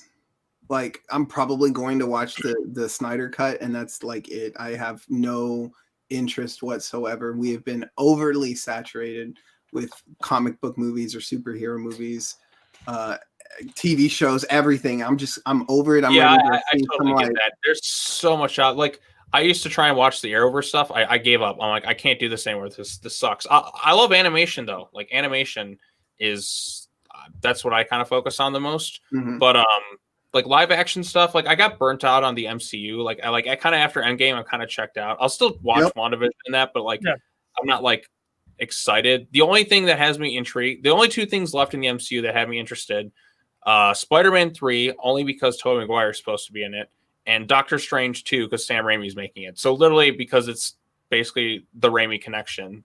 Other than that, I'm interested in Shang-Chi though, because something different.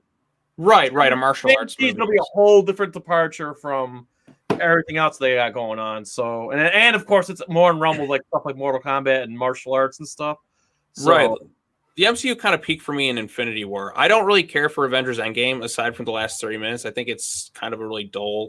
Yeah, I checked out during it was Age of Ultron's where I kind of like checked out. Like I still love Infinity War. I have a giant fucking Thanos thing right behind me at all times, but it's it's the ideal. Like, I mean, I love that one. I think that one's the top of the MCU, and there's some great stuff in the MCU, but some of it's kind of forgettable, and kind of dull. But there is some good stuff in there for sure. I mean, they built that franchise up, but again, it's kind of a little bit too much too soon with it. Like 20, what do they have? 23 movies in 10 years. That's insane. Yeah. No, what I wanted to tell Jack is like, I know because he says he only cares about Batman. The thing about the Snyder Cut coming out is we're gonna get that flashback where Robin is killed. Oh, can it please be Death in the Family for the love of God? Please. We're gonna get that, and we're gonna get an additional nightmare scene from like post, apocalyptic, more of those, those flashes that you're gonna get your favorite Joker, Jared Leto, back. He said, well, no, from what I heard, I know people are skeptical about that, but I heard he said he's listened to the feedback and he says he actually wants to try this time. Well, here's the thing is that he's going to have a completely different look, too. It's going to be extra metal because it's the Snyder thing. It's more grill. I mean, here's the thing. I trust Zack Snyder, okay? I don't think he would bring in Jared Leto to, like, to humiliate him even more. No, I think it'll be better directed than whatever they were doing. And that it must suck to be Jared Leto. I mean, think about it. Heath Ledger wins Best Actor, and then Joaquin Phoenix wins it right after him, and he's the guy stuck in the middle. Well, don't take anything away from Jared Leto. He's still a great actor. He just wasn't good as Joker, and then his ego got in the way. I'm actually really excited. There's this movie coming out on HBO Max called The Little Things. Comes out this month, right? 2 weeks. Next week. Denzel Washington, Rami Malek, and Jared Leto. Sold. Denzel is the unquestionable greatest actor to ever walk the earth. Wasn't Jared Leto in American Psycho? No. Blade Runner? Yes. Blade Runner? Yeah. Yes. Okay. He was the blind guy. Apparently he legitimately blinded himself, so he never actually saw the set. Yeah. Some method actors get kind of weird with their stuff, but I mean, if it helps. Can I just say, I just love the conversation you guys are having. It keeps me kind of like a little bit occupied on a few things. So you guys just keep going. This is great. No, it's fun. It's fun. Great. We've got more of these. I gotta bring more people in. I do want to bring Huey TOONMORE in at some point because he's been wanting to jump on these, and I do want to help him out here. So that'll be a given sometime. Well, I can't stay much longer because I got a lot of work to do. I'm still trying to finish up this new movie that I'm animating, and I've got a couple more scenes left to animate. And then I've also got to start. Yoko just talked with me yesterday. We had a meeting about the soundtrack and stuff, so I got to start working on that now. He's not going to Japan, so woohoo! We get to work on the movie more. Well, I mean, like plug your stuff and guys too, because I'm hoping helps you guys out here a little bit. I mean, I might actually cut the stream off soon because I do have to head to bed soon and I have to work on a few things tonight. But yeah, this was really good. I want to do more of these. These are great. At first I was thinking maybe something will happen. I was originally going to go on this for an hour, right? Like just opening up fan mail and stuff, but I'm having a kick-ass time with this, so definitely we're going to do more of these. So I guess we'll wrap it up because we're like at 4 hours and 22 minutes. Oh, okay. I mean, I didn't know you were streaming that long. Yeah, so we'll have everybody. How do I get a single people here? So we'll have everybody plug their stuff in, and as we do on Monstrosities, and you guys can go like do your thing. So Adam. Oh, hi. So you can check me out at SCRYE Official, or I guess now YouTube changed it to where it's just SCRYE. And you can follow me on Twitter at SCRYE_official. creator of the Apex series. I do a lot of music stuff. My primary thing is I'm a composer, and I'm getting into the realm of script writing, directing, voice acting, all that good stuff. I did a lot of the Godzilla, the older Godzilla film remake. Like I did a lot of the songs for that. Like you guys were talking about the Mechagodzilla soundtrack. I did remakes for those. So if you want like a more updated like Hollywood trailer version of the Mechagodzilla, I might reach out to Mechagodzilla you for that. I might reach out to you for that for a future project I have planned that might involve Mechagodzilla, but I will keep in touch with that because I am looking for a couple of music people to help me out on a few projects. But outside of that, I have a Patreon. You can go and check me out, patreon.com/SCRYE. It also goes to support Draco Azul. You can find on Comixology and Amazon. Because I'm going to be working with Andreas in the near future on putting an animated version of Draco Azul. That's something that we're working on. So yeah, it's I got a lot of crap to do. Just a whole lot of stuff. Jay. Huh? What? Oh, hey, yes. What's the kidding? Okay, so I am the co-host of Nerd Cage Live. We stream every Thursday night, where we just hang out and we usually interview guests on the show. In fact, Adam's going to be on the show in 2 weeks. We're really looking forward to that. And we just and we also have a podcast that we release on the channel, and we're on every single podcast. Your Podbeans, your Spotify, all that. We're on all that. Our next podcast that we're doing is going to be the 50th anniversary look back of A Clockwork Orange. So keep your eyes out for that. That movie turns 50 in February. That's me. So yes, Nerd Cage Live. Just subscribe, like, do all that good stuff. And like I said, we go live every Thursday night. And my dog is moving. So yeah, Jack, thanks so much for having me on, and we'll definitely have to have you on Nerd Cage Live real soon. My pleasure, anytime. Like honestly, I want to bring you guys on here more. I think these actually make these live streams a lot more fun to do. Sean. Well, yeah, I've been on here several times. I've been in several Jack's videos, but here I am. You can follow me at youtube.com/JTIsReborn. Got some comic book stuff coming up. Got some movie reviews. I'm kind of waiting until my laptop. I get a new one next month, so I can really start and get new editing software, so I can start doing some written content. But for the time being, you'll kind of see like just more of the comic stuff, more kind of like, easier, streamlined, unscripted content. But once I get my new upgraded stuff, then I'll start, pushing things forward. But yeah, that's pretty much it for now. Thanks for having me on. As usual, it's always fun to appear on your channel and do collaborations and pop up as Cell every once in a while. And can I get a shut up, Sean, in the chat? Yeah, sure. Do your voice for these guys. I don't think they've ever heard your Cell voice. All right, what should I say? Just plug your shit. Well, if you want to follow me on my account, you can go to youtube.com/JTIsReborn. It's quite perfect. He's really good at it. That actually is really... Fire this guy. He's great. That's really good, actually. Thank you. Yeah, and Jack. Finally... Oh, wait, go ahead. I said, you never told me that the Android 18 actress did see your thing and said about the cell phone. You know what? It was a while ago, and it completely passed me. I know, that makes me... I'm like, oh my god, 18 said that. That makes it even better. Lovely. That's just my heart. It's like butterflies.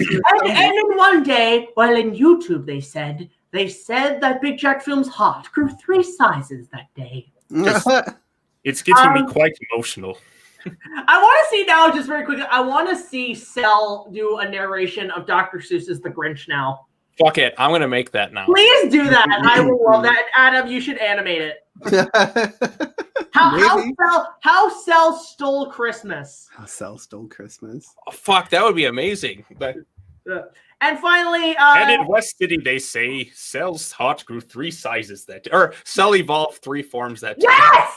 Yes. Okay, Matt, go ahead. Yo, I am Matt of Monstrosities Tokusatsu Vlog, which you can find on YouTube. You can follow us on Twitter at Tokusatsu Vlog. I'm also on Instagram, Tokusatsu Vlog as well. We do a lot of live streaming and do videos when we can. And it's a lot of fun. I usually have these some of these nerds on there. They really liven the thing up and add some class to the proceedings. But you said class. And yeah, so we're gonna cut it here, guys. Of course, if you guys have any more questions and so on, post in the comment section below. Follow me on Twitter, Facebook, Instagram. I have TikTok, and go support our Patreon. If you guys want to see the brand new first episode of season 6 of the Big Jack Films reviews, it's going to be coming out January 29th. But if you want to see it super duper early, go check it out on Patreon. $1 more will get you early access to all of our content as well as other special features. And I don't know, close it off. I'd be like, hi, I'm Jerry Springer. And what did we learn today? Godzilla vs. Kong is being put out early. I'm into my weird King Kong porno fetishes. Sean does an amazing impression of Perfect Cell. Matt doing Monstrosities live stream. Wow. Wow. Really, Jack? That's it? And he's also a great person. I love all these guys to death. Jay and Adam like to argue about The Shining and whatever other movies and stuff. Like, they guys just love to argue about stuff. But these guys right here, over here, over there, guys, go subscribe to all their channels. It's always good to look after like the little guys out there and help them out and get them going a bit more. And obviously, yeah, it's just great to have this whole community. If you guys want us to do more of these sort of group live streams on our channel, let us know in the comments, and we might make this a thing. Probably not weekly, but whenever it pops up, whenever it's convenient. So until then, take care of your friends and each other. I wanted to always do that, like the Jerry Springer thing. But anyway, until the next video, guys, like, comment, subscribe. I'll see you guys later. This is Big Jack Film signing off, saying happy Friday. Everybody, oh, wait, hang on. Everybody say goodbye. And go watch my fan film. It's great. You guys will love it. Canada, baby. You can follow me on Twitter, too. Sean JT King. Greasy Strangler for life. Dr. Sleep sucks. Tune in Monday. We're going to be having a few more next week. We're going to have a couple more videos. So I will see you guys later. Take it easy, guys. Bye-bye. I love Big Jack.